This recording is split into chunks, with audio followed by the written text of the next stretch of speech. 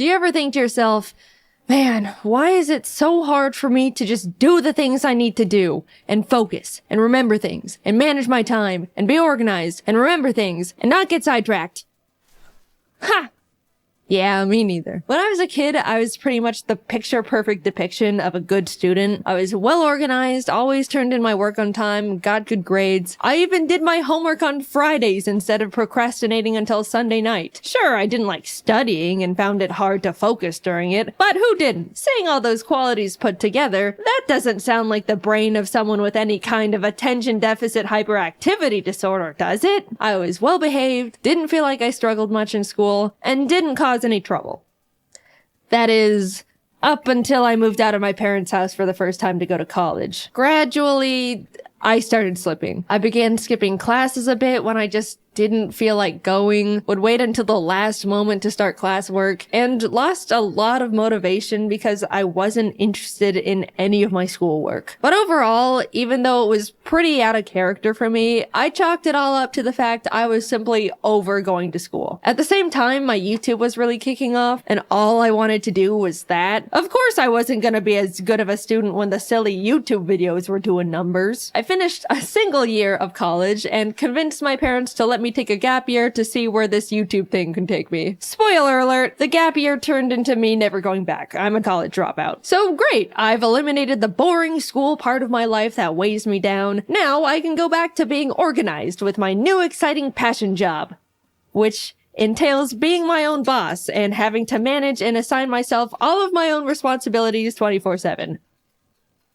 Why are the voices not getting quieter? It's almost like everything was going backwards. I was having a much harder time staying organized and focused. If I didn't want to do a certain type of work, I would have to shackle myself down in basically an isolation chamber to be able to get it done. If I found a new interest, it was all I could think about. And why is it so easy to suddenly be on your roof watching a YouTube video on how to know when you need new shingles? I really didn't get it. Child me had it held together more than current me. What went wrong? I could look back and recognize how everything used to be so perfect and easy. Look at tiny Jaiden and all her ducks in that row. I used to color code every single binder I owned, and now I don't even know where I placed the $20 I literally just had in my hand 3 minutes ago. I haven't even left the room. Genuinely, where could it can go? Despite feeling like I was downward spiraling for multiple years, I never suspected it could be something related to a genetic neurodevelopmental disorder. I just thought I wasn't trying hard enough and being lazy, or applying myself like I used to. Oh, the woes of turning into an adult, I suppose. Maybe the best years of your life truly are in high school. How upsetting. I didn't even enjoy those either. But then one day I got a text from my brother.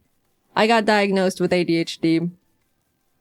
It was a pretty big surprise for me because growing up, he never really seemed to show any of the typical symptoms you associate with ADHD. You know, people would always describe ADHD to me as super hyper kids who would run around the room and scream and generally be a lot. That wasn't my brother. He was quiet and well behaved like I was. But when he started explaining his symptoms, the gears started turning. Yeah, I've always struggled a lot with focusing in school and having things hold my attention when it's boring. But like, I could hyperfixate on things I'm interested in and get really passionate about that stuff. Hearing him talk about his personal symptoms of ADHD made a lot of sense, and I felt very freshly educated on the topic. And you'd think that I would immediately start looking into getting a diagnosis for myself, because if you were paying attention, my brother's experiences all sounded very similar to the same struggles I've been having in my own life, but related to work instead of school, because I dropped out. But nope, I was just like, good for you, bro. Happy for you.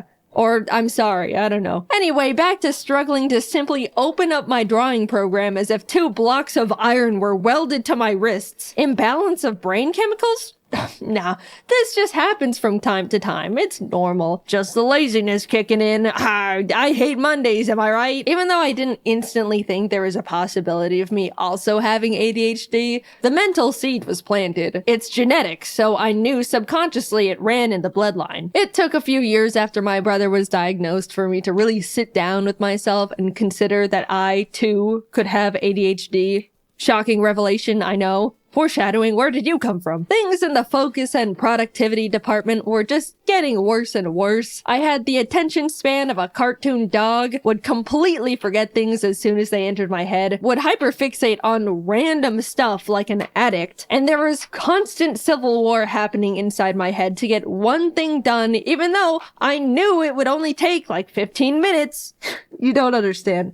It feels like physical torture to make myself sit down and lip sync a simple scene, like most of the time. You know, the thing I've been doing for 10 years at this point and am definitely used to doing. And yeah, once I've gotten going, then I'm honed in and you have to pry me away from it with a crowbar. I'm aware of that part. But nah, I'm still gonna scrap with myself to plant my ass in that chair because I don't even know why at this point. The biggest thing holding me back from feeling like I had ADHD has always been the simple memory of being in school and having my shit together. I know what it feels like to be on top of things and to be organized. I had it all in the palm of my little child hand. I just needed to summon it again with a bit more effort. But a light switched off in my brain and suddenly I'm just not capable of the things I used to be. And it feels pathetic. Simple tasks are such a mental burden. It feels like I'm out of control, but can't do anything about it. So finally, I figured I would try and get myself diagnosed. What did I have to lose? If anything, they just tell me, no, you don't have ADHD. Try a little harder and stop complaining. And yes, of course it took me like 8 months after deciding to get diagnosed to schedule the actual appointment. What did you expect? That's like the first checkmark box on the ADHD list. I started seeing a psychologist and he would ask the typical, do you have a hard time focusing? And I'd go, yeah, like this one time yesterday, and then he writes something down as I continue rambling on this hyper-specific example way too long for a neurotypical person. I met with him for a few weeks and then it came down to diagnosis day. The nerves, man. I was so ready for him to say I'm a normal person who needs to suck it up. But instead, he was like, okay, so yeah, you definitely exhibit symptoms of someone with the inattentive type of ADHD. And autism. Yippee! My struggles are justified. I'm not crazy. Wait, what was that last part? He explained all the different ways ADHD affects me and the different areas I struggle with compared to others. He even gave me a 37-page document of his conclusions and information on how my brain works, with graphs and pictures. I've read through it all a bunch of times now, and it's already really helped me understand how I tick. I call them the autism docs, but I'm not gonna get into that side of the diagnosis. Let's just brush that one away for now. There's a couple types of ADHD you can have: hyperactive, inattentive, and combined, which is both hyperactive and inattentive. Hyperactive is the type people typically go to when they think of a loud kid who can't sit still. People with this kind normally need to fidget, have low patience, tend to talk a lot, and have trouble staying seated, especially when they're expected to, like in a meeting or school. Inattentive is the one where someone experiences difficulty in focus, memory, organization, has a low attention span. That's the one I have. It's self-explanatory, but if you have the combined type of ADHD, then you got it all. ADHD jackpot right there, my friend. I brought up during the appointments that I used to be such a good kid in school with seemingly zero ADHD symptoms, and how that part has always confused me. And he had a couple hypotheses about it. One, since my mom has always been a big source of my organizational influence, I was able to depend and lean on her for the majority of my school life for it. I felt like I was naturally capable of staying on top of things because she was right behind me the whole time, reminding me and guiding me through stuff. So when I moved out, everything started crumbling, which lines up pretty perfectly to when I did start struggling. Another explanation he gave was the fact that ADHD affects women differently than men, which is also less researched. Love to hear that one. Not only do women tend to be able to mask their symptoms better than guys, so it goes much more unnoticed, but they also experience ADHD differently. And research says there's a chance it can just start affecting women later in life. I'm no ADHD scientist though, that's just what I've been told by specialists. I don't know, I've just got the dang thing. Either way, those two explanations make a lot of sense to me and have since put my weird ADHD imposter syndrome to rest. I didn't really think that getting a diagnosis would change much much about how I go about my life, but since getting my ADHD certificate and lollipop, it's completely revolutionized how I think and go about getting things done. It's still hard to get my ass into gear when I need to do one normal thing that's not difficult, but I'm much less hard on myself and will strike almost like these kinds of mental deals to loophole myself into getting things done. Like, for example, if I really don't want to edit a video, I'll say to myself,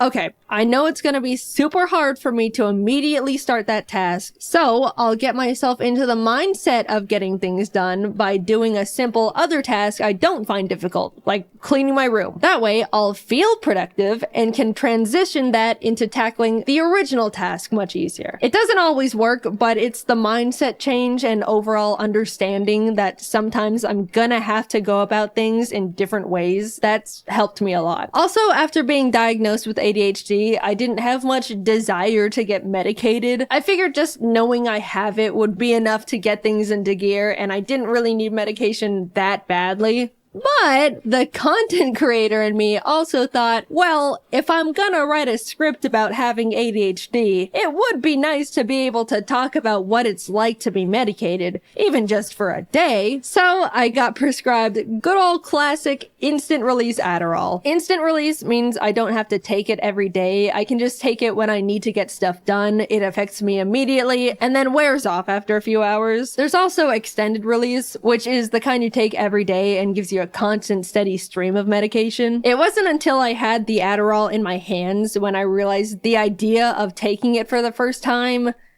made me nervous. Like, what is this thing gonna do to me? I have so many friends with ADHD, honestly a higher ratio than friends without it. That's how it goes in content creation. All these MFs have it. They were all telling me that it's awesome, how you'll take it and immediately feel like a god, and you can do anything and it's incredible. And yeah, that sounds great, but also like, what the hell?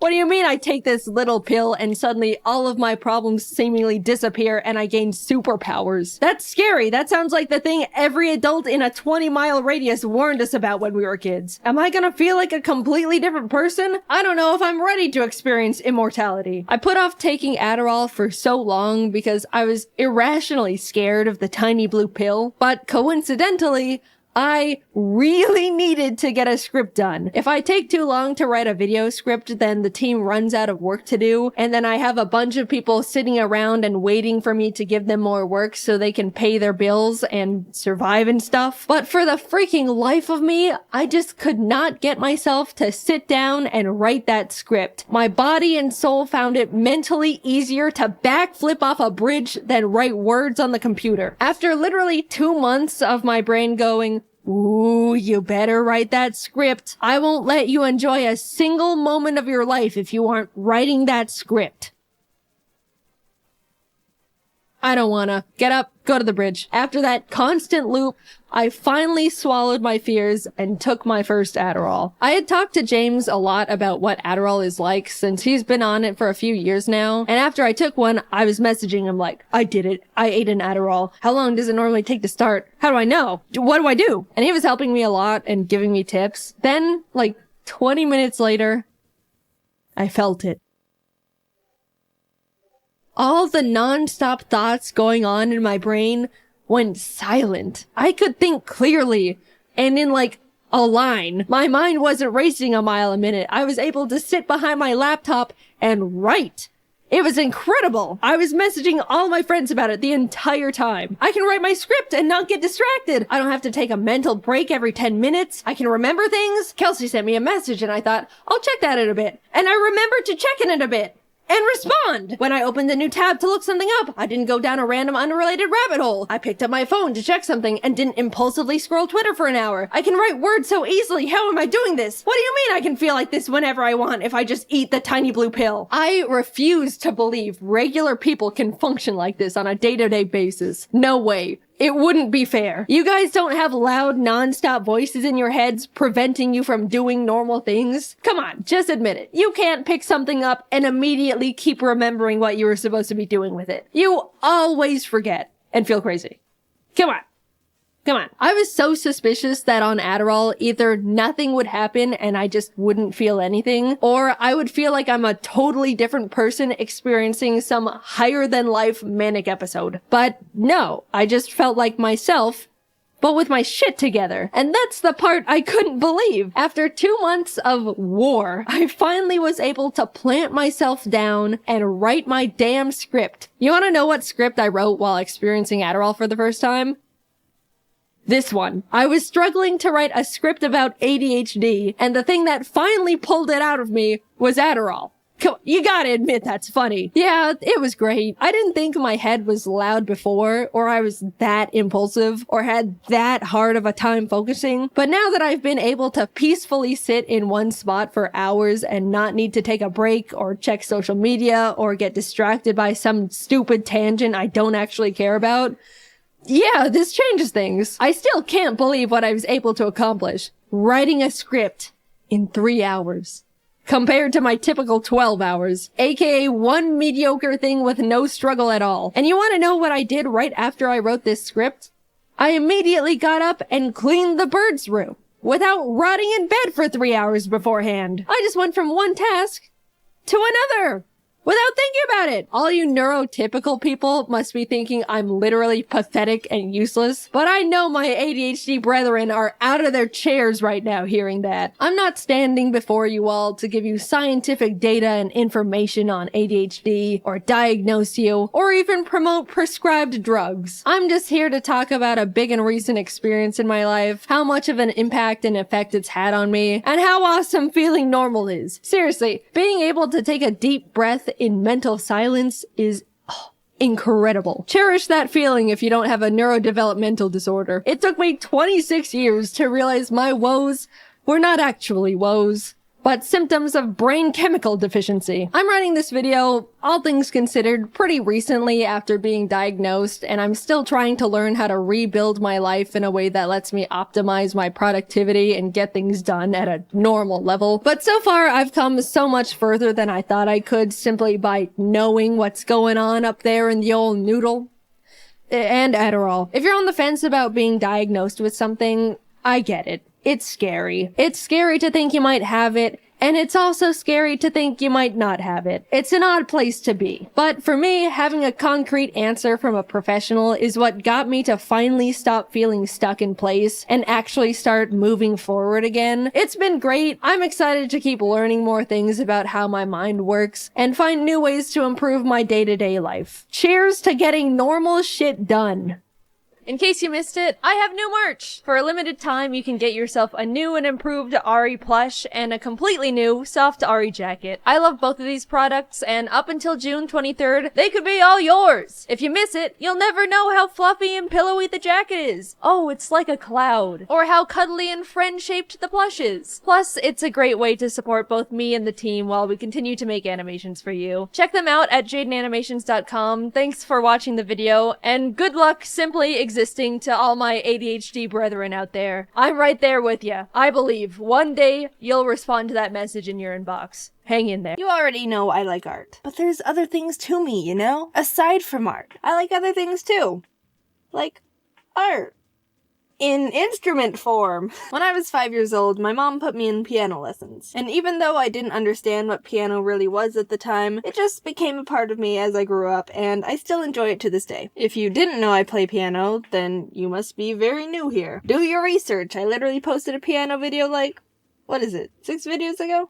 Nah, just pulling your leg. It's fine if you didn't know. I'm glad you're here. Welcome. But I mean, it was only 6 videos ago.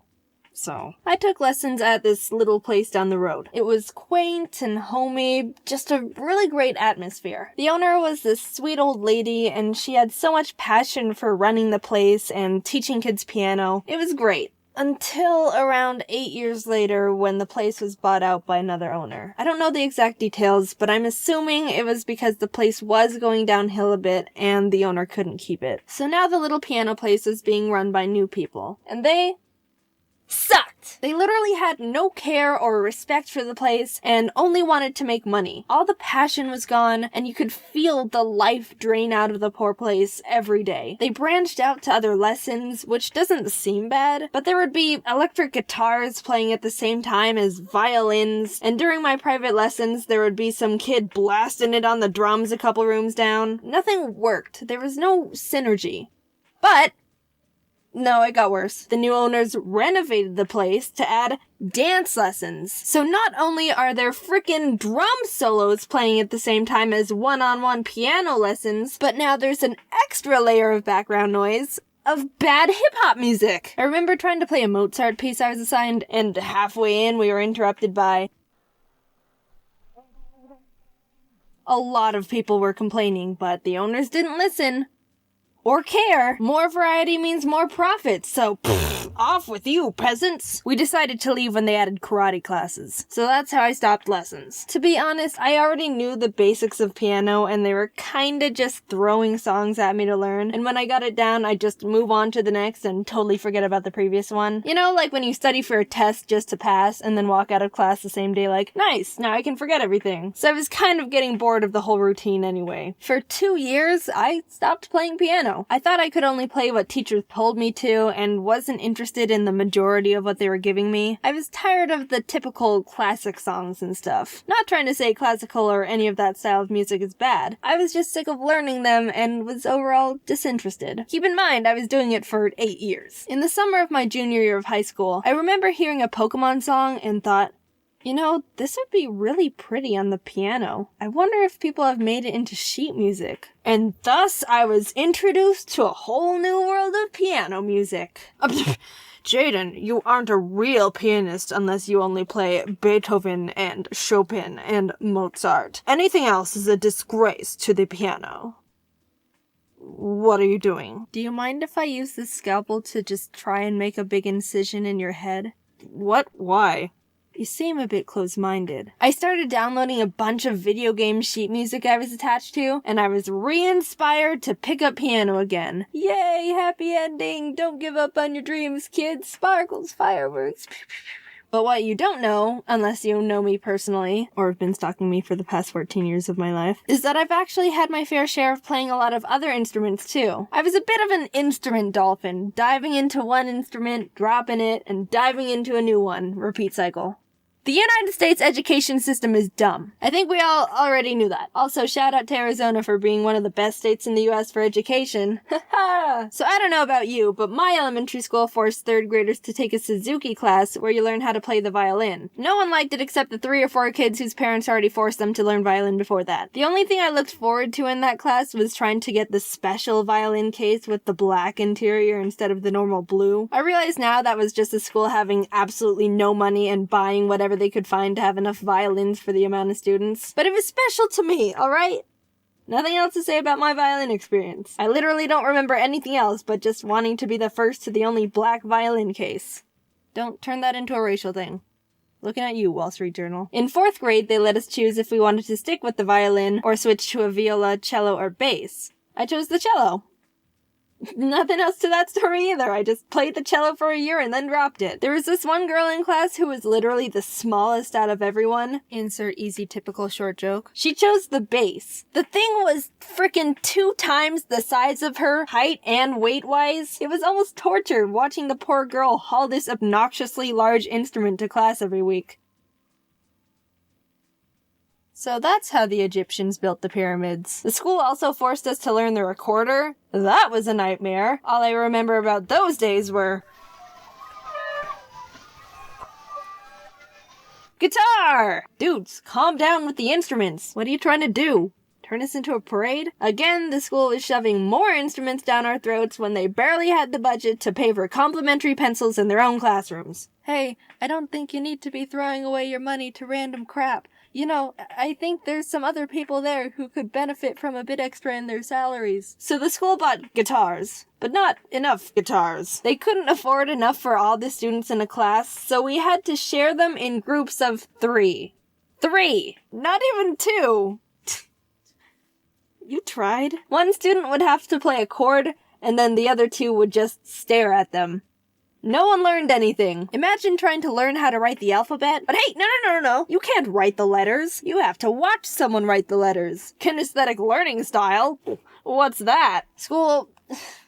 What are you doing? Are you actually trying to be low on that education list? You know you're supposed to try for first, right? It's not a high score kind of thing. You're not supposed to go for 50. Finally, of course, there was the typical band option in 5th and 6th grade. The instrument I chose was the flute. The main reason was because when the band teacher came in to show us all the instruments we got to choose from, he let us try and play them without any experience. And when he was explaining the flute, he was like, okay, now the flute is one of the hardest to pick up. It's a bit more complicated than it looks. You've got to figure out the exact special way to align your lips to make the sound because it's very particular.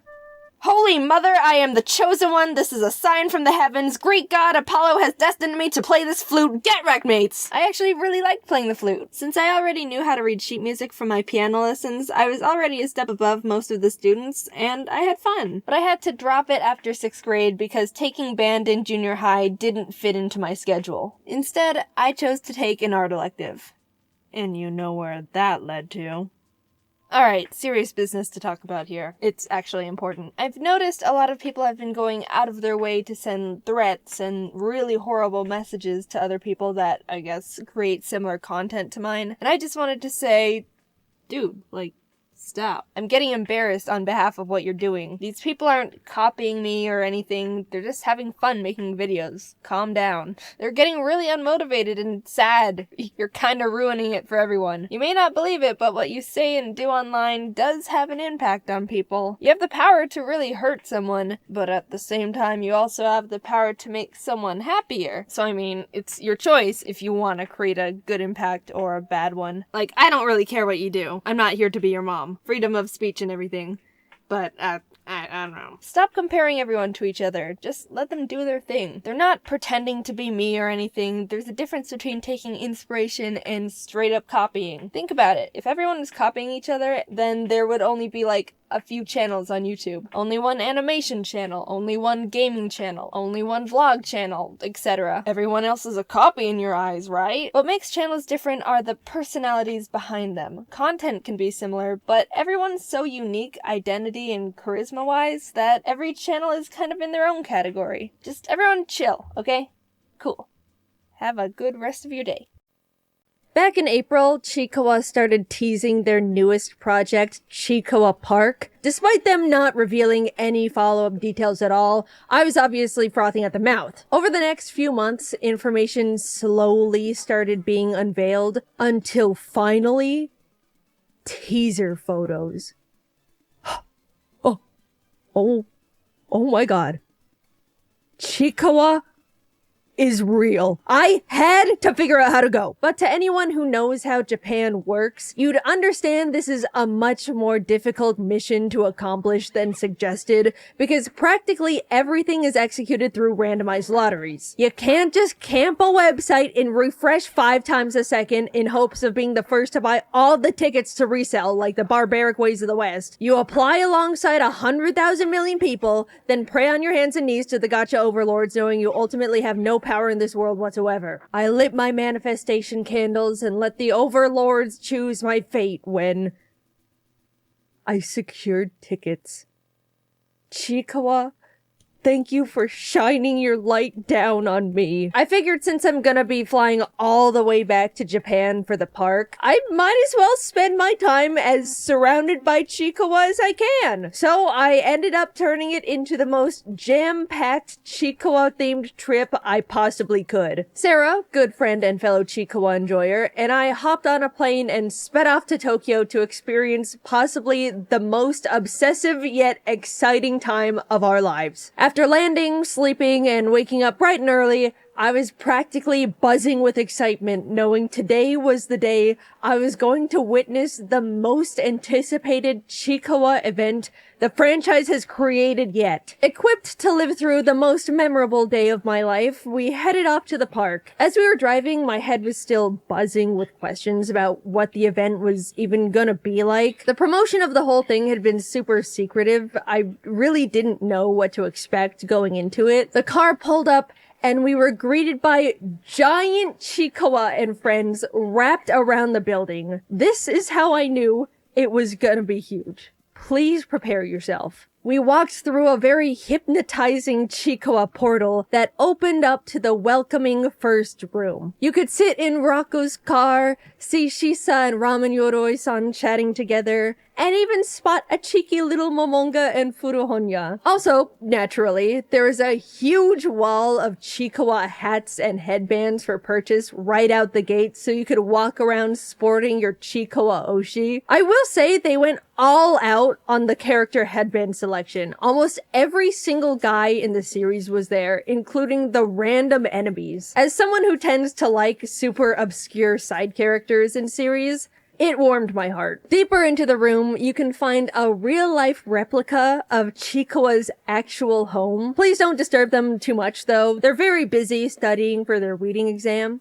Good luck, Chikawa. I know you can do it this time, buddy. What was super cool was the specialized little photo booths they had. You and a friend, or if you're a lone wolf Chikawa enjoyer, that's cool too, sit down at one of the logs and are given the option to take a photo with either Chikawa, Hachiware, or Usagi. Whichever character you choose pops out to join your photo with their own personalized animation, which was such a wonderfully cute attention to detail. Sarah and I both freaked out when a shy little Chikawa shuffled its way over to us, and everyone in the room watched as we took photo after photo after photo, squealing at every single one. Walking by, we encountered a helpless Hachiware stuck in a ditch. Besides sitting there with him while he yelled for help, there was unfortunately nothing we could do for this poor fella as we stared at our own pitiful reflections above us. Knowing they recreated and built a part of the manga that made me cry gave me a very strange mixture of bittersweet feelings, but ultimately it was too cute to fully question the morality of it. To continue into the next section, you have to wander your way through the discombobulating mirror maze of the nightmare-inducing elephant. The lights were flashing various colors, the floor and walls were painted all sorts of disorienting patterns, everything was super wiggly, and I may or may not have crashed into a couple mirrors, who's to say. Sarah and I stumbled out of the very humbling maze eventually, but as staff came over and gave us Chikawa-themed 3D glasses, we realized we weren't safe yet,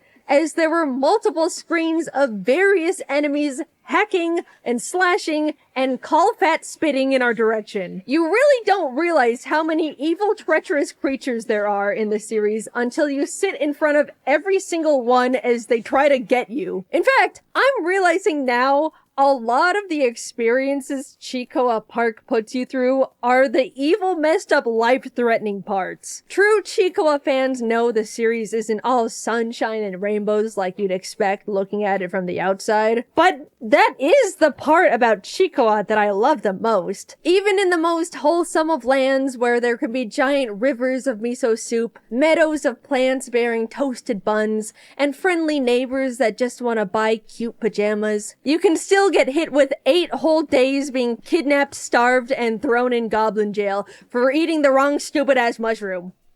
Such is life. Don't stress too much though. As you can see, things find a way of working out as the giant Cyclops Ode thrashes his way through the goblins at true scale.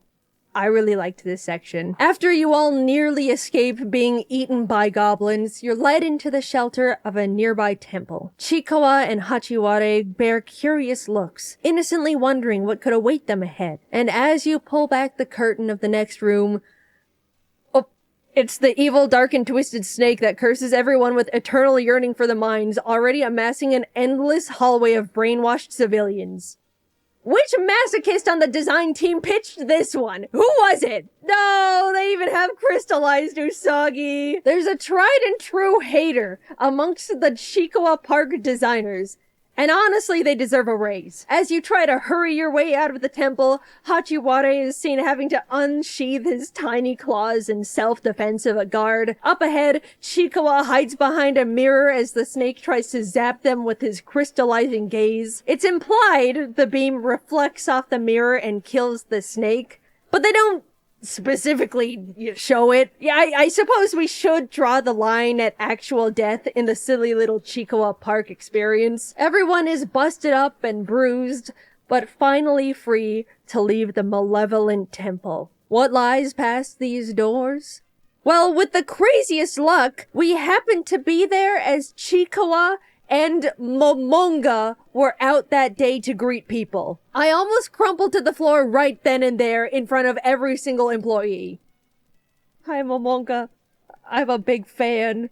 Don't listen to what the people are saying about you on the internet. They were so cute and energetic, and they even had Chikoa Park headbands of their own favorite or related characters. Any knowers? After many, many photos with our fave, I don't care if you hate him, you can pry Momonga away from my cold dead fingers. We were led upstairs to the second floor of the park, and as we ascended, my jaw was left behind.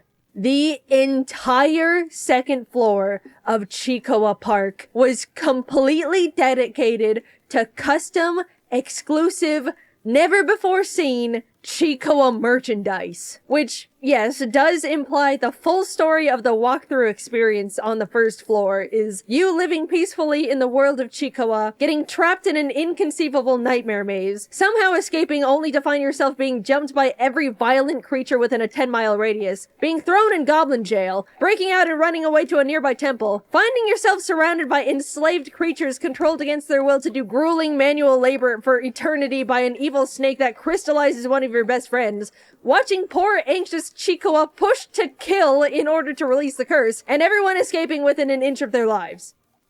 I literally could not have written it better myself. That is quite literally the best representation of the series you could possibly present. And as a treat for getting through all of it, you can now spend all of your money. To say it was overwhelming is an understatement. There were 5 whole organized areas for shopping and merch. The Chikoa section had big plushies, small plushies, keychain plushies, plushie slap bracelets. The characters came in any size, shape, or form you wanted, and it was very pleasing on the eyes, might I say. Hachiware's area was more centered around decorative items and collectibles. Pens, necklaces, notebooks, tote bags, more keychains of quite literally every character in the series. Household items like plates, glasses, utensils, this really funny soap dispenser based on Chikoa getting a parasite. Over in Usagi's shop, they had apparel, lots of cute shirts, jackets, socks, and literally my favorite item of the entire store, the character backpacks. They're the perfect size, so freaking cute, and you can show off more of your plushies in the front pocket. Yes, I got the Momonga one. You'll have to kill me to silence my truth. Across the floor was a themed area for popcorn, cookies, various other snacks. But the part that stopped Sarah and I in our tracks was this custom keychain maker section. There were so many charm options, letters, shapes, characters, references. Sarah and I spent like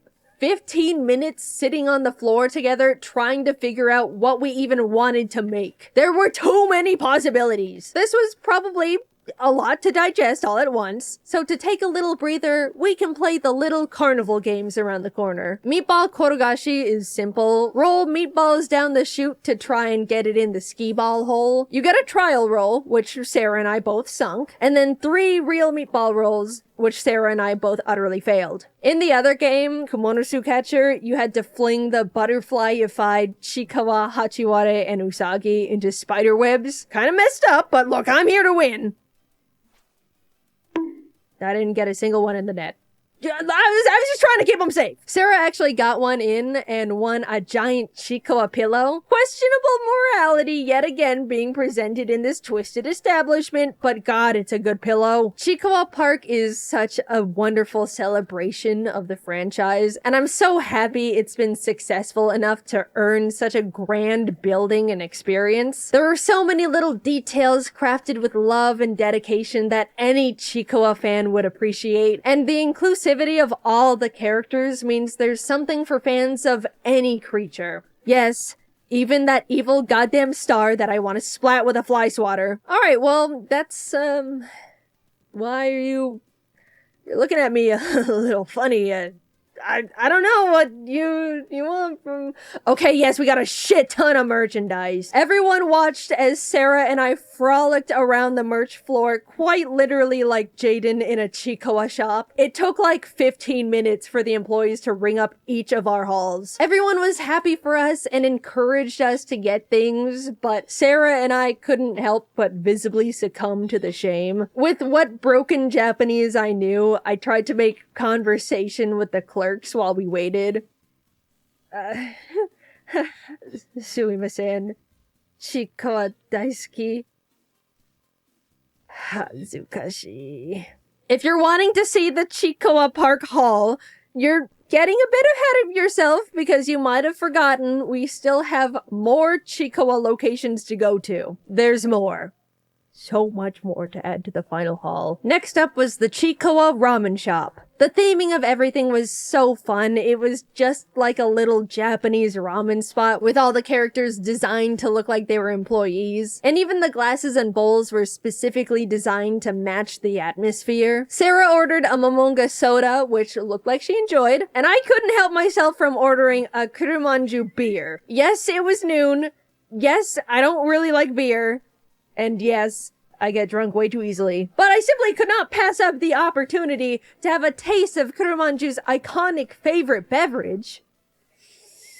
While I very carefully sipped on my breakfast, the staple and only food option of the restaurant arrived. The Chikowa Ramen. Since it has pork in it, I unfortunately chose to abstain. Sarah got to eat it though and said it was delicious. So I believe her on that one too. Also, I think I'm drunk now. Luckily, the next stop was right across from us as we walked directly into the Chikowa Cafe. And thank the Lord because I needed something other than alcohol in my stomach. Sarah and I were fawning over the menu because not only was there more variety, but everything was so cute. Momonga Furuhonya jelly beverage, Chikowa yogurt drink, Hachiware and egg blanket plate, spicy Chikowa curry, Usagi flan, Momonga parfait, interactable Chikowa weeding tiramisu. Look at this menu, you guys! Humanity has peaked! We took turns tasting everything, and it was surprisingly all pretty good. Nothing was bland, none of the desserts were too sweet. I've seen some comments that the curry was a bit too spicy, but honestly, I respect the cafe's commitment to an actually higher than average spiciness, especially when it's colored bright red. By the way, the special cafe collectibles were so cute. Everyone had a little cafe uniform on, and oh. Since we'd finished up our meals, we hit up the Chikowa store in the Tokyo Station Character Street, as well as the Chikowa Land shop in Shinjuku, which were both simpler, but still very great for general shopping. We were very meticulous to go through and appreciate every section of every aisle, so even though they can be seen comparatively as just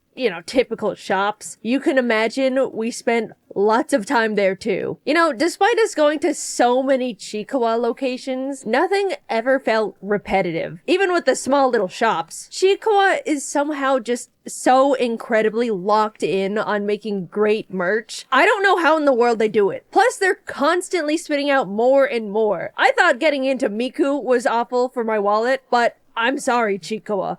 I didn't clock how much skin you had in the game. Alright, so the next place we were headed to was the one Sarah and I were the most excited for, obviously besides the park.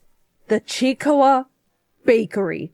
And it absolutely did not disappoint. The design of the shop was divine, from the colors to the decorative characters, all the way down to the actual baked goods. Oh, it was like nothing we'd seen before. And at this point, we had seen a lot of Chikowa, so you can imagine how much weight that statement has. The treats looked so beautiful inside the display, and there were a ton more options than I was expecting. Everything was, of course, really good. I really liked the matcha momonga croissant, but I thought the Kurumanju red bean bun was the funniest little guy because it just looks exactly like him. I have consumed his beer, and now I have consumed him. Admittedly, Sarah and I absolutely lost a lot of control over the bakery's merch. Every few minutes, one of us would be like, no, I can't justify buying this thing, even though I really like it. Buy it! You'll statistically never come back here ever again! You're right!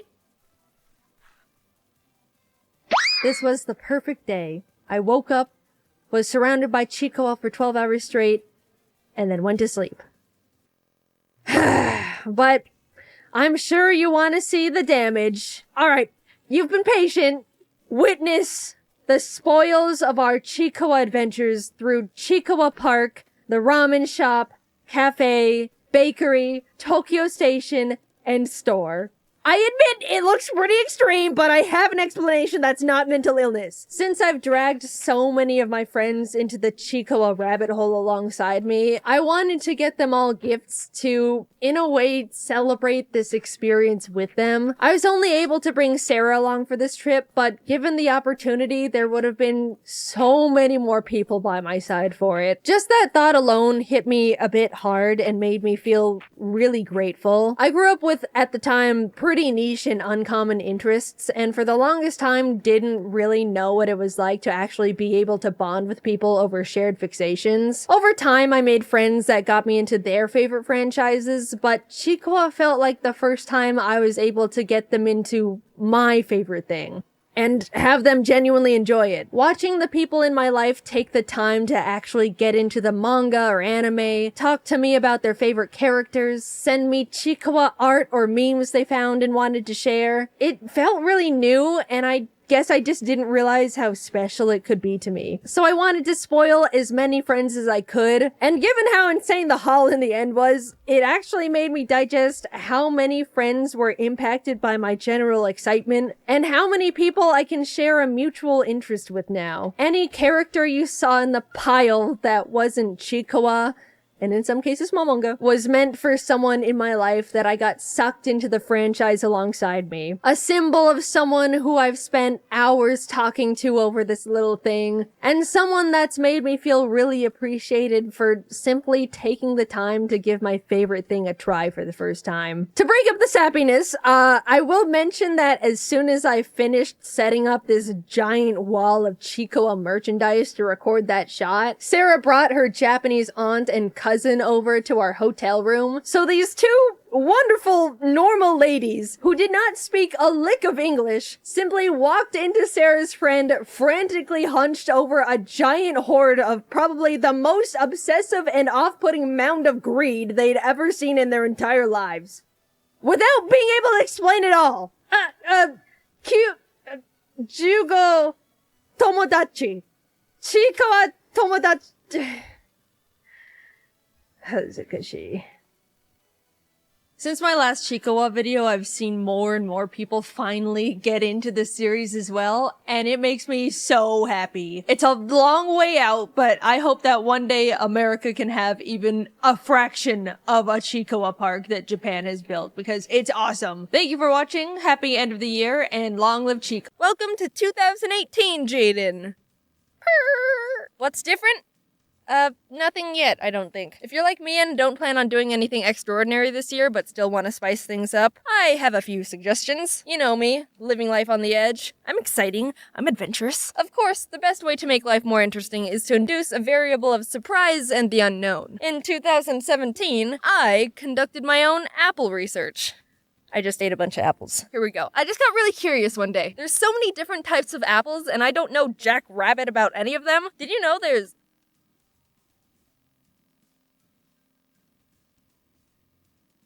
What the shit?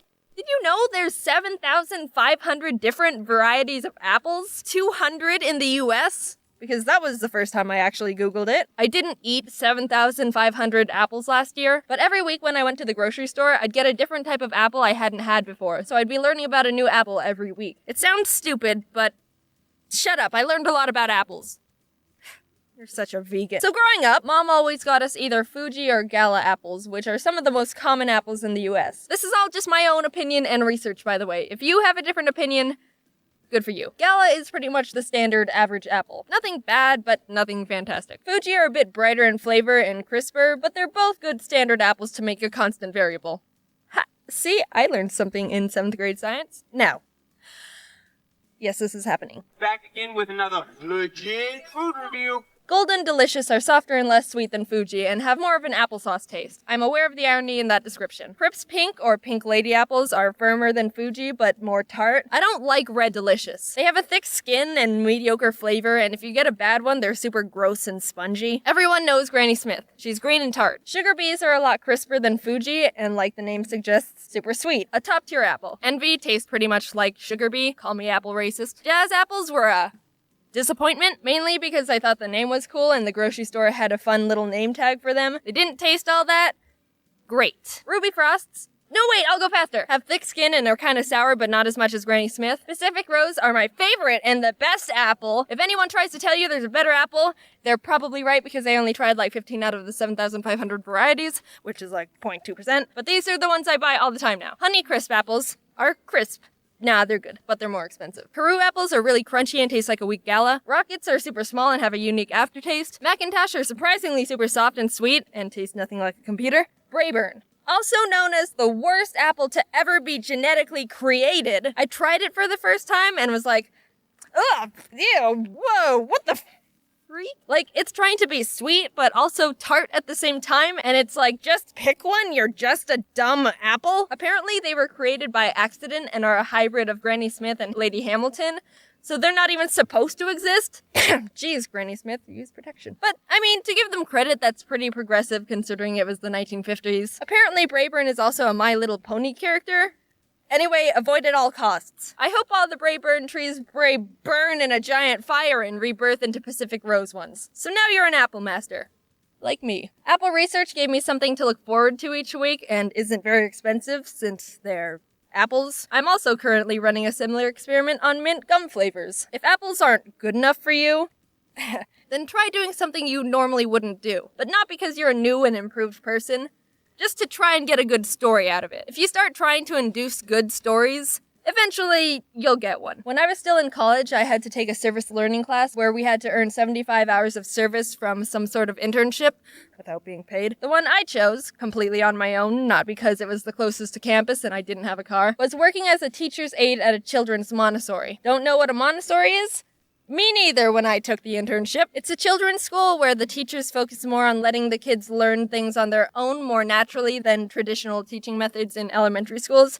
Wait, Jaiden, this sounds interesting. Can you explain a bit more? Nope, I'm moving on. So the main reason I chose the Montessori, not including the location, was because kids are funny. And there would be some great stories to come from babysitting a classroom of kindergarten to third graders 6 hours a week for a whole semester. I applied to the Montessori and scheduled an interview. I've never had a real job before, so I was super nervous and didn't know what to expect. The head teacher, Miss Frizzy, which isn't her real name, greeted me. Actually, no, first, I didn't know where the front door was. Like, I went up to the door that I thought was the entrance, but it was locked, so I called the number they gave me, and they said just go through the gate, and I didn't know where the gate was, but it ended up being around the side of the building, and the gates were all closed, so I thought I'd have to hop the fence to get into the school, but it would look super sketchy to see a college student hopping a gate to force their way into a children's Montessori.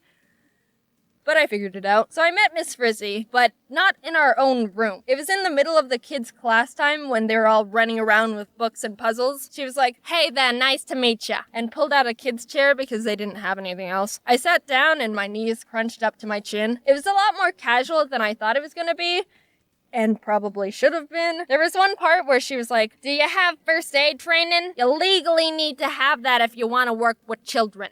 And I will not confirm nor deny the possible first aid training in question, but yeah, we might have brushed over that one. Anyway, I got the internship, arrived the first day, and no one told me what to do. I was like, "Hi, how can I help? And also, how does everything work? Because I know nothing." "Oh, yeah, just help the kids if they need help." Oh, okay then. For the majority of the internship, I was stressed out and anxious because for 3 hours every time I went in, I felt like I had no purpose except walk around and smile at kids. Occasionally, I'd help one find a puzzle piece, but those were the exciting days. Also, 2 kids didn't even speak English. Like, what am I supposed to do when a kid's crying? I ask what's wrong, and I get, 私の恐竜に噛まれて痛いよ。ほら、血が出てる。てか、どうして私の言ってることわかんないのよ。日本人でしょ? For an hour, the kids would have lunch and then go outside to play, and that was more manageable because I just had to make sure none of them backflipped off swings or something dumb. I could also pass the time and prevent insanity by sweeping sand off the pavement. My favorite memory by far when I was there was when a kid got stuck in a bucket. We just hear, "Help! To help!" and look over to a kid, upside-down turtle with his butt in a pail. Pathetic. So what can you take away from this video? Brayburn apples were an accidental hybrid love child of 2 apples, and kids are incompetent at life. See, with a few little tweaks, it isn't hard to spice up your life. Now, go out and get yourself a funny story. Also, one day at the Montessori, a kid pooped on the sidewalk. Happy practically end of January. Sorry I haven't been able to get more videos out lately. Life hits you hard, bro. I'd like to thank Dave from Boy in a Band's sister, Hannah, for the little Japanese boy's voice. That was actual Japanese. She taught herself Japanese in her free time. She told me the translation, and I'm not gonna tell you. Little Easter egg for the people who teach themselves Japanese. Or already know it. I'd like to thank my extra animators again for helping out with scenes. People have been noticing, hey, that scene looks a bit different. And that's because we've got some other people helping out. I've said it before. It's not a secret. Their links are always in the description and they're all really talented. I'm still looking for some extra permanent people because right now it's relatively casual. If you or someone you know has a style that can fit well with the videos, send me a portfolio at, shoot, I didn't plan this out, actually. Let's do JaidenAnimations animator at gmail.com. Yeah, no promises I'll be able to respond to your email. Last time I asked you for pet photos, Twitter blew up and everything in my notifications were just pet photos for a solid week. It's not the same, but just a disclaimer. I also forgot that I also tried opal apples and they're really good, IMO. Okay, I think that's all. Thanks for the patience. Bye. I've been traveling a lot lately, and it's been really dope. And I know I've done a couple travel-related videos already, but when you talk about your life, and all that's been going on in your life is travel stuff, then, sorry, but that's just what's on the menu right now. I'm like a fine dining, fancy video-making chef. I only serve what's ripe and in season. Quality stuff. Only the finest. Just for you. With that being said, so I peed on my wallet. I was visiting my friends in the UK for New Year's and we were spending the weekend in London to do some fun stuff together. During the day we did a bunch of fun touristy stuff like the London Dungeon, Shrek's Adventure, rode in a helicopter.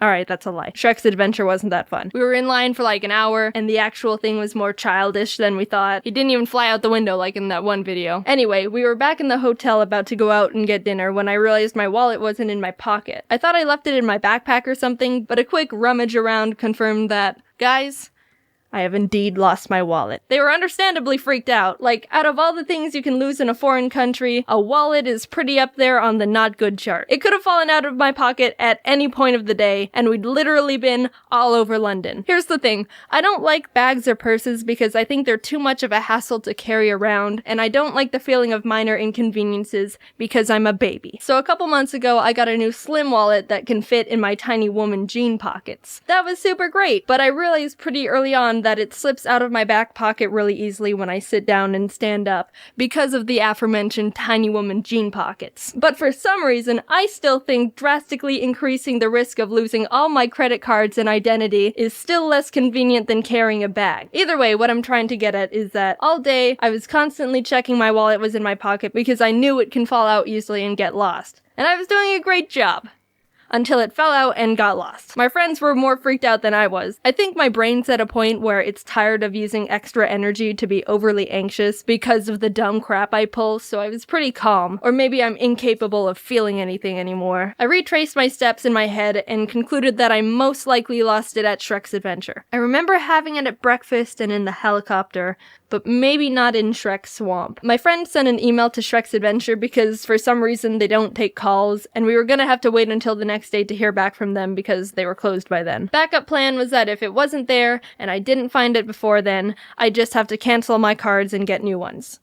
And I wouldn't be able to leave the country. So we headed out for dinner. It was really nice, especially since I didn't have to pay, and got back to the hotel a few hours later. The stress about losing the wallet was pretty died down because there wasn't much we can do other than wait for Shrek to contact us. We turned on a movie and I went into the bathroom, and when I lifted up the seat, what the fuck? Guys, oh my god! The wallet was in the toilet the whole time! At first it was like, what the heck happened? How did my wallet get in the frickin' toilet? But after a little bit of thinking, with all the puzzle pieces, I think I know exactly what happened. Right before we were going to dinner, I went to the bathroom, and while I was preparing to use the bathroom, my wallet must have fallen out and into the toilet. And I didn't notice because I don't check the toilet after I use it. Maybe you're supposed to. I don't know. I don't know what's normal. Nothing's normal about this situation. So after I leave, that's when I realize my wallet's gone. And when looking around the room, obviously my mind doesn't go to checking the toilet.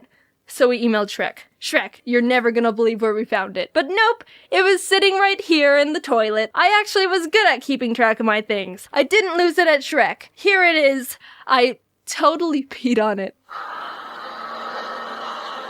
And that's how I peed on my wallet. No, I didn't get a new one. I still have it. I don't know. I mean, it's a good wallet. I still like it. It just had pee on it. So that's that story. Going back in time a bit when I landed in the UK. Pre-pee wallet.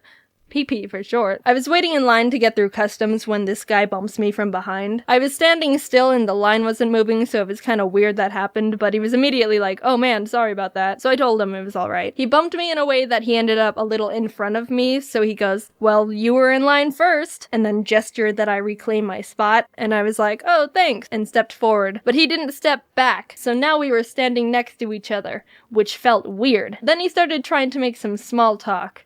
What's your name? Jaiden. Nice. So what brings you to the UK? Oh, just visiting friends. Oh, that's actually really nice of you. I didn't expect such generosity since all girls are selfish. Run that by me again? Excuse me? The two guys in front of us kind of glanced back like, whoa, that was a bit of a yikes. I mean, I'm no conversational genius, but no matter what you believe, I think that's a bit too strong of an opener right there. Oh, I mean, not all of them are. No, they are. You can just say that because you're a girl. Well, alright then. I guess I have nothing else to say, really. I gave him a nervous laugh and left it at that. Man, no one here has a UK passport. Alright, my dude, I'm getting the hint you want to chit-chat more, but you're all over the place with this conversation here. When you open with, all girls are selfish, that's a pretty isolating stance to take at a girl. I don't think you've got enough social skill points to bring this one back, man. Also, yeah, this is the non-UK passport line. They did that on purpose, ya goober. I said that to him. I was like, yeah, this is the non-UK passport line. And he just goes, oh yeah, they did do that. And then fist bumps me again. I'm feeling really uncomfortable at this point. I thought it was weird he bumped me when the line wasn't moving. I thought it was weird he manipulated the situation so I'd stand next to him. I thought it was weird he hates women. Also, stop fist bumping me. I didn't feel unsafe or anything because, I mean, customs at the airport is probably one of the safest and most security guarded places you can be in, and there were plenty of people around. But he's still a tall, scraggy weirdo in a hoodie with crazy in his eyes. It got quiet again because I wasn't really trying my hardest to keep up a conversation, and after a while... So many people have iPhones, what's the deal with that? Yeah, it's pretty big brand. Do you have an Android or something? Nah, I'm not a materialistic kind of guy. Oh, okay. Judging by that response, I was like, I guess he doesn't have a phone then. Not a minute passes and he takes out his, Google or Windows phone or something. Soulja Boy phone. Dude, what? Who are you? What is going on? Why are you so weird? You're like the airport customs line riddle master. Answer me these questions 3 and you may reclaim the spot taken by me. So what's the deal with women phones and minorities? Then he started going off on asking about my friends. What are your friends like? Have you even known them for a long time? I bet they don't visit you. Okay, you know what? I'm just gonna go to the back of the line. It's like he was jealous of my friends that they were friends with me, but also I thought you hated girls, which is what I am. You do know I'm a girl, right? Does this guy know what a girl is? Finally, when it was my turn to go up, he was like, well, it was nice meeting you, Jaiden. You're pretty nice. Yeah, thanks. Also, stop fist bumping me. And also a nerd. Hey, right, that one's pretty accurate. Anyway, I hope I never see you again. I didn't actually say out loud to him that I never wanted to see him again, but I thunk it. Also, I have some things to tell you about. Besides the fact I have Invisalign in and I sound very lispy, James, me, Domix, Ross, and Aaron are going on tour with our Scribble Showdown show. showdown show. We did our first tester show in April, and it was so much fun, and we laughed and had such a great time during it, and it was really well received, so we were like, yes, we want to do more in other places. It'll be October 1st through the 9th, and we're going to Boston, Brooklyn, Austin, San Francisco, Seattle, and Portland. You can get tickets and more details in the description. I'm also going to VidCon. Oh, and we're also doing a Scribble Showdown during VidCon 2 on July 13th, so I hope to see some of you there. And lastly, I'm going to Summer in the City in London in August. It's a bunch of stuff, and it's gonna be a lot, but also a lot of fun. Alright, I think that's all for now. My laundry machine is running right now, so I don't know if you can hear that. I'm trying to shrink some shirts. They're for men, but I thought they looked cool, so I bought them for me. Okay, talk to you later. Bye. You know the drill at this point. Pokemon faints, it dies, catch one Pokemon per route and nickname it to set up for emotional trauma. But this time we're doing something a bit different. A two-person Nuzlocke. It's technically called a Soul Link, but no one knows what that means. So basically you and person 2 play the same Pokemon game at the same time, following the same Nuzlocke rules. However, your Pokemon are linked, which means if my starter dies, player 2's starter also dies. And they can't do anything about it. Plus, we can only have one primary typing for both of our teams combined. So if I catch a water type and add it to my team, person 2 can't have a water type at all on theirs. And cherry on top, all Pokemon are randomized. I can walk into the grass at any point and accidentally find God. And maybe he'll just kill all my animals right then and there. So with all these new rules in place, I needed to find a player 2. One who's a real Pokemon master, able to adapt, improvise, and strategize all at the drop of a hat. And who else other than Pokemon Master himself? Jacob Alpharad, who at this point in time has a 50-50 Nuzlocke win ratio. Here's our Pokemon Heart Gold, Soul Silver, Soul Link Nuzlocke. We both go downstairs, barely greet our mom, and immediately beeline it to Professor Elm's lab to see what Pokemon he's got for us, because we don't know. They're random. In case you forgot what I just said, we stroll up to him and he pats Jacob on the head and goes, "Here, choose from these 3. I picked them specially for you. Torterra, Tentacruel, or Ludicolo." Alright, what do I get? Why not Mankey Ariatus?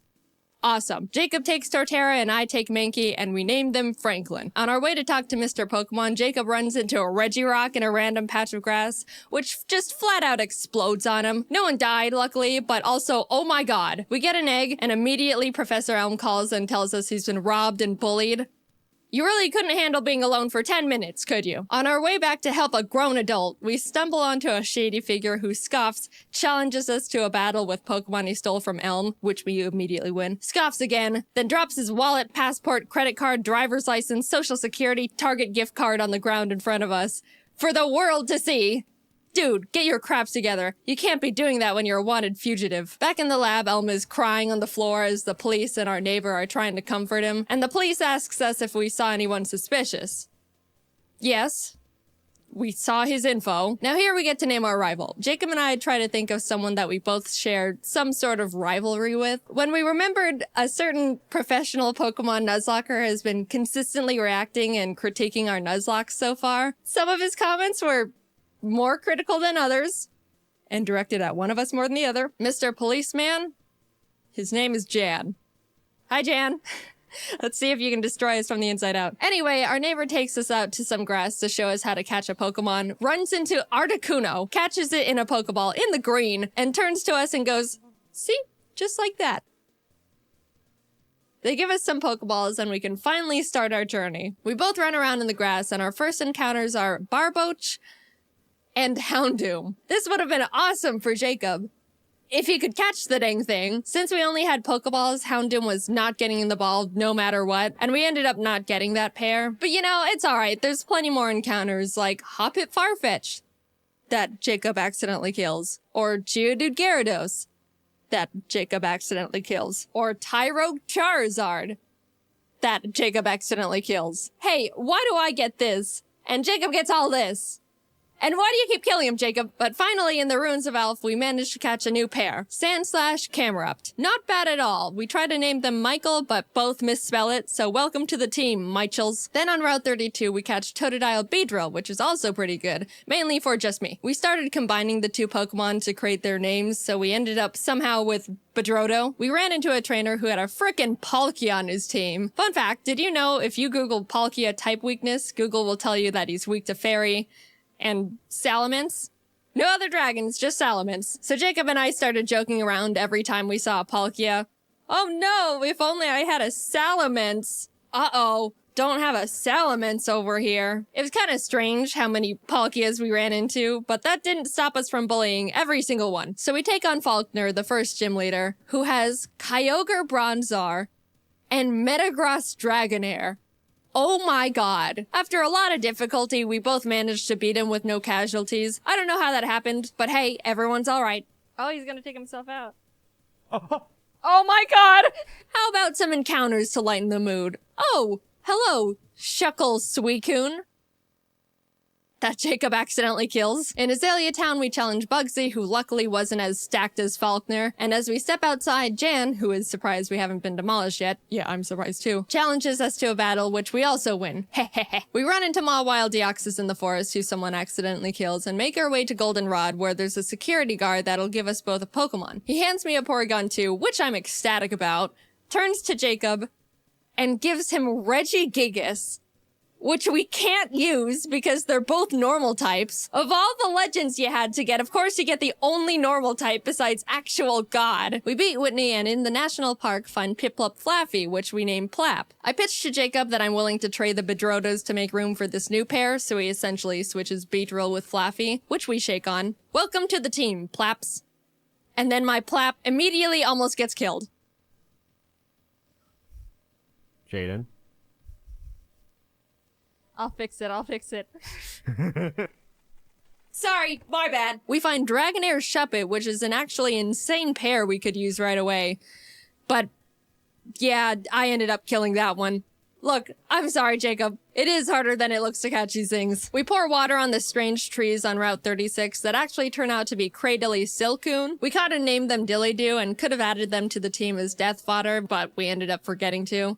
Which is, yeah, a pretty silly mistake, but what's the worst that could happen? Who needs death fodder in a Nuzlocke? Jacob and I make it to Ekritik and walk into the burned tower. As we are about to go down there, Jan runs up and is like, "You're only trying to catch Suicune to make yourselves look stronger than you actually are." And we're like, "No, we killed him a while ago." But he still wanted to battle, probably to show off the Mew he somehow found. We beat him yet again, go downstairs, scare off the dogs, and go challenge Morty. Jacob didn't have any trouble for the team Morty had for him. But for me, I was having a bit of a harder time because he had a Lugia, which neither me nor my team could even handle. All I could do was bubble beam it with Plap and pray I don't get crit one-shot as Jacob just sits there watching. But it ended up working out. We arrive in Olivine and climb the giant lighthouse, almost falling to our literal death along the way. Reach Jasmine at the top, who's like, "Climb back down and go get medicine for Amphi and Cianwood." And we were like, we almost died getting here. Surfing to Cianwood, we encountered Abomasnow Pupitar. And I know what you're thinking. Yeah, we did catch them. Abomatar joined the team immediately, and suddenly we've got a pretty powerful lineup going on. Also, a random guy in town gifted us a Mewtwo and Weepinbell. Finally! I'm the one with the legend now! But we had to box him because we couldn't have two grass types. All of this sudden shared luck combined with our 0-death win streak got us feeling pretty confident, which naturally means it's time to get kicked in the throat. Specifically by a black belt martial artist. Gym leader Chuck was indescribably tough in the most bullcrap way possible. For me, Jacob had no trouble at all because he's Jacob. He had a Kingdra, which I brought Abomatar out for. Nothing else on my team could really do anything against it. The main drawback of this is Abomatar's Snow Warning ability, which creates hail, damaging every Pokemon, including my own, that's not an ice type, which is pretty inconvenient in a Nuzlocke. I even made a teeny tiny comment about it when I first got him. I'm gonna call it. Snow's gonna kill one of my Pokemon. Kingdra goes down, and Chuck's only other Pokemon, he's only got two, is Frostlass, who, if you don't know, has Snowcloak. Snowcloak makes the Pokemon 20% harder to hit if there's hail. You want to know how many Pokemon in Gen 4 have this ability? 5.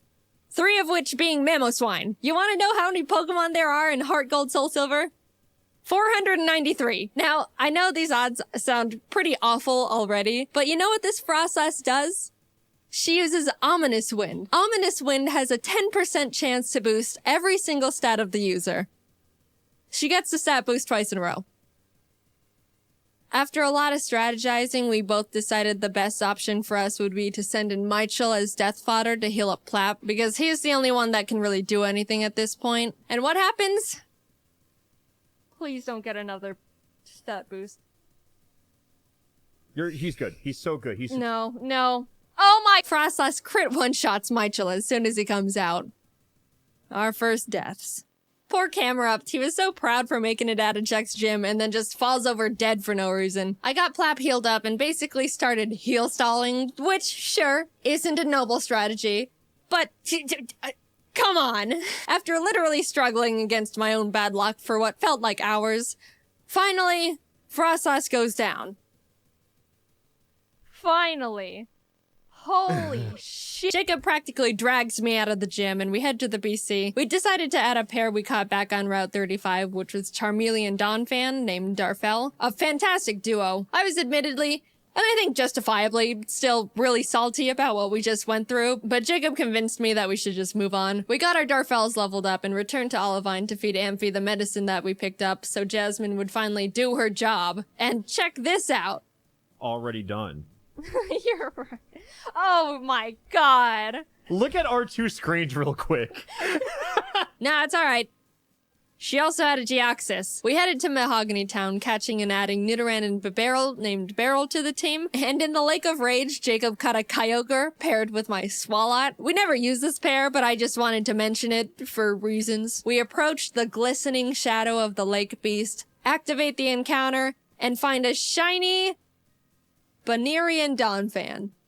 Not, the best, but hey, free shiny Pokemon. Doesn't hurt to Oop, I killed it. That's, again, my bad. Sorry. Lance walks up to us and goes, "Hi, I'm Lance." Grabs us by the wrist, kicks down the door to the Mahogany Town 7-Eleven, kills one of the guys in there, and runs into the rocket hideout where he continues to wipe out any living organism he finds down there. Classic Lance. We decided to copy him and beat up all the executives and their power generator. Right before we fly to Goldenrod, we pick up the 7th badge and then continue curb stomping Team Rocket. We were getting a bit too comfy though, and as Jacob wasn't paying attention, mainly because he just got a chicken sandwich, Obamatar was killed by a Golem's earthquake. Oh no. That was a really bad blow and stung much more because we weren't paying attention. But we did have to move on, especially since we were literally in the middle of a gang fight. We shoved our way to Rocket Executive and Big Boss Archer and give him a bit of a throat chop so he would calm down and stop doing whatever it is he was doing. And everyone is saved. On our way to Blackthorn, we catch Frostlass Corfish, which put me into a vengeful trauma spiral.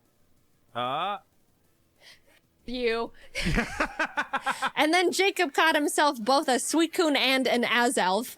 We arrived and took on Claire, who led with a Mewtwo against me, which at this point I shouldn't even be surprised. But all the rest of our team was pretty much a pushover for both of us. Claire's a bad sport and refused to think we were good trainers, so we talked to the old man behind the gym and he's like, "So do you beat your Pokemon?" And we're like, "No." And he's like, "Awesome. Claire, give him the stupid badge." What? So now we can head to the Elite Four.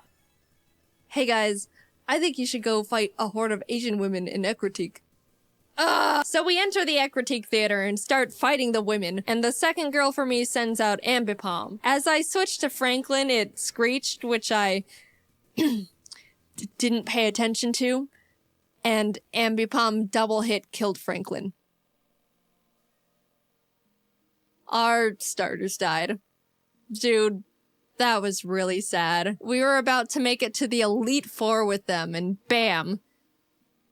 Not alive anymore. They were with us through everything. Pretty much the backbone to our teams. Man. Jan's gonna make so much fun of us when he finds out. As we're still mourning, the last kimono girl rest spams with Wailord. "Do you have any dignity, woman? We're lamenting over here." We try to leave and the girls are all, No, go catch the legendary Pokemon." He's already got 3. So I head to Whirl Islands and Jacob scales the bell tower, and what legends do we find? The legendary Zangoose and Loudred. Finally, we have some freedom again, and as soon as we touch the water in Newbark to head to Victory Road, what pops up from the bottom of the lake but Entei himself? And Doduo. Oh my god! Hello, Dode. That's going in the box because fire types. We catch Cascoon Regirock in Victory Road, and heading towards the exit, Jan sprints up from behind us, and I iconically say, "This is your last chance to kill one of our Pokemon, Jan." And what happens? Oh my god. No. What happened? Oh. That's not great. He killed one of our Pokemon. Yeah, that sucks. That really sucks. Darfell was an incredible pair we've had since the 5th gym, and we really grew to lean on. We lost quite literally half our team right before the Elite Four. We beat Jan for the last time, enter the Indigo Plateau, and immediately bolt to the PC to see what kind of damage control we can do. After a very long time of trying to stitch together the best teams possible, we ended up with this. Ampharos Empoleon, Bibarel Nidoqueen, Beautifly Cradily, Dodrio Entei, and Victory Bell Mewtwo. I know! Wow, Jaiden, super balanced. You've got Mewtwo and Entei, and Jacob has a Beautifly. Look, this is the best we could do, I promise. Tell him, Jacob, tell him. Anyway, big deep breath. Here we go into the unknown depths of the Elite Four. Will, Coda, and Bruno were all no problem at all. We breezed right past them. Everything was going great. This is fine. Done. Yeah, he's... Oh my god. It's fine. I win these. On the other hand, Karen was not as nice. No, I just mean, what if he does any charge move? Oh. Okay, he just did cross chop. He's dead. It's fine. I was safe to fly him. I'm just paranoid. Oh my god. Yeah. Oh my god. Oh my god. Oh no.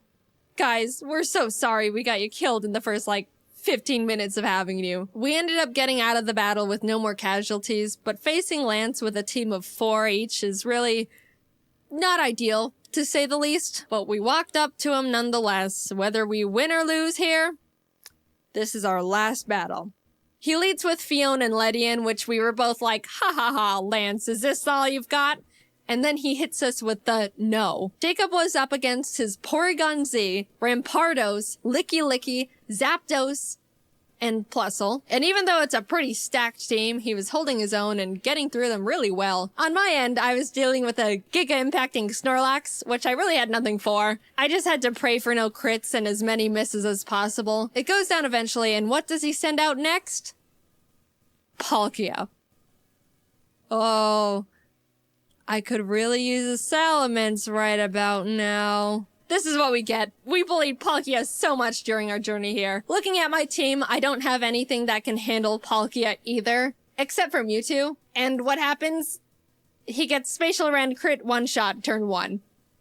I am in a lot of trouble. I took so much time getting past Snorlax that Jacob was already done with his battle, so all he could do was watch this massacre from the sidelines. I sent out Dillydoo to confuse stall him and just try to chip away at him with basically nothing. And my god was I lucky, because if Palkia hit one more crit at any point, Dillydoo and the run was over. And I was forced to dance on that line for a long time. But eventually, Dillydoo lands the finishing blow.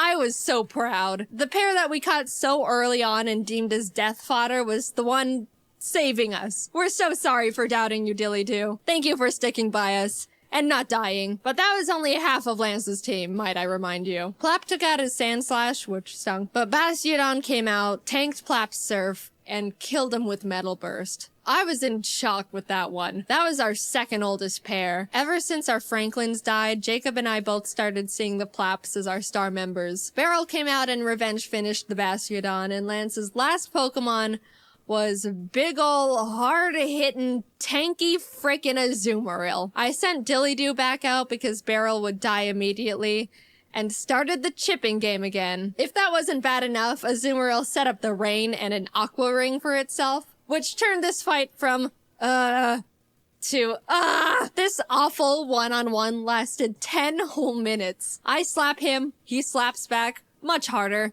and then heals, and then I heal. But eventually, Dillydoo wins the stalling battle, and Azumarill goes down. In an unpredictable turn of events, Dillydoo saved us from utter defeat. What an adventure we just went on. Insane encounters, insane bullcrap, friends, death, bullying, and the dilly-doos. Thanks for going on this journey with me, Jacob. I quite literally couldn't have done it without you. And a salute to the buddies we made along the way.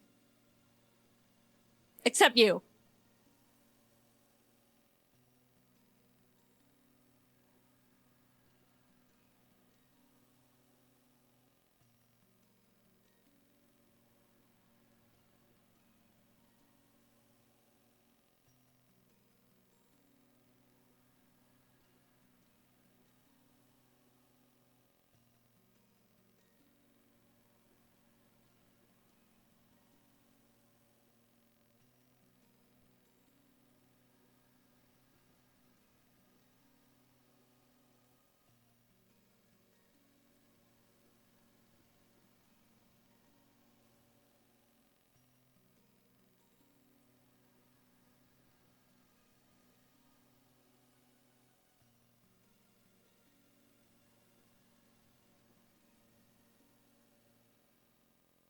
Raise your hand if you've ever sacrificed physical, mental, and or emotional health to overwork yourself into an extremely depressive state of mind that takes days to recover from in hopes to be happy with a result, knowing it's probably not gonna be worth it in the end.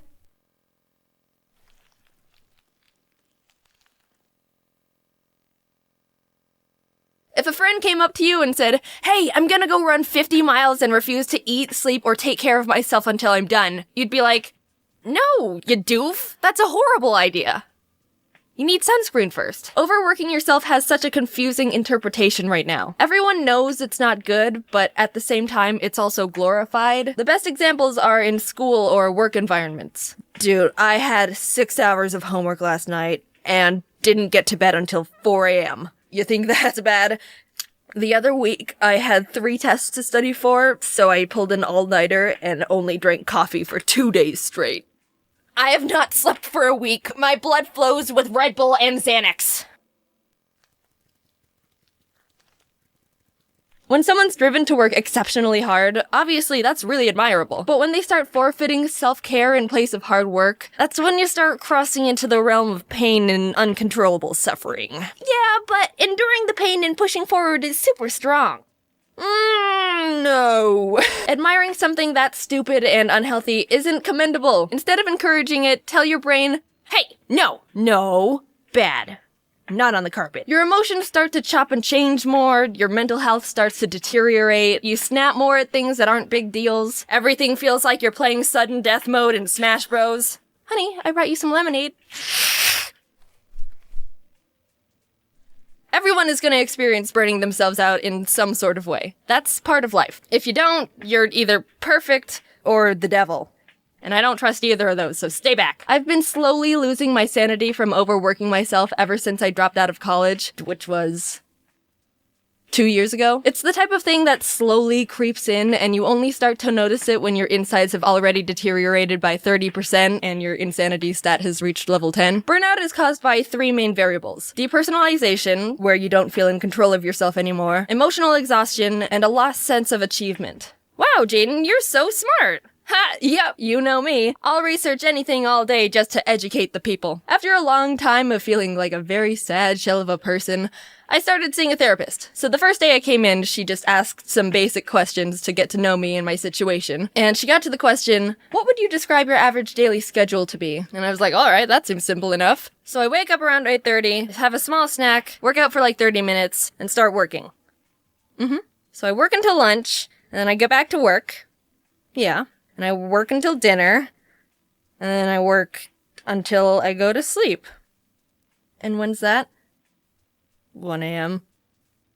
Yeah, I see the problem now. I was, and still am, struggling with the mindset of, if I'm not working, I'm being lazy. And the fact that I work for myself in my own home and am my own boss doesn't help at all. Taking a break to play games?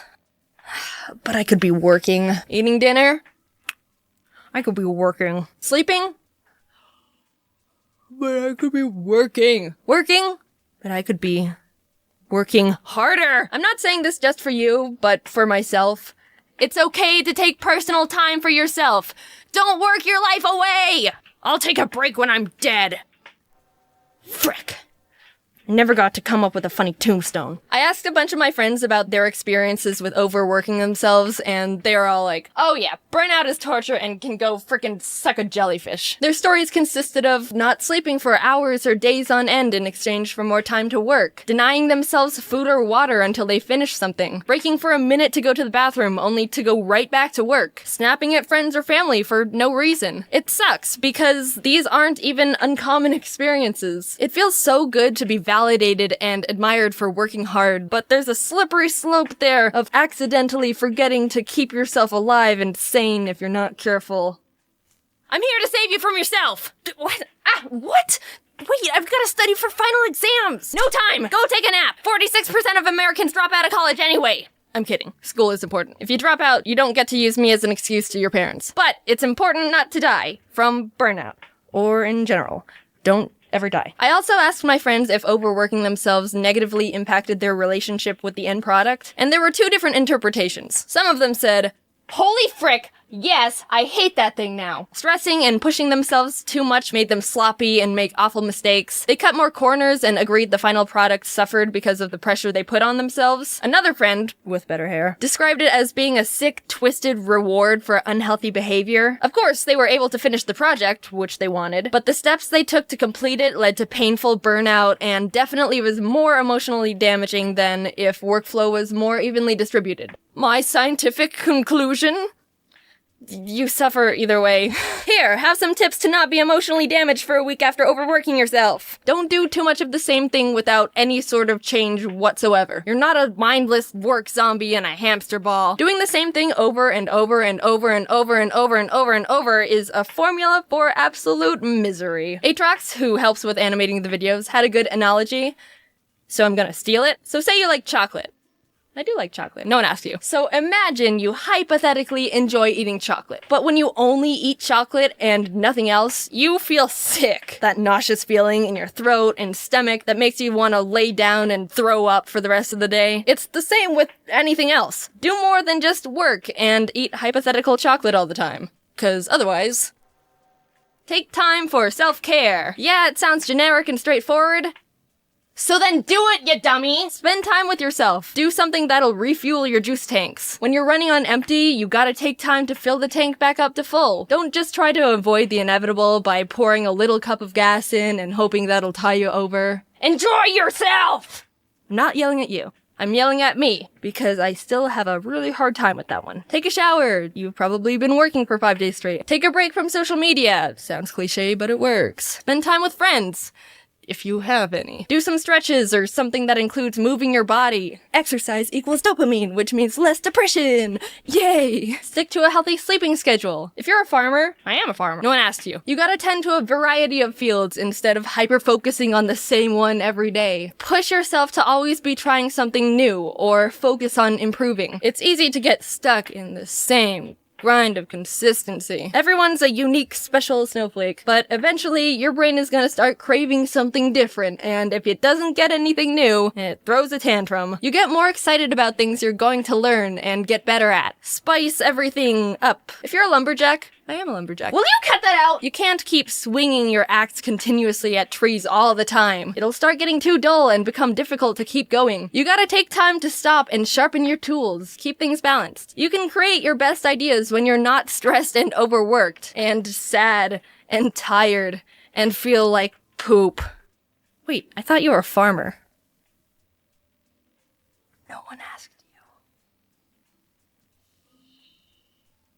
Hey ho, it's me again. Hope you liked the video, and as a pact to myself, I promise to not pull any all-nighters while making it. I'm not sure about any of the other members of the team. If they did, they're fired. Anyway, big update. I moved to LA. I always thought I would live in Arizona my whole life and die of a heat stroke, but so many opportunities opened up to me in LA, and I've got so many great friends there, and I'm so freaking excited. Moving was a pain, and that's what I've really been busy with, but I'm mostly settled now. LA still intimidates me because the people here can be a lot, but I'm doing my best. I'm excited about the future, I'm excited about the videos, I'm excited about some projects in the works. Also, school is starting up again. Sucks to suck, and I wish you the best of luck, soldier. Maybe you can be the 54% of Americans that doesn't drop out. Anyway, thanks for sticking around, and bye. I woke up one day with an itch to play Mario, but Mario is a fairly simple and easy game to play. And I can't have that. So I decided to see what would happen if I blindfolded myself and had someone verbally guide me through the game. I called up my most chaotic friend I have, Jacob of course. We plopped down in front of the original Super Mario Bros. And gave it a shot. Our first attempt wasn't that bad, all things considered. So you know how 1-1 looks. So just kind of walk forward and jump over the Goomba coming up. You did. Oh my god. Okay, so now you're in the first 2 pipes. There's another Goomba coming up. Jump. Oh, hold strong jump. Big jump. There you go. Keep jumping. All right. Sorry. No, that's your fault, actually. And this is where I get to learn I'm a chronic over-apologizer, but that's not relevant to Mario, so I'm just gonna sweep that one away for later. We kept trying for a bit, to various degrees of failure. Jump. Jump. Jump. Keep run. Jump. Okay, that was on me. Sorry. Actually, I'm gonna stop saying sorry because it's not my fault. Oh my god, these game overs are gonna be so brutal if you keep going to the very okay. And after dying the 5th time, we realized doing this challenge with this game was gonna be next to impossible, because after you lose all your lives, it restarts you to the beginning, and you have to do everything all over again. Mario Bros. 3, a classic. I like this one anyway. Can we play as Luigi? I don't think so. What? But you're the controller. Make me pick Luigi. Okay, press start. Press start again. Press right. Press A. Alright, now you're Luigi. Awesome. Different game, yet same situation. Run and jump again. Now, keep going. Okay, there's a piranha plant. No, don't jump. Oh, sorry. I assumed that you assumed that I would get over the piranha plant. I assumed... Okay. Jump. Jump. And again. Oh, you jumped. I was like so shocked you made it. I forgot to tell you to jump over the pit. Jump, jump, jump, jump, jump, jump. There we go. Jump. Okay. Okay, let's be cool and calibrate because it's the furthest we've gotten. Yeah, yeah. So let's go a little slower now because I think this is pretty easy. Moving? No, you're just not moving at all. How's this? Jump. So now we're dodging some piranha plants. Jump forward. Jump, jump, jump. Oh my god. Okay, keep jump forward. Jump forward, jump forward. It's looking a little scary. Okay, big jump forward. Run? Yeah, run forward. All right.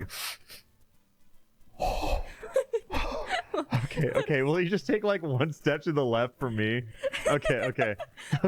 Oh my god. After getting a bit further and further with every few attempts, kind of a 2 steps forward, 1 step back situation, we managed to beat the first level in around 10 minutes. Run, jump, big jump forward, but like instantly. And just keep holding forward, okay? Like that? Run forward. A little bit more. Little right. Little right. And hold jump. Yeah. We did it. We did. That was so stressful. Oh, I just now realized- imagine watching it. It was a small achievement in the grand scheme of things, but it was the first shred of proof that we could at least build enough teamwork and communication to accomplish something together, and that's a big deal in this situation. We entered the second level and started chipping away at it when we realized this game also starts you over if you lose all your lives. Oh. What? So, Do we have to do it again? yeah.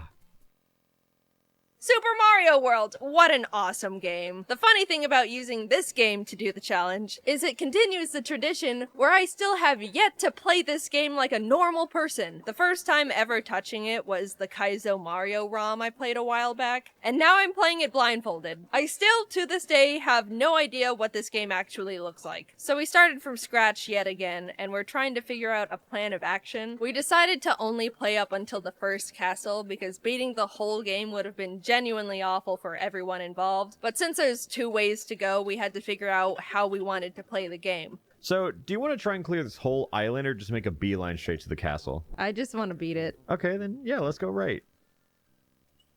Are you kidding me? Oh my god, I'm so sorry. This video is not going to be easy. And this is where I get exposed in front of millions of people. Okay, I'll admit it. I don't know my left and rights. Like, it's really bad. So keep running to the left. That's the right. A little to the right. Hard left jump. Oh. Left. I saw that. I don't know how I never learned them. I think maybe I just faked knowing them as a child and got away with it somehow. And now I'm like this, finally reaping the consequences 20 years later. I've tried to use those tricks to help me remember, like the one where they say, if you hold up your hands in an L shape, then the one that's a real L is left, L for left, and all that. But like, I do that, and in the moment, they both look like L's.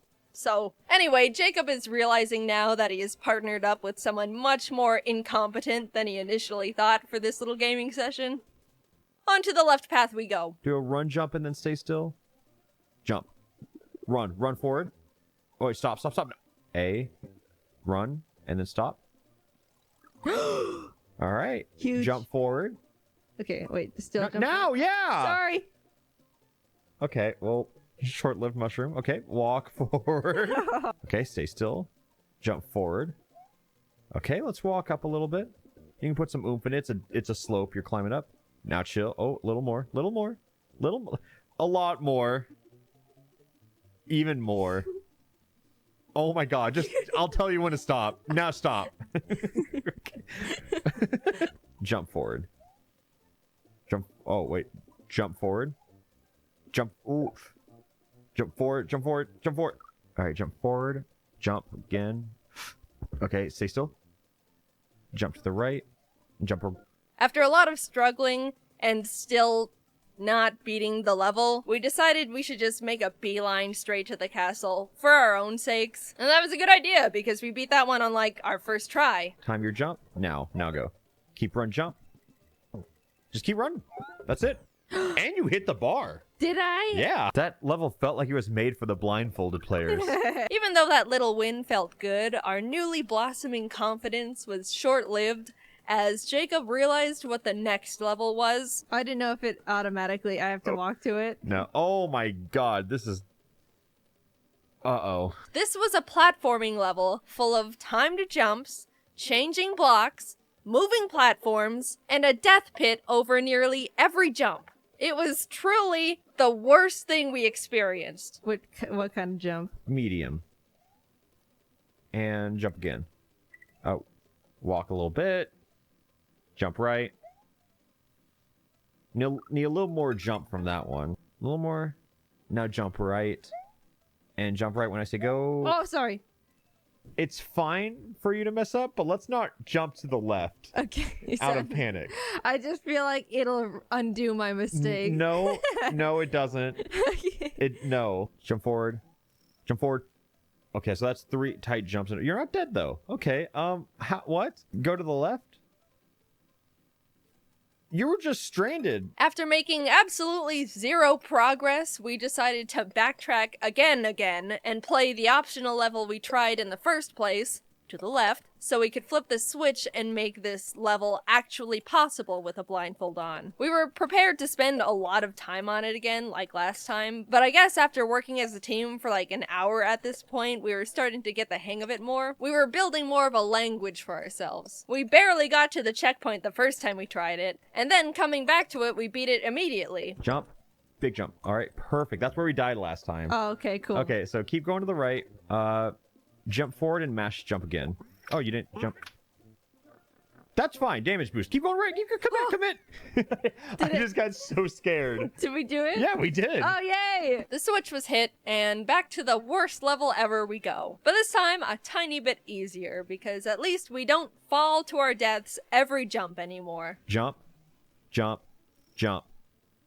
Good. You're going to medium jump to the right, and then you're going to do a big jump when I say go. Okay. So, medium jump. Perfect.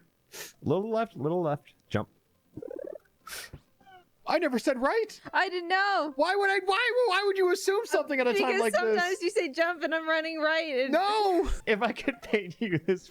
Actually, Jane, take off your blindfold. Just look at this freeze frame we have. Okay, you're at the mushroom block again. Okay. So just press your A and then walk forward. What happened? You got it. Medium jump right, and again on go. I have no idea what happened there. Okay, so go to left, And jump. Oh, no, you're just dead. Okay. That's fine. That's fine. He walks off the edge. No, he doesn't. Oh my god, run, jump forward. Jump forward. Jump forward. Okay, okay. Go. Alright. Alright. Perfect. Walk.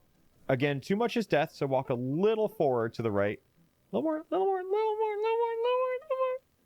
That's too much. What made the level really hard as a duo of helpless blindfolded person and guide dog was all the really tight and timed jumps. I don't know how big or far of a jump I need to do ever, so Jacob needs to try and explain every single one to me the best he can. And even understanding this is a tall jump with medium distance, I don't know how to do that. What's that mean? I just have to click the buttons and hope I clicked it the right amount. And if I don't, I hear the Mario death sound and Jacob sigh. Plus, a lot of the jumps had to be perfectly timed since the platforms move. That was like the worst part for us. Big jump to the right. Big jump to the right. Okay, go. Go. Go. Alright. I take a few milliseconds to process the action and input I need to make it a third of the time, and then Mario slips off anyway because his shoes got no grippies on him. We finally make it to the checkpoint, and it doesn't even feel good. It just gets worse. We've spent so much time on specifically this level, and only just now made it halfway. We keep trucking through. At this point, I think it's really starting to take a toll on Jacob. Oh, I passionately dislike this level. This is the hardest possible level to be blindfolded on. Okay. Oh my god. You didn't have the momentum for it. Oh, this is so hard. Oh my god, Jaiden, you do not understand how hard this situation is. Oh, this fucking level, Jaiden. This is so hard. We got to the end. We can do it again. Okay, hard right. Huh. I guess this isn't really, like, that big of a challenge for me. You're kind of the one who's having to do all the work here. Whoops. My bad. Sorry. Anyway. Okay, now we're going to do a big jump to the right on go. When I... Not that go. Oh, Sorry. So, again on go, you're going to do another big jump to the right. Mm-hmm. Go. We didn't make it. Oh. And I'll tell you when to go left. Okay. Tall jump. Sorry. Jump right. That one was unfortunate. Not even your fault. Stop. Big jump right. Same thing happened again. Really? Oh my god, yeah. Okay, I'm gonna start looking out for that. This level was really putting our friendship and communication to the test. We had to take everything we thought we knew as individuals, throw it away, and rebuild it all together through verbal sign language. We started implementing different rules, like, if you're explaining what to prepare for a timed jump, lead with, when I say go, instead of leading with the input, because stuff like this would happen. Big jump to the right when I say go? Oh. I understand the confusion. And since we kept dying from Mario's slippery little slime shoes, we implemented that Jacob would say left, and I pull back on the jump so we land perfectly. A big jump to the right, and I'll tell you when to go left. Go. Left. Oh, this works perfectly. We were becoming a stronger duo with every death. At least that's what it felt like to me. Jacob was still having to do all the hard stuff, so his morale wasn't quite there anymore. But after a full hour on this level... Okay, so another run jump on the cycle on go. Here we go. One. We're coming up on it. Go. Walk slowly to the right. I think that might be the end of the level, but I'm not entirely sure. I think it is. Keep going. Don't have a Goomba here or anything, please. That's the end. Run? Yes. Yeah, we did it! Oh, so many times I wanted to give up. But look at us now. We passed the goal and it felt like our souls left our bodies with how relieved we were. Since we'd been recording for a consecutive 2 hours at that point, I asked Jacob if he wanted to take a break, and he said, "No, I just don't think it's possible." So we took a break. One consumed pizza later and our energy was rejuvenated and Jacob wanted to be friends with me again. Since the levels were supposed to get more and more difficult, even though we had a pizza, we were still a bit unsure on how long their whole run was gonna be. But honestly, it turned out to be not what we expected at all. The stage before the castle was a water level with a bunch of platforms and fish and spike balls, and even though I had to learn how to swim at first. You can get out of the water, right? You just have to hold up or something. Just jump, mash. I mean, have you played this game before? No. We found a star power-up, and as soon as I got that, we beat the level immediately. Wow, that's the level. Wait, not yet. Go left. More. Now go right. Okay. Hold right. There we go. Mario just looking at the pipe for a little bit. The goal was touched after 3 minutes of attempts. Just like that, we were at the castle. I was optimistic because it was the last level in the run. But Jacob was not optimistic because he's played this game before and was worried about the boss fight, which is reasonable. Also, I'd like to mention, when I was sifting through the footage to write the script, I saw this sprite of Mario looking up at the castle, and I was surprised for a moment because in the Kaizo hack, the sprite looked like this, and I didn't know that wasn't the original. I really need to play this game at some point. Jump. Right now. Yeah. What forward? I don't... You're gonna jump in place in a second. Now.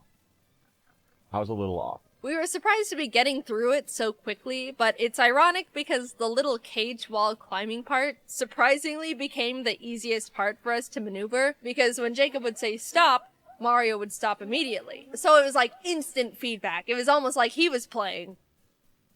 Okay, maybe not really. Either way, we got to the checkpoint, and after that was an auto-scroller. So now we have the auto-scroller section. Don't run. Careful. Now run.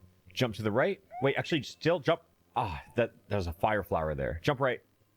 Okay, so jump and go right. Jump. Jump now. We struggled a bit, but honestly got to the boss really easily. Stay still. Run forward. Yeah. Oh my god. Okay. We're at the boss door. Oh. Funny little moment. We were standing in front of the boss door, and I wanted to take a moment to mentally prepare and get ready for the last little stretch. So I took my blindfold off just in time to experience a jump scare. Whoa. I didn't know they did that. It's terrifying. I didn't know they did that. That's so mean. The way the boss fight works is you have to jump on Iggy's head to shove him into the lava while balancing on a teetering platform. And we were really scratching our heads because how is Jacob gonna give me specific directions to jump on him perfectly, consecutively, and in the right direction if I need to keep avoiding the guy's fireballs and the ledge in general? We decided to just wing it. Jump, maybe? Maybe jump right. Okay, so this is gonna take some time. Spam jump forward. Okay. You still move forward a little bit. Get that mushroom. Alright, jump forward. Alright. Jump. Jump forward. Jump on. Fireball. Spam fireball. Jump. Okay. You did half of those things. What? I definitely did. I did. Which one did I not do? Jump. Oh. Hear 2 fireball sounds and then start spamming jump. There you go. Jump forward. Jump forward. Okay, that's fine. That's fine. You got a mushroom. Jump to the left. Oh my god. What? Did we do it? What happened? We did it, but we died before the game registered it, and so it didn't count. Huh, doesn't that sound familiar? As soul-crushing and slightly humorous as that is, at least we knew that it could be done with the right amount of luck. Which is another reason why I brought Jacob on board this project, because heaven knows I have nothing to bring to the table in that department. Fireball, jump forward. Oh, perfect. Chill. Jump to the left now. Jump to the left. Oh, too far left. Oh my god, that didn't hit. Jump. Whoa. Jump. Okay. Left and... Okay, so I think I got the strat now. Fireball, jump right. Okay, face left and spam... Wait. Now spam fireballs. Oh! That's it. What? Really? Yeah. How? We got lucky. Awesome. That was easy. Yeah. By some miracle, we tossed that weird turtle into the lava without even looking at him. Probably the most disrespectful thing I've ever done in a Mario game. We beat the whole first world of Super Mario World blindfolded. What a tremendous feat we were able to accomplish together, and all because of the power of friendship. Did you have fun? I had a great time playing my Oh. favorite video game. Well, that's good. That's what matters. Did you have fun? Yay! All done. Thank you. You still want to do the rest of the game? How many levels until the next castle? No. If you're watching this the day it was uploaded and everything is gone according to plan, that means I'm subathoning right now. And now that the video's over, you can come back to the stream. So you should do that now. Please come back. Remember when Pokemon sent me every single one of their Gen 5 sitting cuties for me to rank? Turns out they really liked that video. So much, in fact, that they said, "Hey Jaiden, awesome video. Why don't you come to Japan to watch the Pokemon 2023 World Championships?" Our treat. You won't have to pay for your flights or hotel or nothing.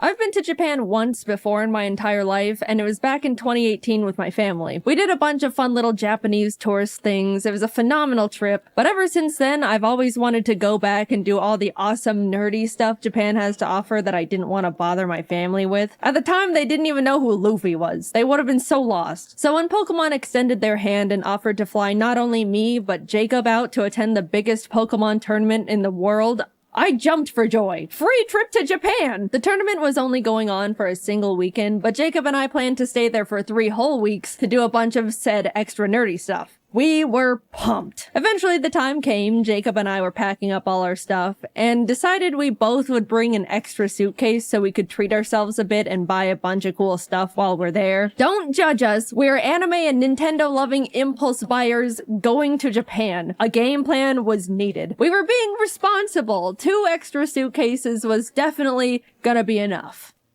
Yep. Equipped with our extra luggage, we headed off to the airport. Pokemon straight up gave us business class seats. We didn't ask for them or anything. So when we boarded, we realized we had the seats where you could lay down. There even was some sort of seat divider that acted like a car window, so I could roll it down and bother Jacob whenever I wanted. Quick little 11-hour flight later, and we were in Japan. It was time to have the best trip of our lives. I'm not joking. I had the most incredible trip and got to do things I won't ever forget. And I won't, because I've now plastered it onto the internet forever. We landed midday Japan time, so we decided to go to the first thing we wanted to see while abroad. Japanese McDonald's. I couldn't order anything except fries, but Jacob and I both dropped our jaws when we saw something called the Double Big Mac on the menu. I thought Americans already went big with the Big Mac, but Japan did the impossible, just to send a message. What a magical place. Let's begin with the next morning. Pokemon planned a bunch of cool stuff for the creators and partners they flew out, beginning with a group field trip to the Mega Tokyo Pokemon Center. Jacob and I woke up early for it and missed the bus they had for us.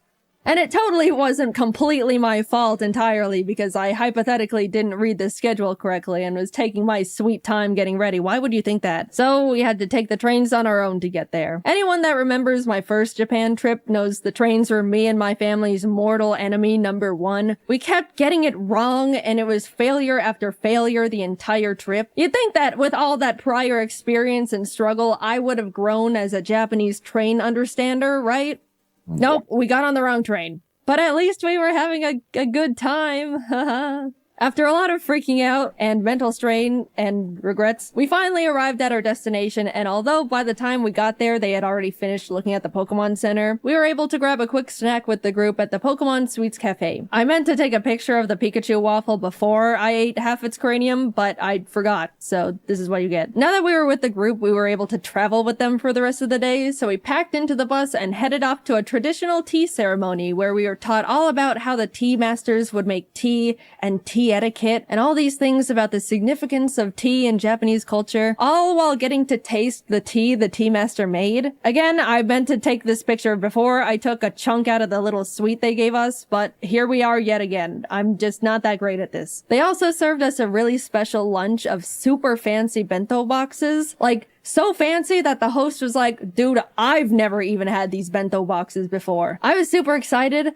But I don't mean to be ungrateful or wasteful, but the box was full of super fancy, complicated fish and seafood. I knew going to Japan I'd have to be flexible with food because it's really hard to be vegan or even vegetarian there, so I really tried to eat as much as possible and look thankful. But yeah, I struggled a lot. But I still had a great time and it was an honor. We were dropped off at the Yokohama Chinatown and left to explore a bit until dinner in a few hours. Everyone separated into groups and Jacob, Stefan, the guy that sent me all the sitting cuties, you guys remember him, the guy named Steve, and I went and pursued the street food a bit before stumbling into a little arcade with a bunch of crane machines. I got this silly little bear minifigure. His name is Chico, so I decided to innocently carry him around in my pocket for the entirety of the trip. You know, because he was silly. This single action severely changed the course of my mental stability going forward. You'll see soon enough. But look at these cute photos I got with him. We had a great dinner, headed back to the hotel, got to hang out with our good old Pokemon rival Jan a bit, and called it a night. The next day we all got to do some private shopping at the Pokemon World's pop-up shop. I'll just say we bought way too much stuff that we also don't regret in the slightest. I even got this video of Jacob grabbing more and more sitting cuties as the workers kept reorganizing them to keep the display looking perfect. We walked out of there with 3 giant bags of stuff. But it's okay because remember, we anticipated this with our extra suitcases, which I am starting to wonder if they are going to be enough, but surely we will come down. We were then all taken to the creatures' offices. You know, just the place where they make Pokemon cards. It was gorgeous in there. They had these awesome sculptures of giant Pokemon cards with crystals, and all the walls were lined with 3D card art. It felt like I was in a building with a lot of significance. Because I was. We got a tour around the building, met the TCG card testers, and were able to ask them questions about their process. Even got to have a little Q&A session with Atsushi Nagashima, the game director of the Pokemon TCG. It was funny, one of the people in our group asked how they chose which Pokemon to make cards for. A good question. And then followed it up with, I really like Mantike, but there's only 2 Mantike cards that exist. And the assistant pulled up a list of all the Pokemon Mantike cards that have ever been created, and sure enough, there were only 2. The director chuckled and was essentially like, yeah, sometimes Pokemon get lost in the cracks. We kinda just make cards of Pokemon I like. For example, my favorite Pokemon is Gengar. And you know what? That actually makes a lot of sense. Also, we were able to have a Q&A session with the Pokemon card art director and 3 artists who actually draw art for the cards. That was super interesting, and I was so incredibly inspired by that discussion. But you know those Pokemon cards with the super cute clay art? That artist's name is Yuka Mori, and she was in that panel. I was so starstruck. Those are some of my favorite Pokemon cards. And not only that, but she hosted a little workshop for us where she gave us clay and taught us how to make little clay Magnemites like in this card here. Speaking of this card, she brought the actual original Magnemite for us to see. That was by far the coolest thing that I've ever gotten to be a part of. We got to meet a piece of genuine history. I felt like I was meeting the president. Also, here's me and Jacob's Magnemites that we made. Day 3 of our little Pokemon field trip, and we were taken to another Pokemon Center. This time in Shibuya, which was also right across from a Nintendo store. It was like a bullet was shot through our credit cards. In the shopping center, I saw a little gacha machine with little miniature Chiikawa plushes. I was only interested in getting Chiikawa, but I decided to test my luck anyway. And I got him first try! Now I had 2 of them. Yes, the original was still in my pocket. You can safely assume he is in my pocket for the entirety of this video. I've got pictures to prove it. Jacob snapped this awesome picture of the Chiikawa brain rot taking over. When we were looking around in the Shonen Jump shop, a little Japanese boy pointed at Jacob and went, Sanji-san, before his mother quickly yanked him away, and I still to this day laugh at that interaction. Poor kid saw his first blonde guy in real life and immediately thought it was Sanji. Later that day, we also got to attend the Pokemon Symphony, where a live orchestra played Pokemon songs, and it was absolutely incredible. Video game orchestras are so cool. It always tugs on my heartstrings to see video game music transformed into such a beautiful new art form. Highly recommend attending one if you have any favorite games or franchises. On to the first day of Worlds. It was exciting. People flooded into the venue. We watched the opening ceremony in the crowd. Just wow. This is the whole reason why we're here. We went back to shopping. Look at this cute little Chiikawa book I found in a nearby bookstore. At this point, we were absolutely pushing it in terms of luggage space, and we were day 4 into a 2.5-week trip. Our shopping sprees until this point were very not frugal. So we cut our losses and bought 2 extra giant suitcases to fit everything better. Okay, we knew we were gonna need extra suitcases. Getting a few extra couldn't hurt. Look, the flights were paid for. We were still saving money at this point, I think. That's my rationalization. I'm going with that. Also in the mall were tons of Pokemon monitors straight up playing the World Championships. TCG, Pokemon Go, VGC. Japan treated Worlds like it was the Super Bowl. And it was just so cool to see one of my main interests so culturally celebrated. People of all ages would stop by to watch for a bit before going back to their shopping. I can't explain it, but it just made me very happy. We even got to see Wolfie live on the monitors. How'd he do? He did great. Don't worry about it. Nothing happened. Look, we were just happy to see our friend on the Pokeball screen. Proud of you, Wolfie. You're so cool. The second day of Worlds was hype. So hype that we left Yokohama and flew to Osaka. I haven't mentioned it yet, but we actually got tickets to see the one and only Hatsune Miku live in concert. The real ones know how huge that is for me. I want to talk about how life-changing that was, but I'm gonna make a whole separate video about that experience I'll be posting next. All I'm gonna say is it was the best day of my entire life. By a lot. Subscribe now before you miss it, just saying. I will mention, we did have to take the train to get back later that night, and got super lost again. And we never get better at it. Don't expect anything to change in that regard. We did finally get back to Yokohama, crashed for the night, and had a nice, slow morning as we got ready for finals later that day. To any One Piece fans who are caught up, we were in Japan for the One Piece anime episode. You know what I'm talking about.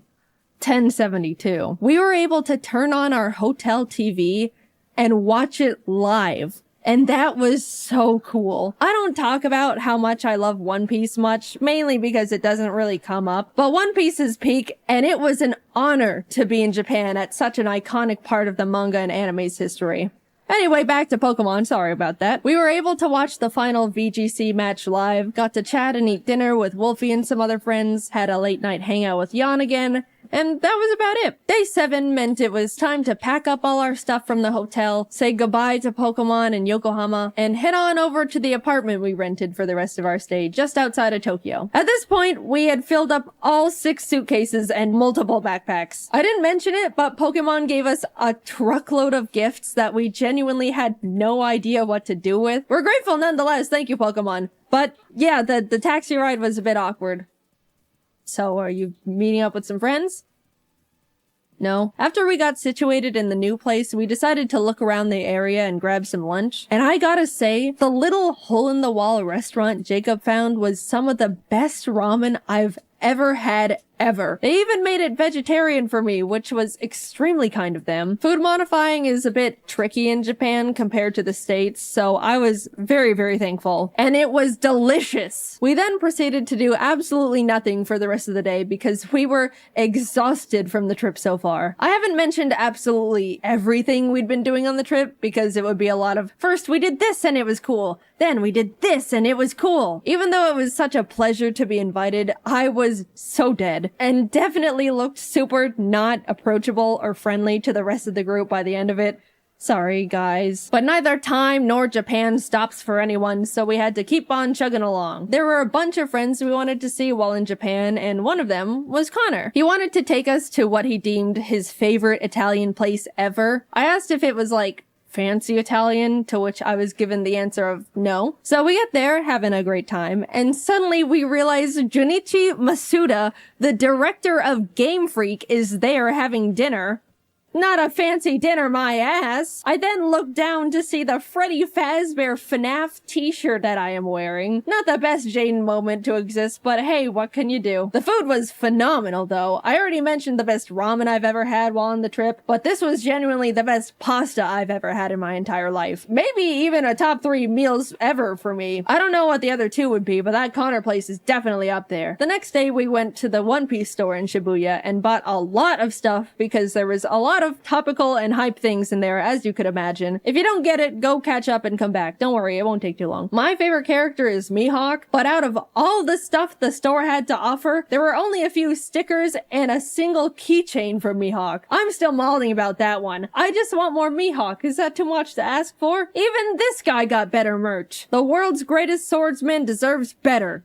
I guess I'll just take my Zoro and Law stuff. That's cool too, I suppose. I also found a bunch of Chikawa stuff in a Kittyland store, and this is truly when you get to see where things start going downhill for me. I just like the funny little cartoon bear thing. What, is that such a crime? I don't remember what we did the rest of the day. I think we just crashed and passed out. This trip, as surreal as it's been so far, has been absolutely taking a toll on me, and I desperately needed to just not move or talk or exist for a bit. We were doing so many different things that were all awesome, and hanging out with so many different people that were all awesome. But man, I am not built for extended periods of that much excitement and socializing. As much as I would like to change this fact, I'm also not a very active person. I know. Up until this trip, I was practically sitting down 24/7, working all the time to prep as much work as possible so I could have a guilt-free 3 weeks off. And my muscles were definitely starting to decay at that point. I looked at my phone's step meter thing, and there was one day where I literally got 300 steps.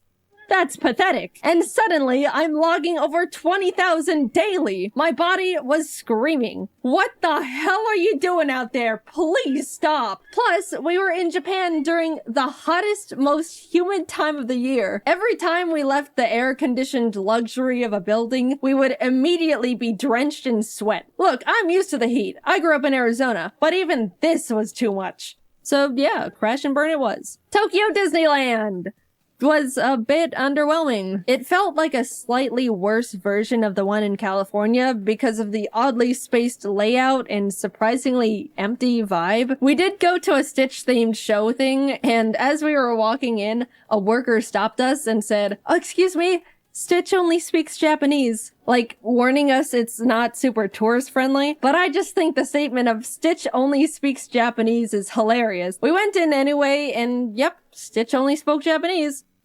Kazoku. Yeah, overall, it was not the best thing we did, but apparently, I didn't know this, Japan has 2 Disneys, Disneyland and Disney Sea. And we went to Land, which is unanimously deemed the worst of the 2. So, oops, better luck next time. Jacob and I took 2 more rest days where we just turned to ash. Then up and at 'em, back to Osaka we go. This time we went to an Eve concert. Besides Hatsune Miku, the Japanese band Eve is the only other concert I've said I wanted to go see. I love their music videos they have for all their songs. It's always such beautiful animation. And by the way, they're the ones who sang the season 1 Jujutsu Kaisen anime opening theme, if you're lost. Earlier in the trip, Jacob just so happened to look up if they were doing a concert while we were there, and lo and behold, they were. He got some totally not scalped tickets, which turned out to be a super complicated process, so thank you, Jacob. You're the bestest friend I've ever had. Thank you for going through the trenches for silly old me. Anyway, the concert was so incredible. The atmosphere was fantastic. They had awesome visual effects going on. The glow bands a lot of people bought were perfectly synced to the music and colors on the stage, which really enhanced the experience. The music was great, which, I mean, of course it was. That was the whole reason we went in the first place. I talk about it more in the upcoming Miku video, but Japanese encores are so much different from the American ones. They're so quiet and polite. There was pretty much no screaming and cheering. It was just a long applause with a semi-whisper chant of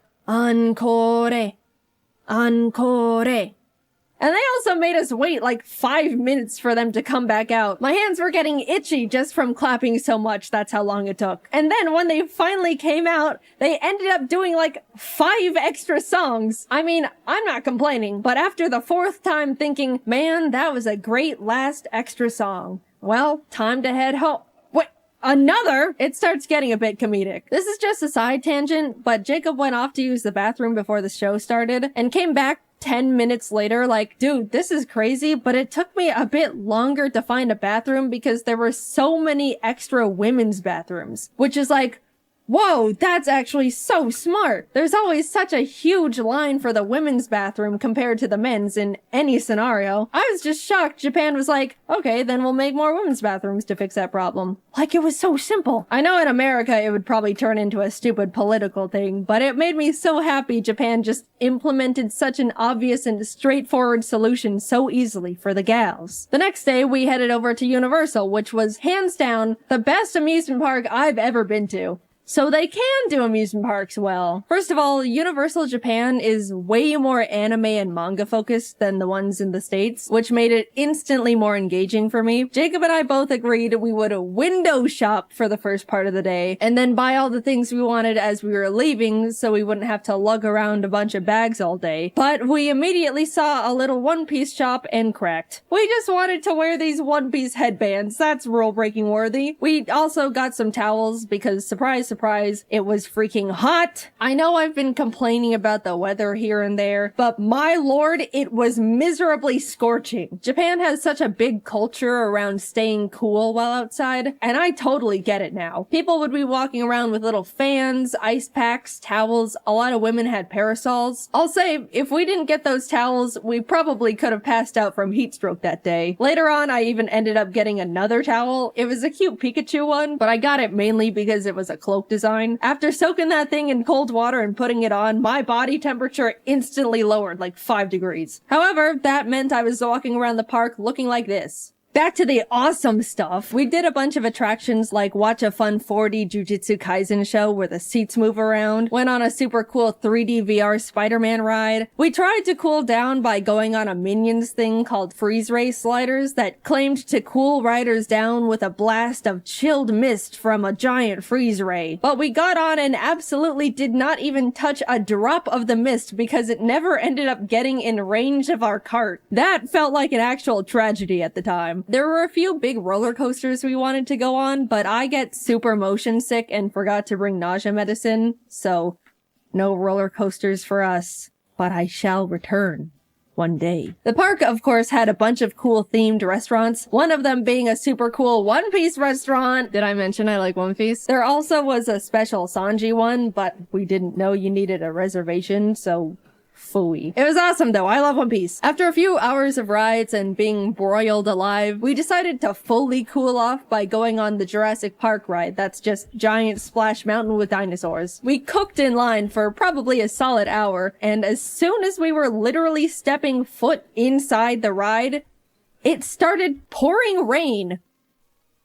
Now that's just not fair. I don't even understand how that happened, but whatever. We started buying all the stuff we window shopped for as we waited for the One Piece live show to begin. Again, please refrain from judging. I am being vulnerable and open here. By the way, as we were walking around, we stumbled onto a little Mario-themed show just out in a courtyard area. They played some fun little custom songs and had all these dancers alongside the mascots. And then out of nowhere, they started absolutely blasting the crowd with like gallons of water. I didn't even see it coming. It was like firefighters showed up to put out a giant fire, except the fire was a bunch of Japanese people. The time came and we got to file in for the special One Piece live show, and even though Jacob and I didn't understand a single part of it because it was all in Japanese, it was awesome, and the costume design was phenomenal. It was a bit unfortunate though, because the seats were all in like a half circle formation around the stage. As much as they tried to make the show enjoyable from all angles, it was pretty hard to see the main things going on in the center. My only true complaint though is that Zoro didn't come to our side at all. All the other characters rotated around so we could see them, but Zoro only did it at the very end to take a bow. Also, Mihawk being included would have been nice, but it's okay. By the time we got to enter Nintendo Land, it was like 9 p.m. We got up at 6 a.m. by the way, so we pretty much just rode the Yoshi's Island ride they don't have in the States and headed home because that's all the energy we had left. But even just seeing that, it was miles better than the one in the States. Also, we picked up a little dinner at the 7-Eleven near our hotel. 7-Eleven is actually awesome in Japan, by the way. And they had a few little Chicoa plushie keychains, and I bought them.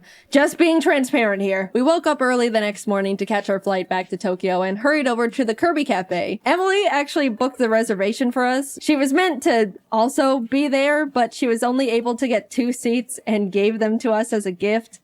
Emily, I will always be indebted to you for your sacrifice. The cafe itself was so well decorated with all these little Kirby things, and the menu was adorable. I got the star curry and a magical little fruity drink with a Kirby marshmallow that triggered my cute aggression. Jacob got the pizza and a Kirby burger, but since he made modifications, the staff asked him to not post a picture of the burger to the public. Like, they didn't know he was a content creator or anything. I guess they just didn't want the public to see a naked Kirby burger. We also both got desserts. I already decided I was gonna consume the Kirby. The presentation was beautiful. It was literal art on a plate. Taste-wise, it was decent. The body was some sort of gelatin, which I wasn't too crazy about, but the rest was super tasty. I did my best, but he ended up looking like he was in a horrific accident when I threw in the towel. The cafe also has a special little private store connected to it. And yeah, what you expect happened definitely happened. We left with full bellies and bags, continued to look around the shopping center the cafe was connected to, and ended up walking into a gacha store. I am about to be very vulnerable with you here. This is one of the lowest points of my entire life. Please don't think too much less of me after what happened in that gacha store. So I walk in, spot Chikawa, beeline it to the machine, obviously. Like I mentioned before, I'm only interested in Chikawa, so I was only playing for him. But by the cursed luck of the gacha gods, I just could not get him. I was going back and forth between the machine and the coin exchange, getting multiples of every other little guy, but no Chikawa. I could feel the workers' glances at me, probably because the desk they were standing behind was right next to the machine I was grinding. But after way too much money, he dropped. I got my well-earned, horribly priced at that point, Chikawa. I then started looking at all the other machines, putting some coins in a few here and there, until I stopped at one that had a line of animals playing band instruments. They were very silly, but there was a little pigeon holding up cymbals, and I really wanted to get him for Jordan and Kelsey. In went the coins. Tiger, elephant, fox.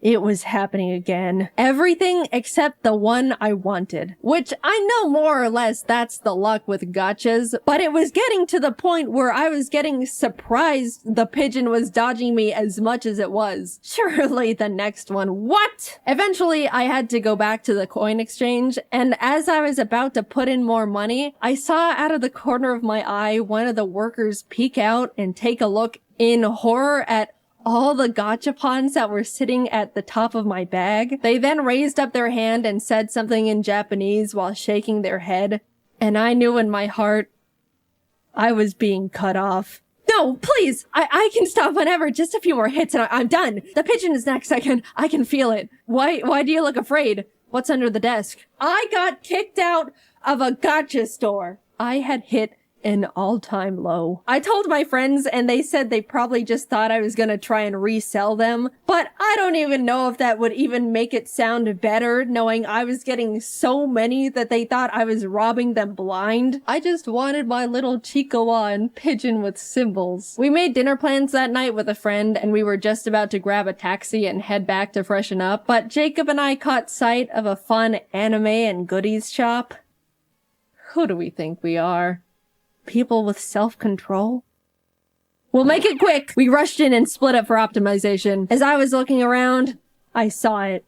A whole section dedicated to Chikawa. It was like someone put a freshly baked pie on a windowsill, and I was suddenly floating over to it. My eyes were zoned in, making sure I saw every single thing possible, putting Chikawa after Chikawa in the basket. Jacob eventually came over and showed me a picture he took on his phone. In my tunnel vision, all my eyes registered was that the picture showed more Chikawa in the store. I immediately went feral. Where? Jacob's eyebrows went up in surprise and maybe a bit of fear. And as I looked at the photo again, I realized Jacob wasn't showing me a picture of a different Chikawa section. He was showing me a picture of me at the current Chikawa section I was standing in because he thought it was funny. And in my Chikawa brain rot, I didn't even register I was in the picture. I just saw more Chikawa and went obsessive. This is how I am. Either stand by me or leave. No, I don't need an intervention. Put it away. We left. I looked longingly at the crane machine Chikawas we didn't have time for, and we made it in time for dinner. Plus, we ended up in another arcade nearby anyway, and I got myself a Chikawa from one of those machines, so it worked out. Stop. I don't want to hear it. Finally, we were reaching the end of our trip. We spent the last day grabbing lunch with Emily and Didus. There was a cool One Piece scavenger hunt event going on, so we also did that with them. We basically had to walk around Shibuya and find special One Piece trading card posters hidden around the area, and if we found enough along with the special card of the day, we could get a limited edition mystery card. It was fun. but also hot. And all my clothes were sticking to my body. Didus generously let me borrow his umbrella, and I jumped for joy as he showed me it was coincidentally Chikawa themed. I don't know what's wrong with me. All I know is that bear makes me happy. We spent a few hours completing the scavenger hunt, got our special cards, and bid them farewell. Always good to see you guys. Bye-bye. I accidentally stole Didus's umbrella. It looked so calculated. They knew how much I was obsessed with Chikawa. They'd been watching my Instagram stories. Follow if you want to see brain rot in real time. Emily, I have the Chikawa umbrella. I didn't mean to steal it. I promise. It's not what it looks like. Since we were leaving in the morning and wouldn't be seeing them again, they just let me keep it. But the side-eye Jacob gave me the rest of the way back. I didn't mean to— stop it! Getting back to the apartment, reality hit us hard. We needed just a few more suitcases.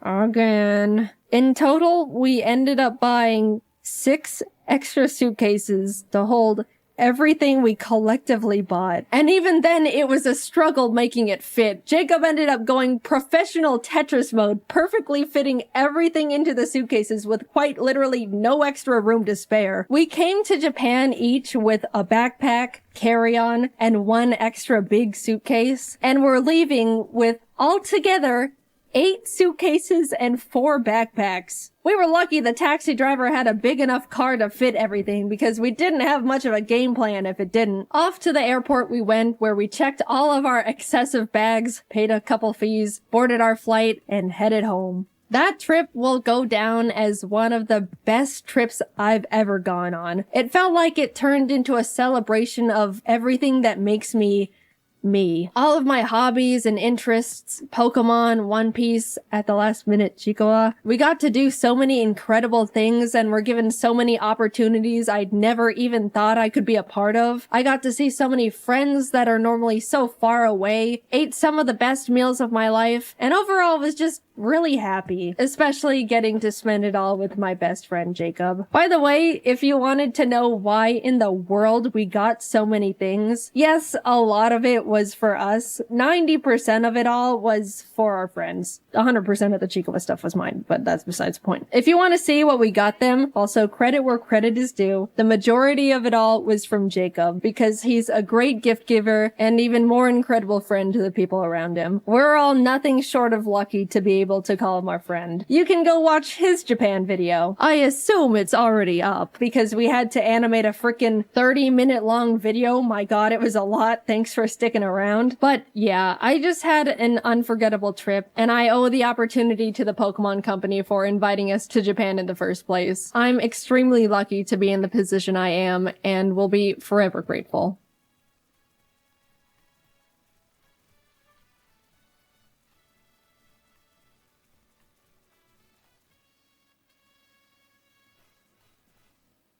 As of now, Jaiden Animations is officially 10 years old. Yes, I know I technically made the channel in February, but shut up, I don't count that. On July 23rd, 2014, I uploaded my first ever animation to YouTube. Hey everyone, my name is Jaiden, and welcome. Alright, that's enough, you get the point. It's kind of old news that a lot of content creators have started retiring, especially after hitting the old 1-0. Making content on YouTube for 10 years has significantly changed the entire trajectory of my life. I started Jaiden Animations when I was 16. At the time, I was super shy, quiet, anxious, knew nothing about the world. I could count the number of friends I had on one finger. But not in a sad way, I liked my simple little life. For the longest time, I didn't even realize YouTube had channels, or that people were uploading things like vlogs and series and skits. I mean, it was definitely less established at the time compared to now, but I saw YouTube as just the place to watch funny cats and compilations of people getting hit in the crotch. The way I found out about this whole online world was after coming home from school one day to find my laptop not turning on. Meaning, I couldn't play Minecraft anymore. We've all been there, it's tragic. To satisfy my desperate Minecraft hyperfixation, I typed Minecraft into the YouTube search bar to see if anyone just so happened to upload any Minecraft-related videos. And oh, were there people uploading Minecraft-related videos. My world expanded exponentially at that very moment. YouTube channels, subscribers, people uploading content for an audience that looks forward to their videos. The first channel I ever subscribed to was a Minecraft YouTuber who... I don't even, I'm blanking on the name, but I was now aware of YouTube as an actual community beyond funny fail compilations. Watching videos became a huge part of my day-to-day life. I'd put stuff on when I wanted to relax, laugh, needed background noise. If I was having a tough day, I would lock myself in my bathroom, lay on the floor, and watch videos on my phone, and I'd feel better. Even before making content myself, YouTube was an essential part of my life. I branched out from Minecraft to general gaming videos, even the occasional vlog series, until I stumbled upon a very special video in my suggested feed. An animated story time from a YouTuber called Domix. It was his emails video. I remember it so clearly. After watching it, I immediately binged his whole channel. I loved his animated stories. They made me laugh so much. For the first time ever, I thought to myself, I want to do stuff like that.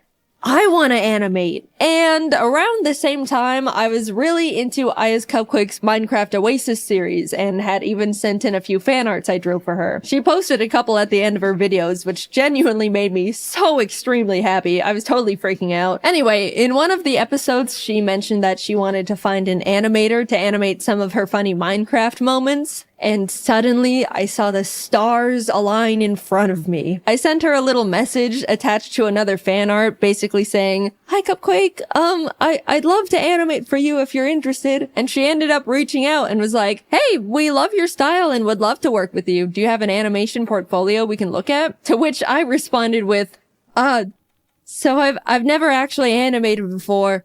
But I'm learning, and honestly, they shouldn't have hired me. I wouldn't have hired me. But somehow I had secured my first animation job. And for my favorite YouTuber, this was by far the biggest thing to ever happen to me at the time. I wanted to make the best animation they could ever ask for.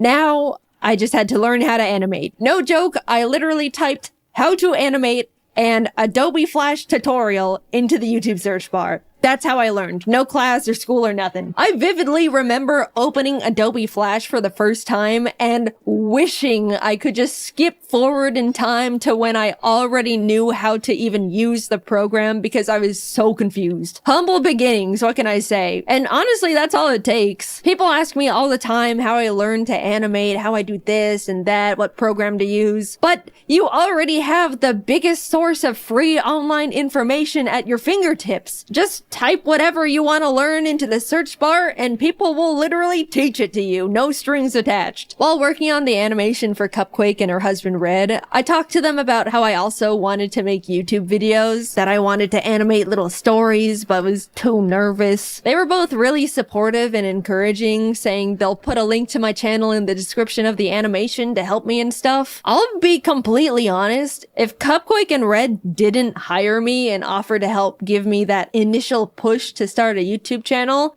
I wouldn't have made Jaiden Animations. Like I mentioned, I was quiet and soft-spoken. I didn't even get picked on because nobody knew anything about me to bully me with. They had nothing. In what world would a tiny little 16-year-old dust mite of a girl feel confident enough to start an animation YouTube channel where she talks about her life? Especially for what would be a single-digit amount of people for who knows how long. I'll tell ya, she does it in a world where she feels encouraged and inspired by the people she looked up to. There's so many timelines where none of this ever happened. So much had to come together just for me to start. And against all odds, it did. I finished the animation, they posted it, and I spent pretty much the entire month reading every single comment. Everyone loved it. It was doing really well. I remember messaging Cupquake a giant soppy thank you paragraph when the video hit 1 million views. By the way, the entire animation was made on only 3 layers because any more would make my brain confused. I genuinely cannot believe they hired me. At the same time, I posted my very first video as Jaiden Animations, introducing myself and announcing that I'm gonna try out making animation videos. It's funny looking back at because if you don't know all the context, you'll watch my first video and be like, Who is this dumbass talking to? She just started the channel. There's no audience yet. The shout out Cupquake gave me in the description gave me the boost I needed to shake the second thoughts. I gained 2,000 or 3,000 subscribers right out the gate, and ever since then, I wanted to keep making more content, and I was really, really excited about it. I made more animations for Cupquake for a couple of years alongside posting my own stupid little videos until eventually parting ways with them to focus entirely on Jaiden Animations. Working with them was amazing, and those animations did overwhelmingly well at the time. Like, I look back and am still shocked. I apparently peaked with that damn 2014 FNAF animation. Come on, Nuzlocke. Surpass it, please. Free me from these shackles. By this time, I was in college now, and even though I wasn't able to post very much at all, things were doing really well. I remember sitting on the top of my dorm bunk, secretly celebrating hitting 100,000 subscribers, a milestone I was beyond thrilled about, and honestly was my biggest goal at the time. Somehow, my roommate ended up finding out about it and immediately told every single person on our floor, which embarrassed the hell out of me. But at the same time, I was sheepishly proud of myself that people thought what I was doing was cool. Along with new experiences, for the first time ever, I was making online friends and becoming part of a growing little animation community. Cypher Den, Tony V Toons, Lightsen. I even stumbled onto James randomly after being recommended his ASMR video. I specifically remember going through his channel and thinking, I can't believe this guy doesn't have more subscribers. He's so funny. And well, would you look at that. After finishing my first year in college, I ended up talking to my parents about taking a gap year to see where all this YouTube stuff could go. They were, of course, hesitant at first. Making videos on YouTube for money?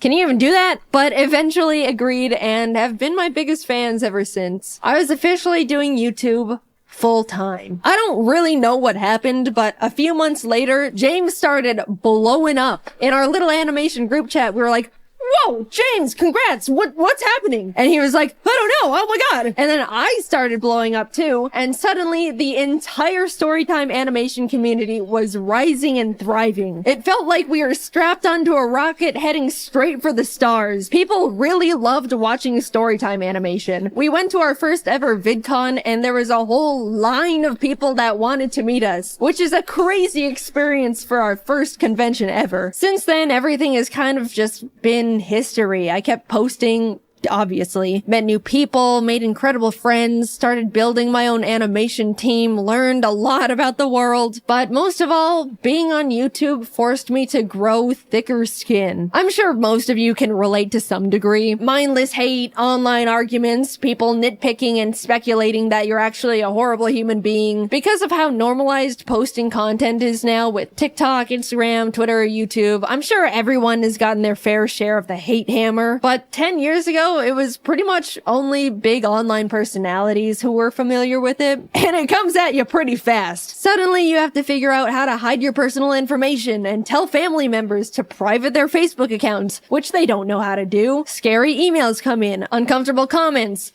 lots of uncomfortable comments. I got doxxed one time because someone speculated I was a narcissistic liar because I claimed to be shy and introverted, but would get loud sometimes when reading scripts. Also, fun fact, I never planned on being public with my full name, but the reason it got leaked is because my old high school published an online article about my channel and dropped the full government without my permission.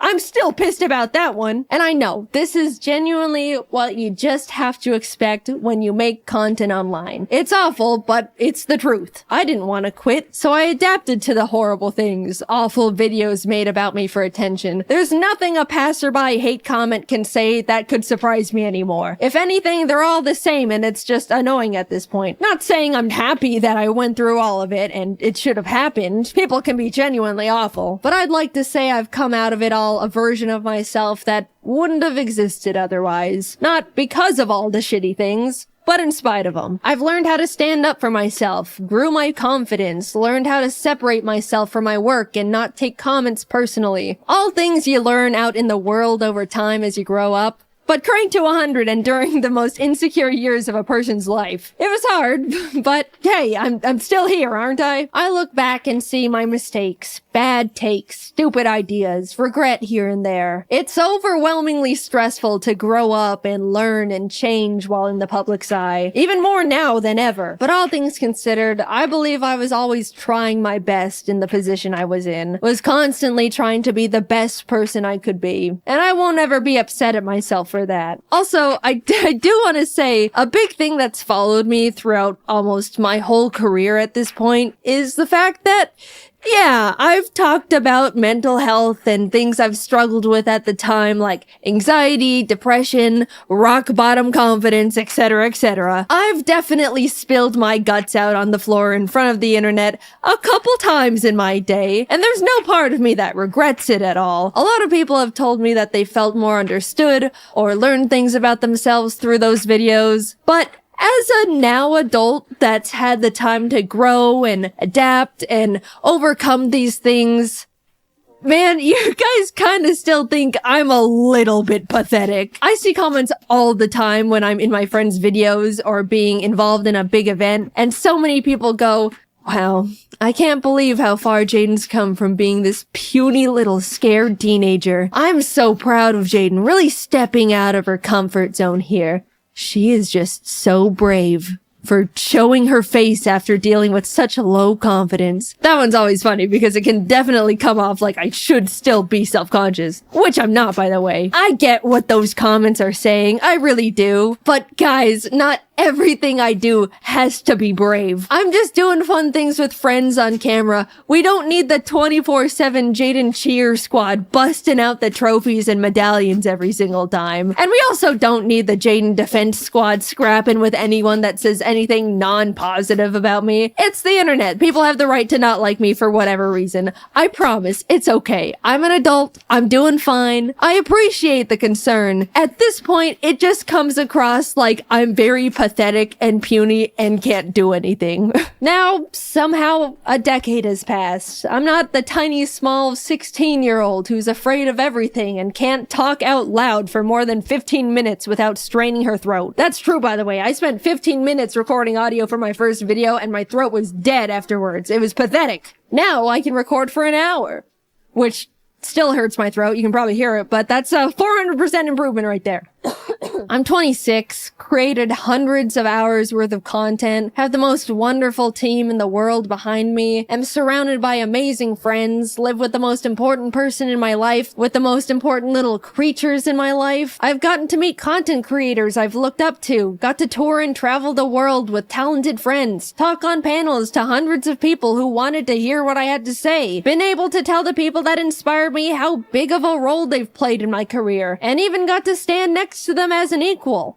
I'm happy. Sure, it's always been and still is difficult dealing with the stress of being in a big spotlight. I went through some bad stuff, navigated rocky mental health, trusted people that hurt me, had to pretend not to be affected by things that were genuinely hurtful just to not empower people that wanted to see me break, all while in the eye of the public where one wrong step could crumble everything I've ever created. But I'm really happy with the place I'm at, the person I've become, and the environment I've built around me. So, what's that leave me with now?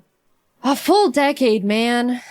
Damn. 10 years of the most difficult, enjoyable, terrifying, exciting, stressful, grateful, soul-crushing, unforgettably special moments of my life. How lucky and grateful I am to have the privilege to say I've gotten to experience so many impossible things, to have so many dreams created and come true, to see myself persist through such a difficult position to be in. After taking a lot of time reminiscing and thinking about what could come next, the direction I want to take to follow what could keep making me happy, I've come to accept that YouTube isn't gonna be part of it. I'm happy with what I've accomplished. I had my rise and grind years. I experienced real and true passion. That's all I could really ask for here. There's not much else I want to do beyond it at this point. But before you freak out, I'm not quitting right this moment. I still absolutely love making content and still have the desire to keep making videos. But my YouTube years are numbered now. I fantasize about logging off as JaidenAnimations and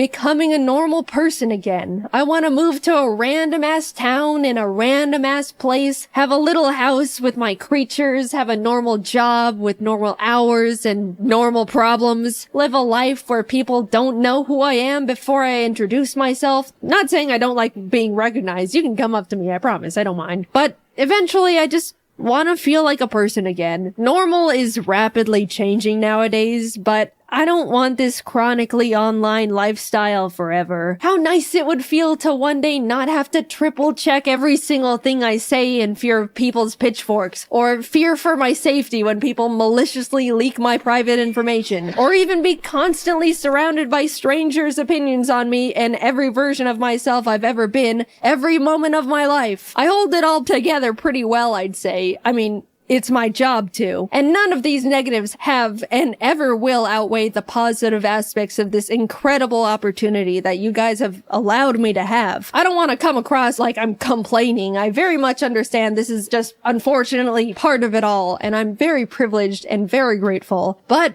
I can't do it forever.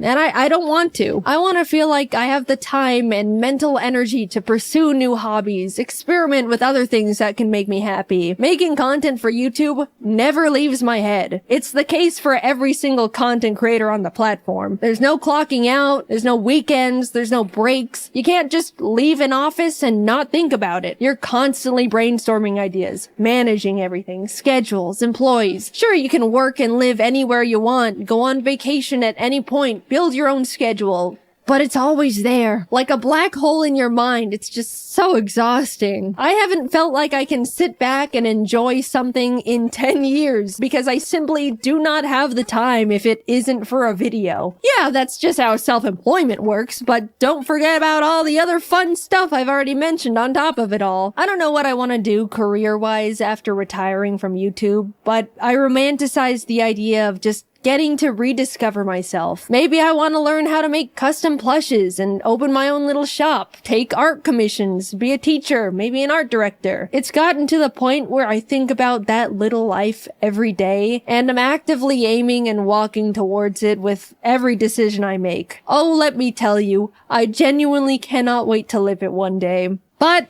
there's this other side of me that's so terrified. I've spent my entire young adult life in front of an audience doing pretty much one thing. I don't know what it's like to live without a platform, surrounded by a huge audience anymore. It scares me.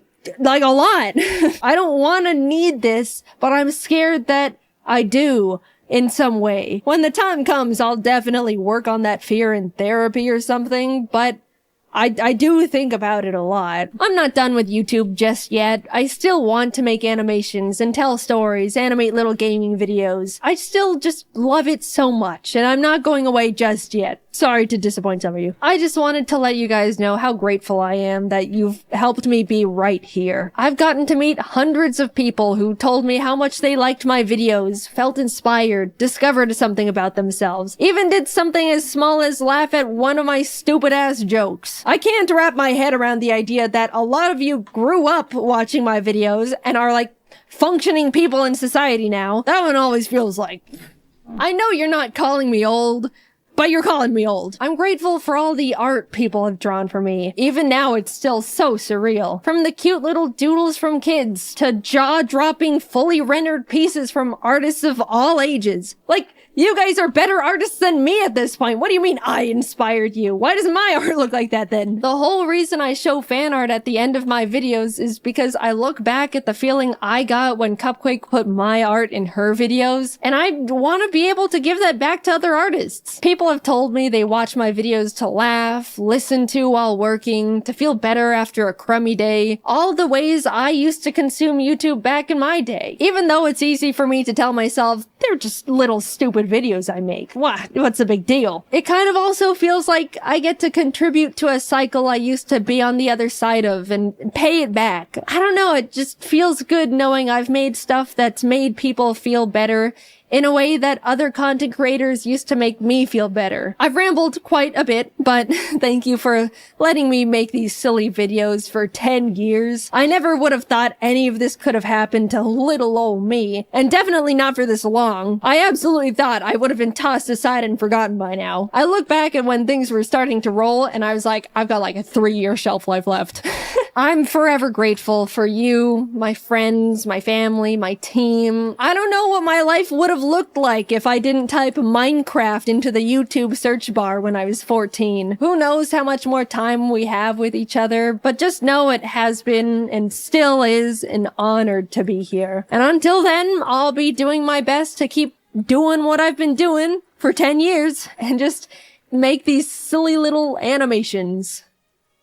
You know, the timing is a little awkward to have just won a giant MrBeast YouTuber challenge that put a lot of eyes on my channel, only for the first thing for me to put out since winning is me talking about how I'm really tired and want to retire one day. That was not intentional, I'm sorry. But yes, the next video coming out will be about me winning the MrBeast Cube. We're still working on getting the money all set up to be given away, so you can stop emailing me asking for money. It's not gonna work like that. Anyway, thank you to everyone who's been with me at any point of my YouTube career. I've still got a little bit more juice left in the tank. I'm forever lucky to have lived the life I have and to continue living that life. And I appreciate you guys for sticking around. I'm excited to spend a bit more time with you all. So I'll see you in the next video. Bye-bye. Here! Anything you say into this will reach hundreds of thousands of people. Do anything you want with it. Have fun. P is stored in the— After being inspired by other YouTube people for being more honest with their lives and struggles, I decided to slap my own mental health problems on the table for everyone to see. Look at it all. Gross. Help me. I'm not secretive about stuff like this, but I also don't really talk as openly as I want to about it because I never feel like anyone wants to pay attention to me and my dumb problems. You know who else has problems? Those turtles who eat plastic bags. Those guys got a lot of problems to deal with. Like breathing. I'm just a shy, quiet, anxious introvert. If you can't identify as that type of person, you're probably sick of people saying it all the time. And I can't blame you. It's pretty common to see people talking about anxiety and being awkward and, you know, crippling depression. As much as I like those types of jokes because they're relatable and can be used as a dark coping mechanism to hide the self-destroying thoughts that tear you up from the inside, I also don't want people to forget what the base of anxiety really is. One thing to clear up, I've had experiences where anxiety is confused with narcissism, which, no. I'm sorry, you couldn't be more wrong about anything. Ever. Is this a hamster? Still not as wrong as that guy. Narcissism is when you're overly full of yourself and cocky and think everyone loves you. Anxiety is related to an unbalance in your mind about your ability to cope with things, which creates an intense amount of stress and worry. Yay! There's a lot of different forms anxiety can come in, and for me, I'm struggling with social anxiety, which means I hate myself and think everyone hates me too. Woo! Ha! Ugh. There's an old Greek myth about this dude Narcissus who falls in love with his own reflection and dies alone staring at it. If he had a brother social anxietus, that guy would probably have a panic attack at the thought of people looking at him, internally die at the sight of his reflection, and then blame himself for dying. I've seen people misunderstand anxiety like, oh, you think everyone's looking at you all the time? Get over yourself, would ya? When it's actually, oh no, I don't think everyone is looking at me because I'm great. I think they're severely judging me because they secretly think I'm more worthless than a dead clam. Even though I have no proof that's what they're thinking, and they've treated me very nicely ever since I met them.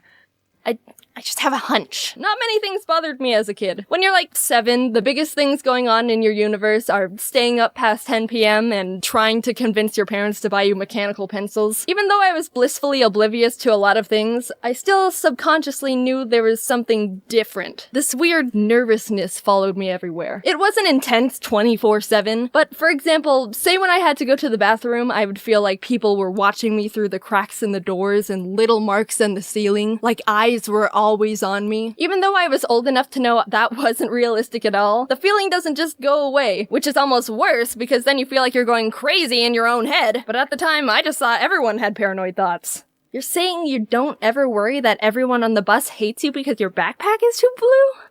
Huh. Weird.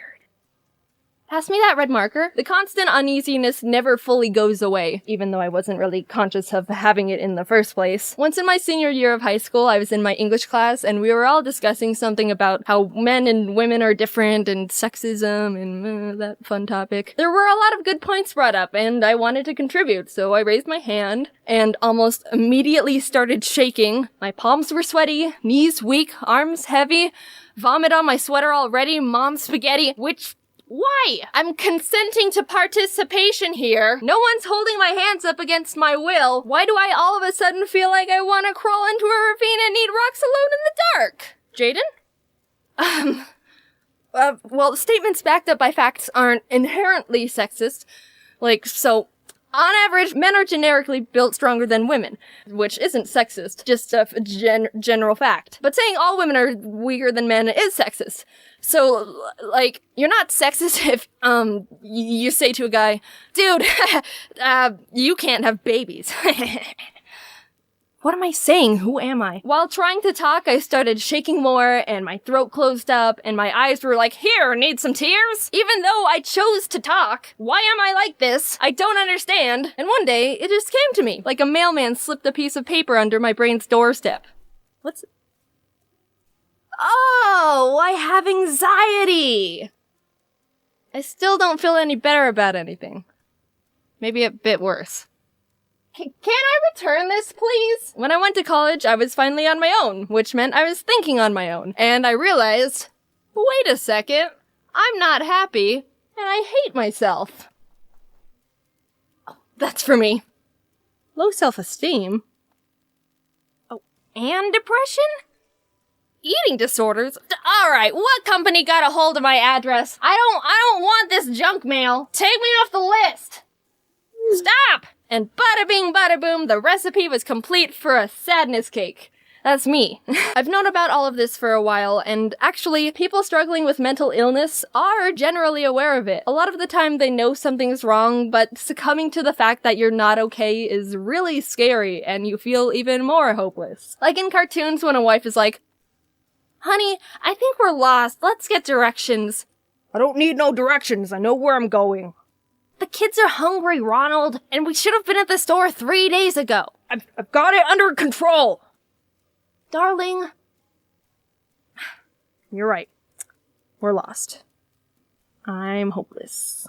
There's science to back up that if you frame it as, I am depressed, instead of, I have depression, then you're more likely to stay depressed. Realizing you're struggling is hard, and when you come face to face with the realization that you're not okay, you feel even more lost than ever. How the frick am I supposed to get off this island? Also, how did I get here? Why did no one prepare me for this? Was there an emergency island escape class I missed or something? Some floaties would be nice. Get out of here, mailman, it's Sunday. I was under the impression that opening my problems to people would bring them down with me, or bother them. Just get really messy. So I went full John Mulaney with everything. I'll keep all my emotions right here, and then one day I'll die. I was just a ticking time bomb, which surprisingly didn't make anything better. Eventually, it got so intense and stressful. Something tells me this isn't a healthy way to confront my problems. Even though I was terrified, I started being more open to close friends and family about things I'm struggling with. I began seeing a therapist, which was a bit weird at first. Hello, stranger with a degree. I'm here to tell you why I'm broken. But it gets easier as you work together, and finding the right therapist goes a long way too. These steps aren't automatic problem solvers. I wish. But it really helps when you have support from people who want to be there for you. When problems become too heavy for you to carry on your own, the people who care about you most will come forward and be there to support you emotionally. They're not gonna watch it just get squished. So don't be afraid to talk to them. If you saw someone struggling and you really cared about them, you wouldn't hesitate to come to their aid as well. I hope so. So take it from me. Don't torture yourself. Actually, don't torture anything. Cool. Yeah.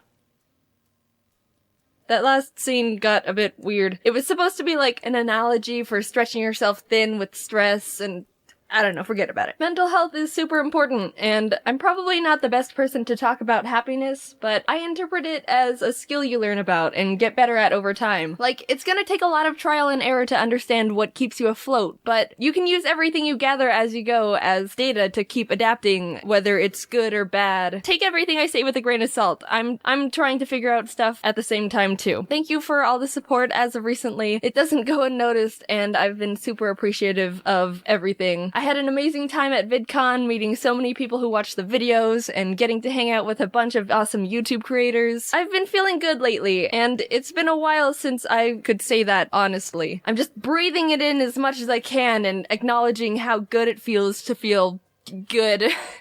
I'm rambling. Thanks for watching the video. I'll talk to you later. Bye. So if you're new here, hi. I've done this before. Last year I made a video about my first ever Pokémon Nuzlocke, and the game I played in it was Pokémon Ruby. It was fun, so here I am again, doing another. But this time I attempted to Nuzlocke Pokémon Platinum. I'll explain again super quickly how a Nuzlocke works. You can only catch the first Pokémon you run into per route. If a Pokémon faints, it dies and you can't use it anymore. And you have to nickname your Pokémon so you grow more attached to them. If you still don't understand, that's not my problem. Let's get started. Hoo boy. This was my Pokémon Platinum Nuzlocke. Pokemon! So my friend and neighbor Barry is practically dragging me all over the place with his hyperactive squirrel brain, frantically trying to get a Pokemon as soon as possible from this Professor Rowan he saw on TV. He drags me out to Route 201 and is about to leap into the tall grass when, hold it! You guys know going into the tall grass is practically a death wish, right? What you're doing is basically suicide. Borderline insanity. What absolute moronic lunatics you are. Have you no respect for your lives? Do you have any Pokemon? No. Do you want some? And like that, I have a Turtwig. I named him Turt and immediately used him to bash in Barry's Chimchar. I was making my way through the routes, but right as I was about to nab the Shinx I found on 202. Don't kill it. No! So no Shinx for us. But that's alright. Shinx isn't that great this early anyway. Then I locked eyes with our first trainer. The first battle. Let's see how we fare against youngster Tristan and his level 5 Starly. Oh my god! So in the first trainer battle I ever fought, I almost immediately lose my starter to a critical hit.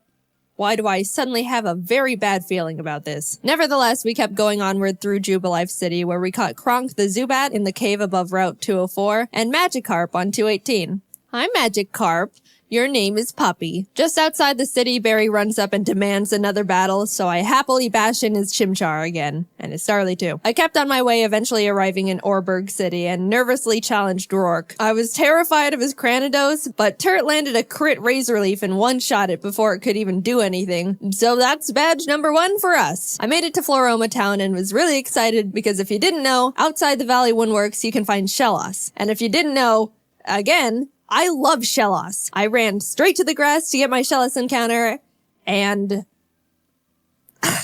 I'm not gonna pass up an encounter, so I very depressingly caught the Shinx and named it Failure to vent my sadness and frustration over not getting a slug. While there, we found Team Galactic messing around, stealing electricity, and this little girl's dad. So I beat up the grunt guarding the door, broke in, beat up the grunts in the building until Turt evolved, then found Galactic Commander Mars at the end of the corridor, who I was scared of because she's got a fat cat that hits like a semi-truck. But I had a plan. Back in the Orberg Mines, I caught Dwayne the Onyx, and I brought him to the fight because in case things got dicey, I would switch him in to buy time and heal up my other Pokemon. Basically, Dwayne was death fodder. Turt took out Mars' Zubat, and when Perugly came out, Kronk plucked off the Oranberry it was holding. But she got hit pretty hard in the process, and since Turt needed a bit of healing before he could get back into it... Dwayne can take a scratch. Look at that. Dwayne is fine. He's fine, guys. Don't pull the sad nose for Dwayne. Dwayne's fine. Don't worry about him. Don't worry about him. Oh my god! Dude!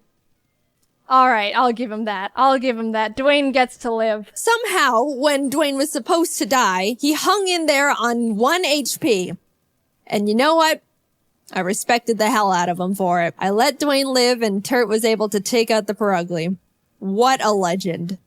but then I put him back in the box and moved on. In Mount Coronet, I caught a Bronzor I named Big Boy, which I happily added to the team, and right before Gardenia's gym, Kronk evolved, which meant no mercy for those flower ladies. Badge number 2. We slashed the guard bushes in front of the Galactic building and ran up all the stairs where we fought Galactic Commander Jupiter. Let's take a look at how that went. Don't crit. Don't crit, don't crit. No! But, I mean, that won't do... Let's just hit it. Don't crit him. No. Oh my god. We finally were able to beat her, but that fight really knocked the wind out of me. I was shaking on my way back to the Pokemon Center when this lady Cynthia shows up and is like, egg? Yeah. Anyway, even meeting Cynthia wasn't enough to calm my nerves, so to keep my mind off the absolute tragedy we narrowly avoided, I decided to start training up Big Boy on Cycling Road. And then he died. I've practiced this game and... So before you push up your anime glasses and tell me that steel is weak to fire, which I know, by the way, the reason I kept Big Boy in was because not only is his defense an iron wall, but he had heat proof, which negates his fire weakness. But then he got crit. So, first death. I'm sorry, Big Boy. You never had the opportunity to become a big boy. I walked into Wayward Cave and found a Gible. Gible is an amazing Pokemon. It turns into Garchomp, which is easily one of, if not the strongest Pokemon in the game that isn't a legendary. Adding it to the team would give us such a huge advantage, and now there is nothing in my way between that and...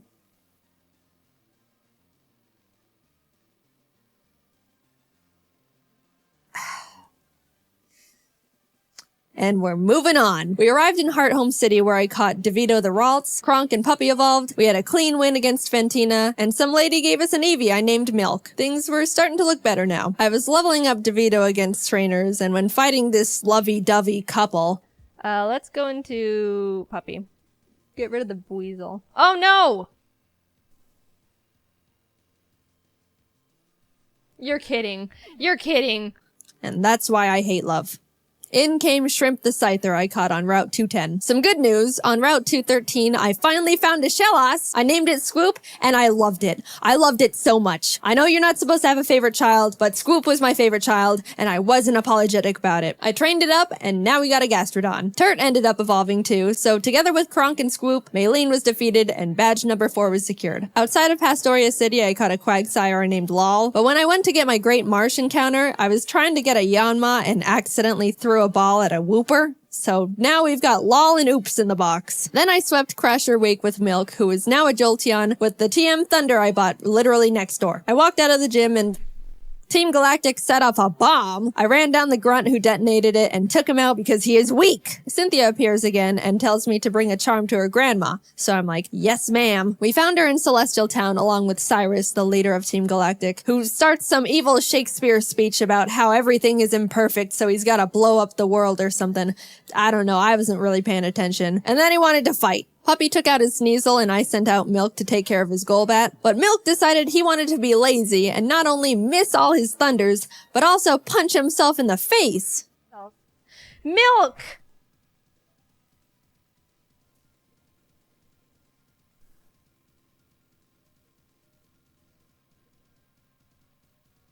You can't be doing this. Kronk came out and killed the Golbat because Milk was being difficult, but I gave him a second chance and he took out the Murkrow. Anyway, here's your dusty charm. I went out and caught a Magnemite named C, then arrived in Canalave City where we barged into Byron's gym and demolished his team with Swoop and Turd. Then Team Galactic sets off another bomb, this time at Lake Valor. So Barry, Professor Rowan's assistant Lucas, and I split up to check on the lakes. As I'm strolling past all the flopping Magikarp, I run into Galactic Commander Saturn, who we swept the floor with. After that, we headed over to Lake Verity where we did the exact same with Mars. There was a part where Turd got crit and almost died.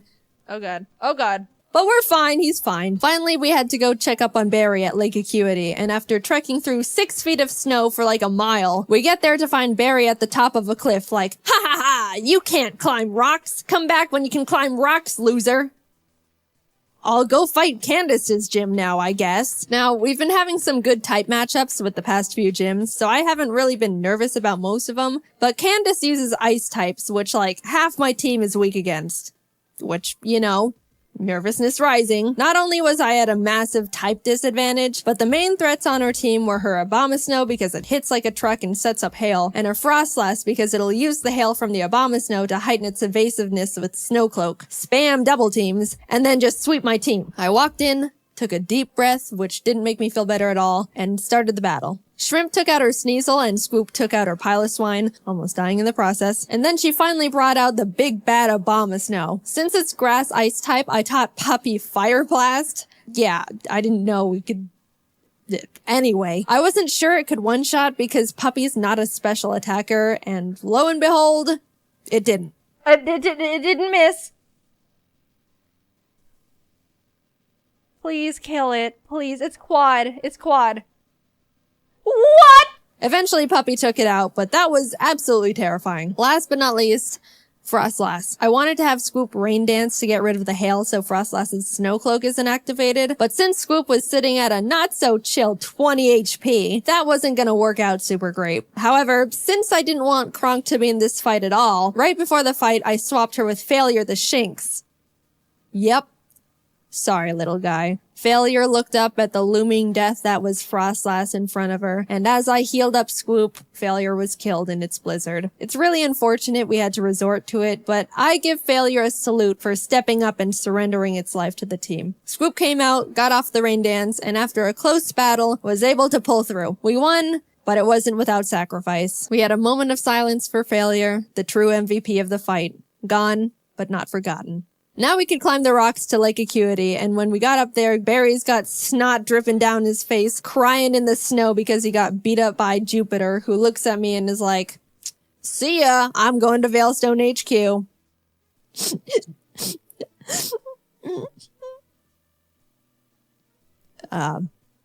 I'm gonna go to Veilstone. We start running through the base trying to find Cyrus, but when fighting this scientist... Psychic. Porygon 2 freaks me out. It is way too powerful, way too bulky, and it's way too weird. I do like Porygon 2 though. I would like a plush of Porygon 2. Very cute. What? What? What? What? No! No! Scoop! We lost Scoop! I wasn't okay. Kurt came out and curb stomped the Porygon 2 out of vengeance, but to put it lightly, I wasn't taking that too well. My heart is breaking. I'm like actually sad. But life doesn't stop when your dog dies, so I had to keep trucking and brought Law the Quagsire to the team. With an intense, blood-curdling thirst for revenge, I stormed into Cyrus's room. Fight! Shrimp and Milk took out his team in no time. I snatched his Master Ball and used his teleport pad to enter the basement where Mesprit, Azelf, and Uxie are all being held captive. Fight! And like Cyrus, Saturn was swept too. After releasing the Lake Guardians, we head to Mount Coronet because Cyrus wants to go there and destroy the planet, I think, and we catch up to him at the Spear Pillar. Before we can run up and attack him, Mars and Jupiter step in. Then Barry arrives. Honestly, I have no idea how he found us all here, and is like, "I'll help." Lal takes out both their Bronzors, Mars's Purugly, and Barry's Munchlax, so I thought, you know, it was all smooth sailing, right? Well... Wow, Barry. Really doing a lot for the team, aren't ya? Oh my god, no, it has Giga Drain? No.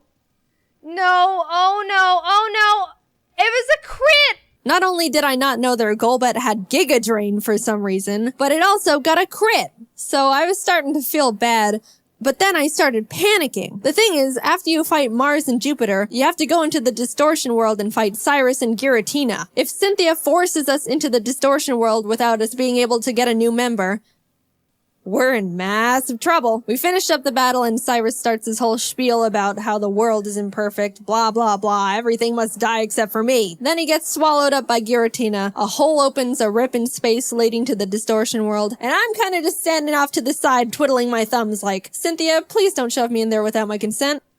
Cynthia, can I go? I have something to do. Our world will be destroyed. Are you ready? No! I'm not! Let me go! I I'm free! Holy crap. Get me out of here. Goodbye. I'm sorry, lol. We just got you, and then you died. But luckily, remember when I accidentally caught that whooper while trying to get a Yanma? It's time, Oops. You are no accident. You're our lucky star who will carry us to victory. We got Oops leveled up, came back to the spear pillar where Cynthia was just sitting there waiting for us, and hopped in. Everything is topsy-turvy and the lake guardians are telling me to push boulders into holes. And suddenly I'm on a floating crust of land with Cynthia, who's basically like, Cyrus, get lost and never come back. And Cyrus didn't like that. So he came at me. Oops took out his Houndoom and his Gyarados came out, so I switched to Milk. But I was very terrified because Cyrus's Gyarados has Earthquake. So if Milk misses his Thunder here, he dies. And Milk is notorious for missing his Thunders. But it hit. Milk lives another day. He also took out Cyrus's Crobat and Honchkrow, and Shrimp finished up his Weavile. Cyrus steps aside, and suddenly, it's just me and the Angel of Darkness itself, Giratina.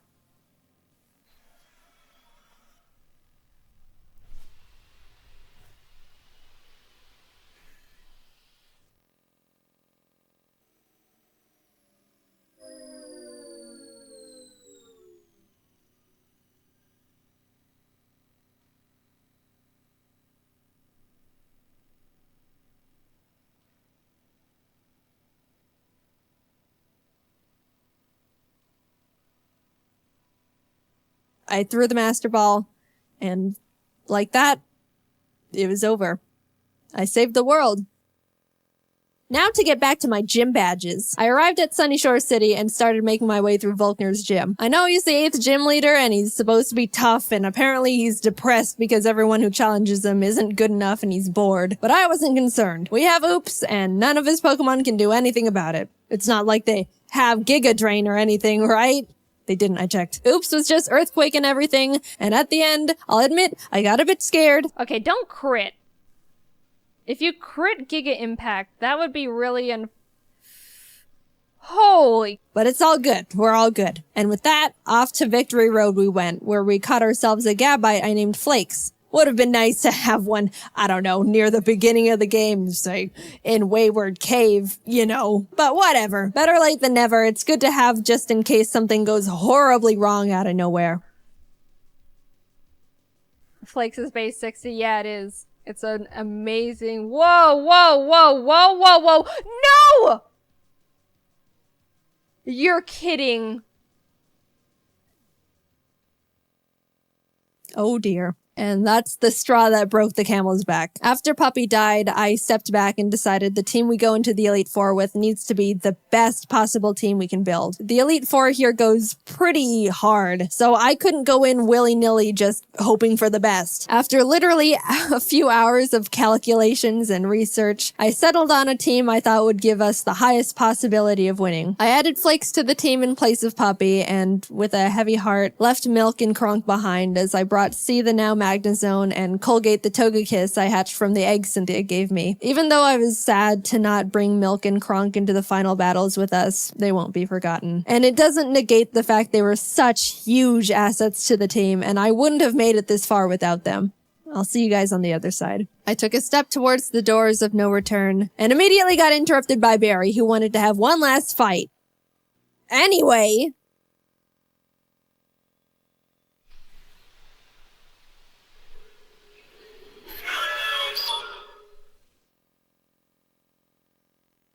Welcome.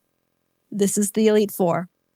The battle starts and C takes out Aronzeon, Mega, and Vespiquen. Oops takes out his Drapion, and Colgate takes out his Scizor and Heracross. Next up is Bertha. Bertha loves ground types, but Turt and Oops had a smooth time smashing through her team. I felt a horrible shiver when her Rhyperior came out, but things went well. On to Flint.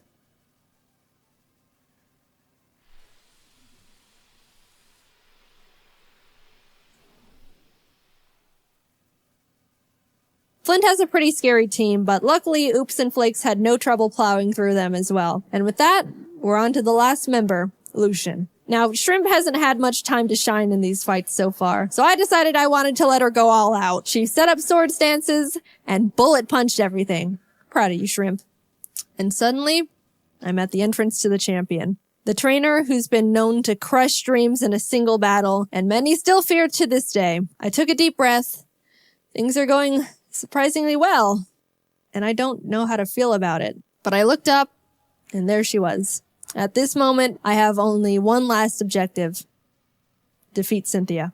She leads with Spiritomb, which has no weaknesses, so I sent out Turt to hit it as hard as possible. Flakes takes out her Togekiss, and then her Garchomp comes out. This is known to be one of the toughest boss Pokemon in the entire franchise. And rightfully so. That thing was made by Satan himself, and I'm sure even he fears what he has created. I immediately switched to Oops, who's the only Pokemon that can lead us to victory here. I planned to put it to sleep with Yawn, and then Ice Beam it until it died. That was our only hope. But then, Oops was crit. And that was it. Nothing on my team can take a hit from this monster. And even if they could, they couldn't do much damage back. I sat there in disbelief, knowing there wasn't anything I could have done. And the battle is basically unwinnable now. I brought out Shrimp to bullet punch it so we could get in a little bit of damage, but she was killed. Colgate tried to chip away at it. He did some damage too, but was crit one shot. At this point, I'd accepted defeat. Only Turt, C, and Flakes were left. It's hopeless at this point. Flakes came out, and against all odds, Flakes outsped Cynthia's Garchomp and killed it. I didn't think he could do it. He was 2 levels weaker, and I don't know. I just didn't think he could outspeed it. Suddenly, there was a chance. We could win this after all. Cynthia brings out her Milotic, which C took out with a few Thunderbolts. Flakes took out the Lucario with Dig. Look, my Earthquake TM is on Scoop, and we all know what happened there. Finally, her last Pokemon comes out. Roserade. Flakes went in for the Dragon Claw, and the battle was over. We won. As Cynthia's congratulating me, a sudden feeling of overwhelming guilt washes over my entire body, so intense it almost knocks me down. I don't think I deserve this. Something here isn't right. This wasn't meant for me. Back in the distortion world when Giratina split me in two, how do I know I'm me? What happened in the other timeline where I saw glimpses of what happened parallel to this world, that was me too. Those things happened. Was that the ending I'm destined to have? The world I'm living in now is how I want things to be, but the other Jaiden is equally me as I am her. Even if you might think I deserve this dimension, things don't work like that. Are there some things you can't escape, even when you try everything you can do to alter it? I don't know the answer.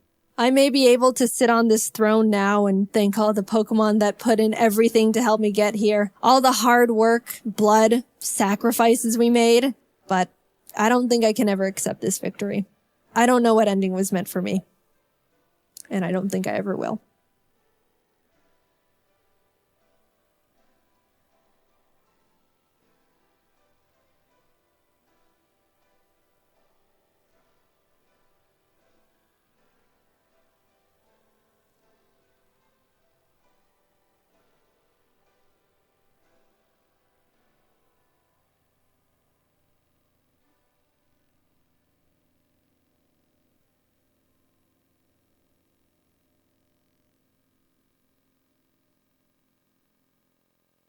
Hello everyone! So today we have a very, very special video. We just hit freaking 100,000 subscribers. What? And obviously we have to do something special. So I was digging through my closet a couple weeks ago and I stumbled upon some extremely old, very cringe-worthy drawings from when I was like tiny Jaiden to slightly teenager Jaiden. So I thought that maybe we could go through them and laugh at how horrible I was. And also Kate's here.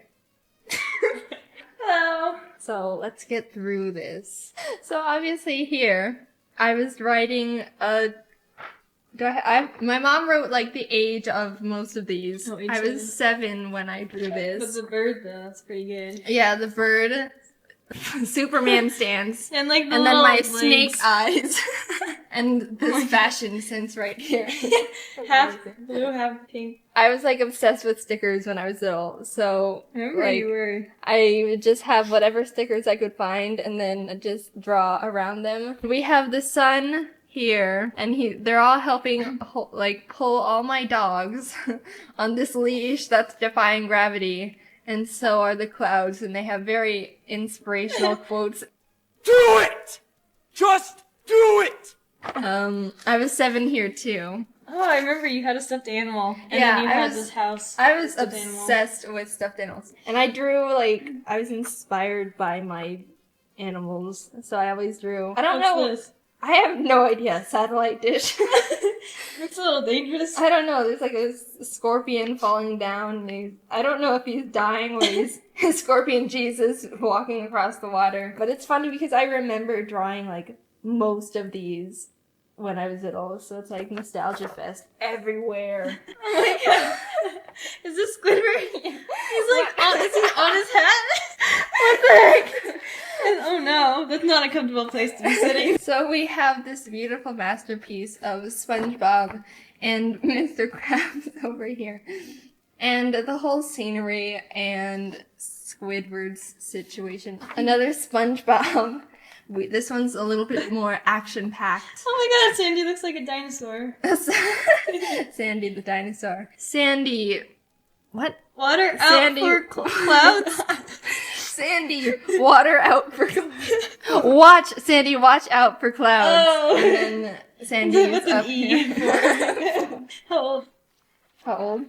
Oh, on Oh. the back it said Happy Halloween. Sorry if it's like not in the camera view. We're just, yeah. So I was 7 back here too. Obviously a child artist prodigy.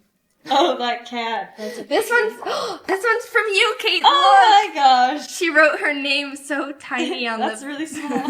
Look how beautiful. Our hands and our arms are just greatly placed. Beautiful cat growing from the ground. What in the world is that?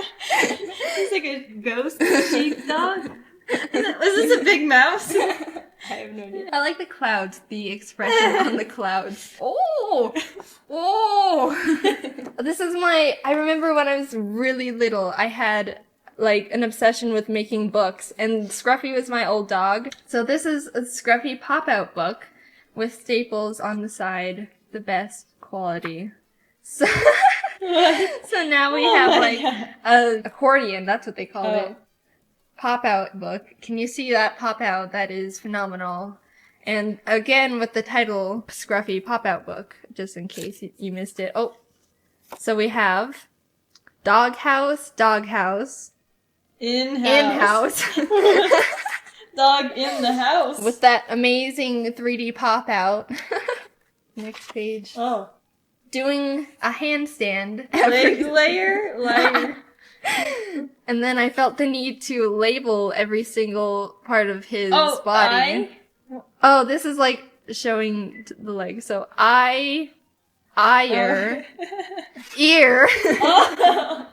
Ear. leg, eye, leg, tail, and leg.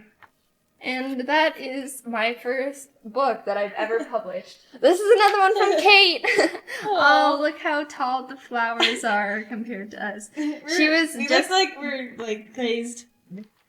And then, thank you for being my friend from Kate to Jaiden. We were actually, you guys probably don't know this, but we've known each other since we were 4. I would always do this type of thing where I drew something and then I'd like feel the need to color it in with multiple colors. And look at this spacing. Jaiden and Kate. I don't know what this one is. I'm like She's climbing going up the stairs. with her basket. That's pretty cool. To Mom, Dad, Scruffy, and Jackson. I like how I put my dog in front of my own brother. Oh, this one's not too bad. I don't know what's going on in this picture here. They're all like angry about these. Very emotional clouds after this cheetah family and their little babies. Oh, he's saying, Chewy did it. And then he's like, Oh, the sun. I did it. What did they He's the do? sharp teeth. I have no idea.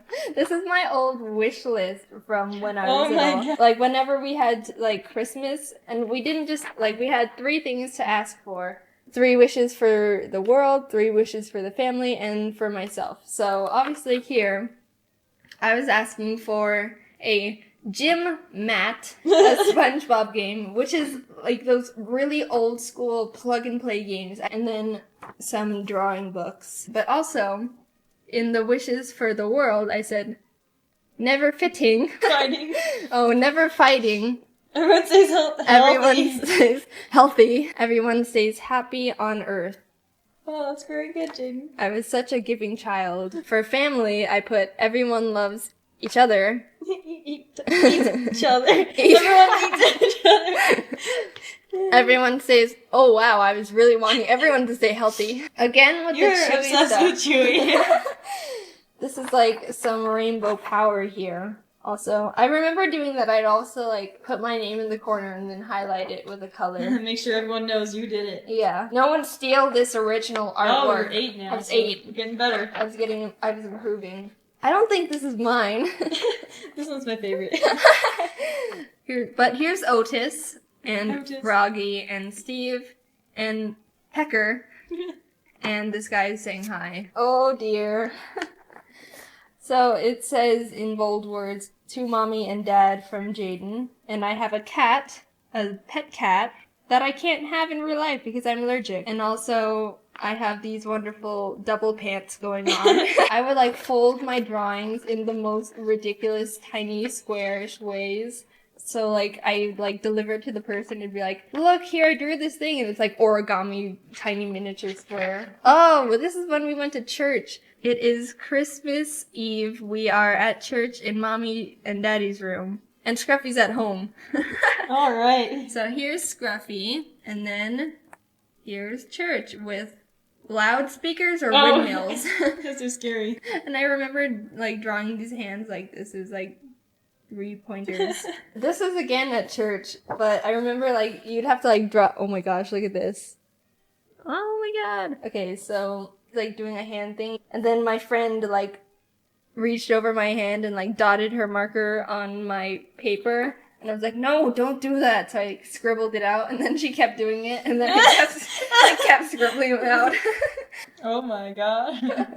This is from Kate. That's a scary bunny. Oh my gosh. I actually still have this stuffed animal. Let me go get it. There he is. You can see the attention to detail that I had in here. And then again with the bird who's just flying without having to I fly. think that one's better. Good job.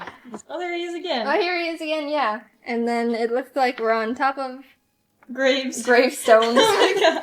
with my Yay, very long we're- legs. Somebody died. Who's that?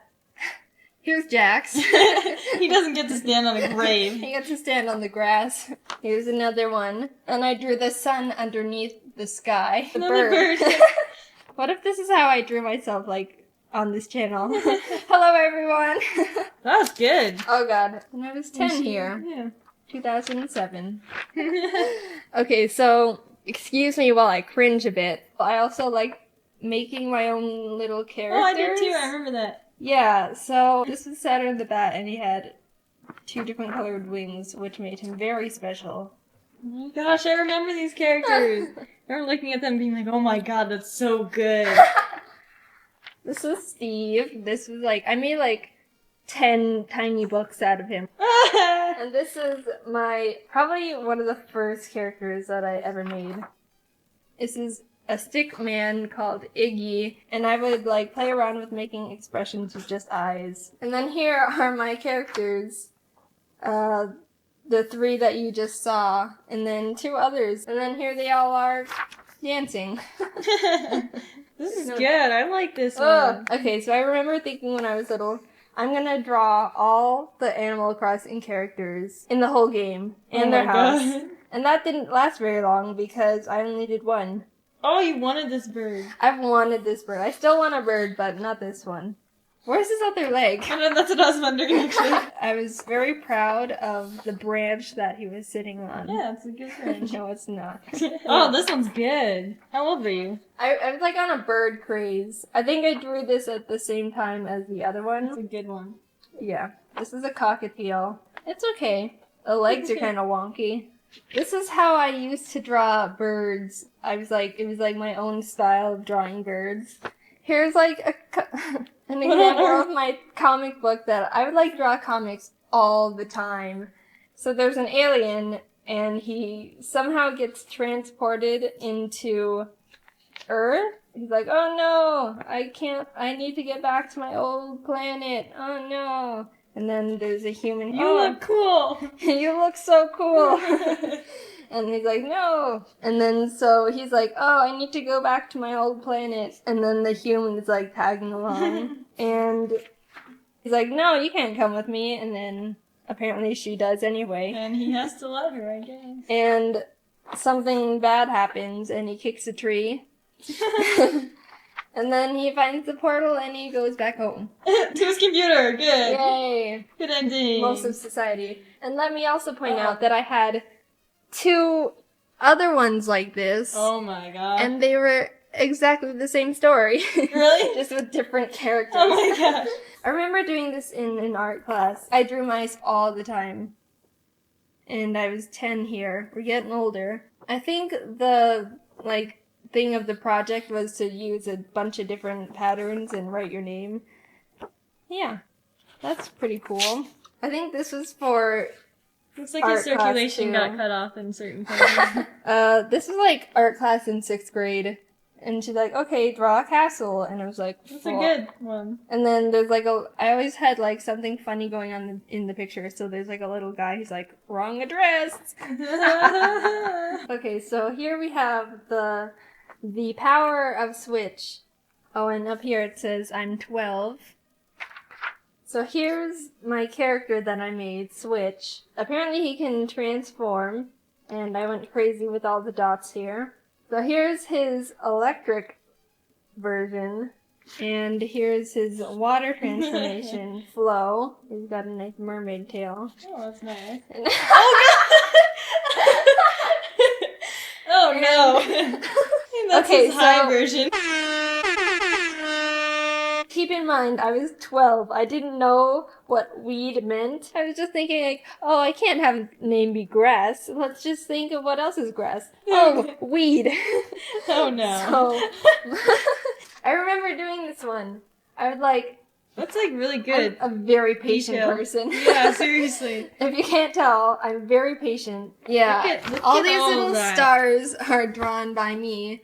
And then there's kind of a random dude sitting on a bench here. He looks like this is what he's saying. He's He high he again. encountered that weed character. Yeah. Here, I was like getting a little bit more serious.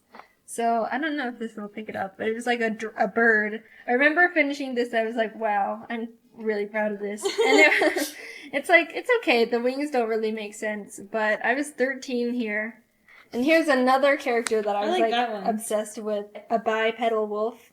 And he's like aggressive here, and then he's like sitting down, aggressive. Aggravated. Aggravated. When I had binders, I'd always like want to draw a wallpaper for Superman them. sheep. And I wanted to do like a sheep one.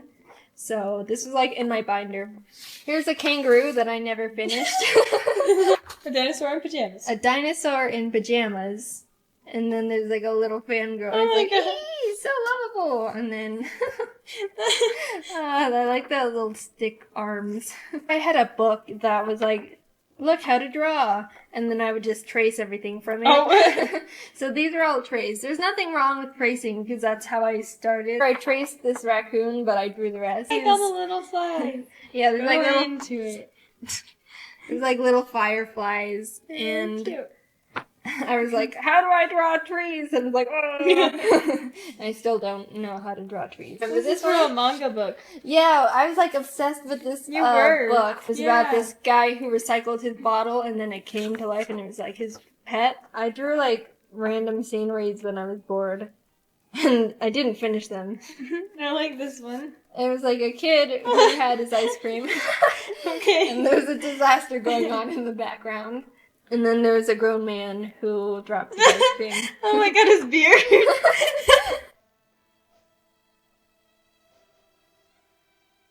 I remember like only knowing how to draw dogs. So that's all I would draw. And this is like a bunch of dogs all over this person who's like, puppies! I wanted to give the internet browsers a persona for some reason. So here's like here's like Google Chrome and she's got her little Oh my alien. gosh. And then here's Firefox. When was this? I don't know. I think it was like maybe a year or two ago. And then here's Internet Explorer. And she's like, oh no, I'm too slow. Oh, that one's cute. Yeah, here's a cat I drew. And I was like messing around with like the stripes. It kind of turned out cute. I really like that one. Yeah. Here's when Jaiden Animations was not even a thing yet. This was when I was just dreaming of starting a YouTube channel. And this was how I was going to draw myself. You can see how much it has improved over the year, but that's like, I don't know. This is like weird because this is before the channel even started. And now looking back at it, when we're at 100,000, that's so weird. This is actually the first way I was going to draw myself. Would you guys still have the same impression of me if I drew myself like this? Trying to see what I wanted Jaiden Animations to look like. And look at that. There it is, right there. That's what I used. Then I don't know what this one is. It says, go away, I'm drawing. Sounds pretty good right there. This is like a funny dance, apparently. I need more paper. I need more paper. I remember I was like, oh, I don't have any regular printer paper, so I had to use lined ones. And then these were like my drawing notebooks. I always had like comics filled with these characters I made.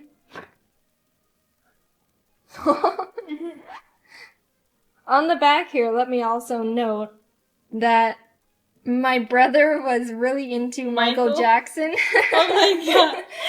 So on the back of my sketchbook, he wrote Michael, and it says music, artist, identical, cool, hi, awesome, eats good, and learns well. Wow. MJ rocks. Wow, because of all those things right there. So that was going through my old drawings. Thank you guys for watching. I hope you enjoyed. I found it very cringeworthy. Thank you so much for helping us reach this huge milestone. It's really mind-blowing to think that we've come this far. So thank you for watching, and I will see you all next time. Bye! My first memory as a child is being strapped down with belts to a chair while a dentist rips out all my teeth as I scream bloody murder against my will. That's not true. But ever since I was little, I've had a really intense fear of the dentist. I'm not sure why. I mean, yeah, going to the dentist is a bit freaky, but even as an adult, I understand the fact that I'm not in any danger, and the dentist is just trying to pick out bits of plaque I've built up over the past 6 months. If anything, I should be scared of how much they charge. Even though I know this, my body still shakes uncontrollably when they do anything more than floss my teeth, which is still kind of scary because they're always so aggressive about it. Every memory I have of going to the dentist while I was a kid is filled with me just bawling my eyes out during the entire process, and then getting a little toy from their toy machine because I was, quote, so good. I mean, you're not fooling anyone. Even I knew that was just a loadable. No, I still want it. When I was in 6th grade, my parents decided to finally slap some braces on my mouth. My teeth were pretty straight, but I had an overbite, so I just looked like a nice horse. My mom made an appointment with the orthodontist to talk about the process, and while there, he told me I've still got 5 baby teeth, and I'll need to pull them out before I get braces for common sense purposes. So they sent me out, and I basically had a month to pull out all 5 teeth before they were gonna have to rip them out for me, which I did not like the idea of. The imagery of them sticking a needle in my mouth fueled both my motivation and intense, overwhelming fear, and I wiggled those 5 baby boys every single day since that meeting. A few of them weren't even wiggling yet, so it was gonna be a race against the clock. Does anyone want to get into a fight? By the end of the month, I managed to pull out 3 teeth on my own. A PB. But it wasn't enough, which meant my mom was gonna have to schedule that dreaded nightmare appointment where they were gonna shove needles down my throat. I was in the living room and could hear her make the call, which made my stomach sink, and I felt petrified that doomsday was going to be my reality in a few days. I could hear them preparing all 100 needles and barbed wire over the phone. That little reality check was enough to fear charge me into new power levels, because maybe an hour or 2 after she confirmed the appointment with the orthodontist, I I'd ripped out the last 2 of my teeth. The conversation where my mom had to cancel the extraction appointment 2 hours after she booked it was the biggest feeling of relief I've ever had. She also ended up paying me $75 because she said I just saved her like $500 for yanking the teeth out myself and not having to pay the dentist to do it. Wow. The tooth fairy been scamming me for years. What a happy ending to the story. Jaiden went on to never have anything scary done to her teeth. She continued to live a happy life, only needing to go to the dentist for cleanings and no freaky mouth procedures for the rest of her days. She got her horse teeth fixed and the rest is history. So last year in June, I had to get my wisdom teeth taken out. My wisdom teeth had been growing in and shoving their aggressiveness into the sweet harmony of my existing teeth for a few years. My mom intended to get them removed when I turned 18, but I think she forgot, and I thought I could get away with it, but they were starting to get really painful and annoying. One was coming in sideways, which made my gums get in the way while I ate, which made me only chew food on the left side of my mouth for like a whole year. I'd had enough and figured I just needed to get it over with and have them ripped out. I scheduled an appointment to get them removed on June 11th and braced for impact the rest of the week. Before the extraction, they wanted to have a meeting with me to discuss the process of what they're doing and how they're doing it. They put on one of those 90s informational videos and everything seemed fine until we got to the part where it was talking about sedation. In the video, they said that some sort of gas is used to induce conscious sedation, the kind that makes you really loopy and not remember anything. But then the nurse piped in and said, "We don't do that here," and let the video continue. So what? I'm just gonna be fully conscious while you needle and drill and probe my mouth?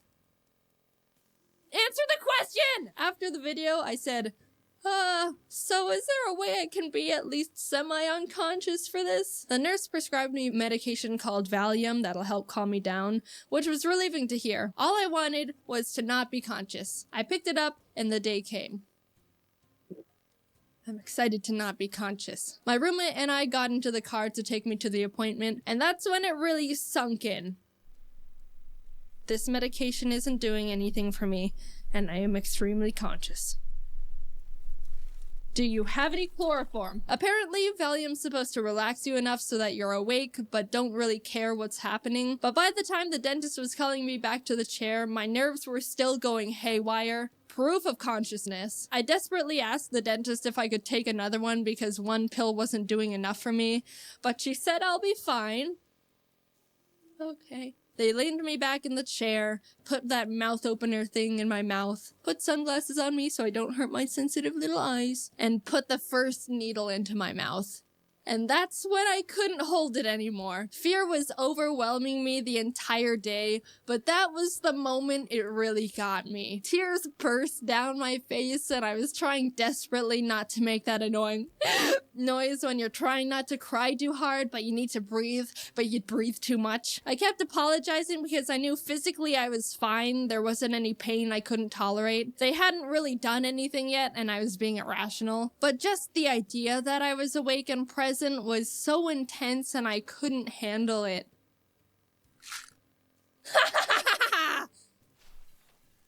I didn't do that, but I wanted to. I was able to compose myself after a few minutes and they kept going, but the sounds of them sawing my tooth in half and yanking it out of my gums, and God knows what else, probably just playing tic-tac-toe with needles in there for the heck of it, was horrifying. I'm not scared of much and I'm relatively reasonable for the most part, so it was really surprising and eye-opening to feel genuine, uncontrollable fear. Like, my head told me things were okay, but my body was freaking out. And then my head was like, dude, chill. And then my body was like...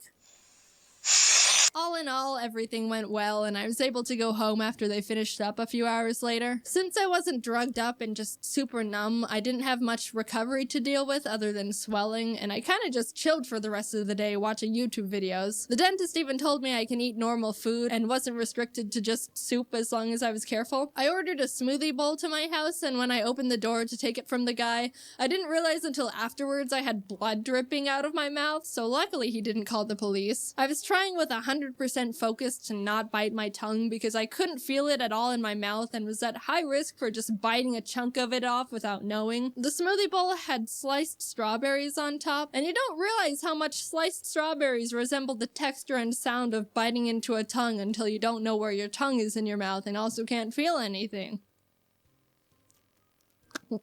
Was that my tongue? If I had to get my wisdom teeth out again, I highly doubt I'd be this freaked out about it. The hardest part was just not knowing what was going to happen and not being able to brace for it. But afterwards it was like, that wasn't too bad. But also thank the holy merciful gods that I don't need to do that again. So I've got an update. I think I've just been going to a not great dentist. I originally went to them for a retainer and they were like, this is the place that did my wisdom teeth, by the way. So I went to them for a new retainer and they were like, oh, we can straighten your teeth a bit first with Invisalign. And I was like, well, alright, sure. My teeth are already pretty straight because of the braces, but I was like, sure, whatever. They said it'll be done in 6 months. 6 months pass, and none of my teeth align right when I bite down anymore, and it's extremely uncomfortable. Then they were like, let's file your teeth down to line up again. And 10 minutes of teeth shaving later, they're like, it's not working, let's get more Invisalign. And I was like, and when I mentioned being unsure about things now, they were like, it's normal for Invisalign to last for 2 years. And I was like, 2 years? This is the first time I'm hearing anything about 2 years. Also, I didn't even have braces for 2 years when my teeth were actually janked. So yeah, I'm not going there anymore. Follow your dreams, kids. Do you want to join soccer? Not really. My mom had me in physical activities before I was even able to comprehend the idea of free will. But that's not anything I'm complaining about. I really enjoyed most of them, and it got me being active really early in life. If mom didn't do that, I definitely would have just sat on the floor of my room and played with a light bright for 15 years. When I was 4, my mom was like, alright, up and at 'em, future diva! Time to get those feet a-tapping! Since I was so young, I really don't remember anything about dance classes. I know we had a tumbling part where we would spin around or do somersaults. And I think there was a giant foam cheese wheel I would run full speed into.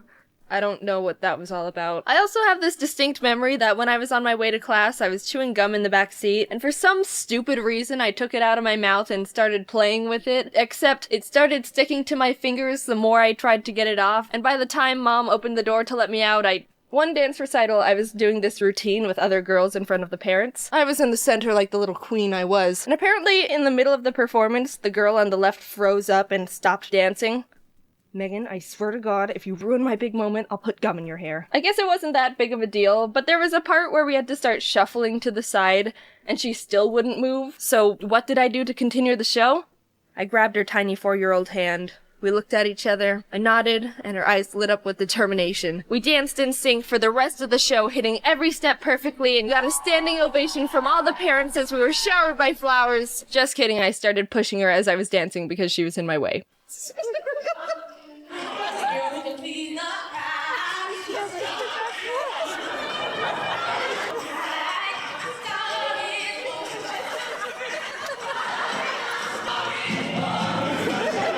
After blowing it out of the water and becoming too good at dance with gum webs and shoving away the competition, I dropped it and started cheerleading.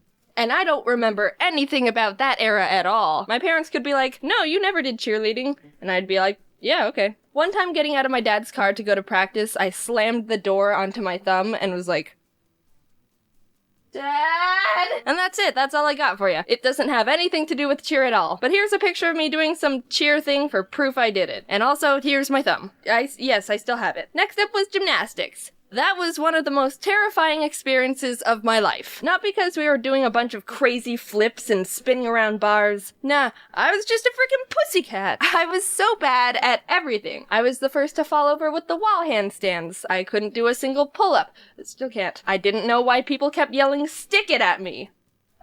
Yeah, stick it to the man. I was so wimpy and bad, I was the kid the coaches had to pull aside during practice and be worked on one-on-one. While everyone else was having fun in the foam pit, I was taken off to the side to work on not being a failure. Jaiden, lean back. I'm spotting you. We're gonna do a back bend. No, I can't do it! Just lean back. My arm is right here. Never! I have no reason to trust you!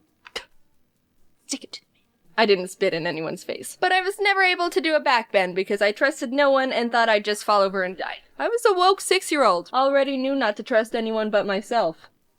Aren't you the one who slammed your own thumb into a car door?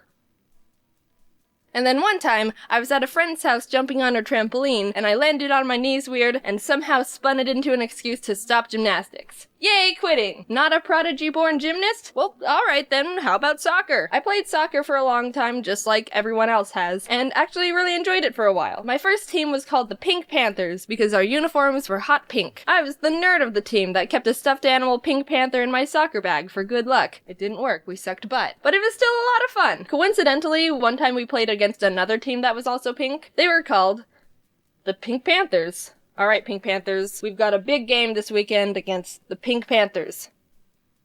Well, it sounds like we win either way. All the parents would be trying to cheer for us, but it was pretty confusing because it would just turn into, go Pink Panther, go hot Pink Panthers. Come on, light Pink Panthers, you got this.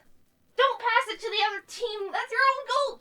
Whatever. I ended up not liking soccer after a while because everyone was getting more and more intense about it. Freaking destroy them, Amelia! Kick their shins! Yellow cards are just warnings! How about we just have fun, guys? I couldn't keep up with the burning hunger for victory everyone else started developing, and I started getting really scared. Whenever there was a one-on-one charge to the ball, I would run at full speed to look like I was dedicated and wanted to win. But at the last second, I just run past him because I didn't want to get plowed or kicked in the face. And then I kept running and ran all the way home. Call me selfish, but I wasn't taking a soccer ball to the face for this madness. I wasn't that devoted to the team. Like, I don't mind losing. During soccer, I also tried karate for a couple years, and enjoyed that too. Until it started getting more extreme and everyone was gaining an undying thirst for intensity again. Hey, this is kind of fun. There isn't much to say here. I enjoyed it for a long time. My brother and I were in the classes together. That was some fun sibling bonding time. Yeah! We participated in little tournaments where we would perform our forms and spar each other. Sometimes we would have to perform forms to music, and it was like a little dance recital, except without any 4-year-olds that needed to be shoved off the stage. And I'm not gonna show any footage of those tournaments because it's very embarrassing, and I don't need that on the internet. They were taking them down. It's an ancient Chinese art. Everybody is their part. Motivating to escape. Finally, in 6th grade, I dropped everything and started up tennis, which was the first sport I actually got the hang of and loved. I even joined the high school team, which was cool. One time when we were practicing after school, the guys' track team was doing warm-ups by the courts, so they were all lined up behind the fence in the sitting area. It was pretty chill. We were doing our own thing and stuff, but every once in a while, one of them would make a stupid comment like, "Yeah, you go, girls. Come on, hit it harder." No one took note of them because they were just pesky boys and we were too busy kicking butt. But at one point, I smacked the ball hard enough that it bounced and stuck right into the fence where one of their faces were. I don't like showing off in front of guys or people or anything. That's not at all my thing. I can be attracted to all genders, which is normal and not a big deal, and would still rather just stand in a dark corner and not draw attention to myself and be invisible. But the shock on his face and the fact he stumbled back a bit out of surprise, freaking hell yeah. That made me feel like All Might for a sec there, with his sassy attitude and taking no bull from anyone. Haha! I am here! Little side story. Tennis practice in the Arizona summers were frickin' brutal. It would be 116 degrees outside and we would be playing for 3 hours. There were points where people would be in the middle of a match, go off to the side to throw up, and then get right back into playing. 15 love? And that's it. That's all the sports I've been involved in during my lifetime so far. I'm glad I have all those experiences because I feel like they gave me a lot of spice and variety to my life during those times. It's really important for your health to keep active, and I had a lot of fun just being a kid running around and doing sports and feeling great. And now I do nothing but sit behind a computer and draw for 11 hours straight. The end.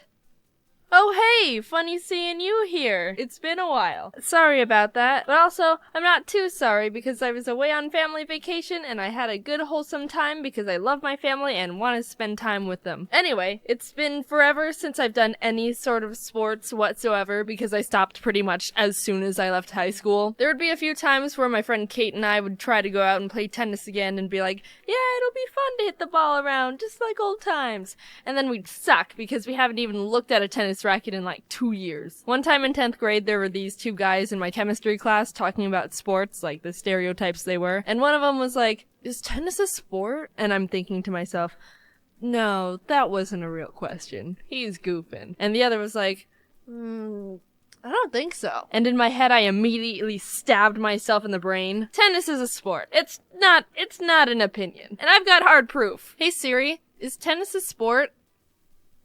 Which league? ADP or WTA? ADP?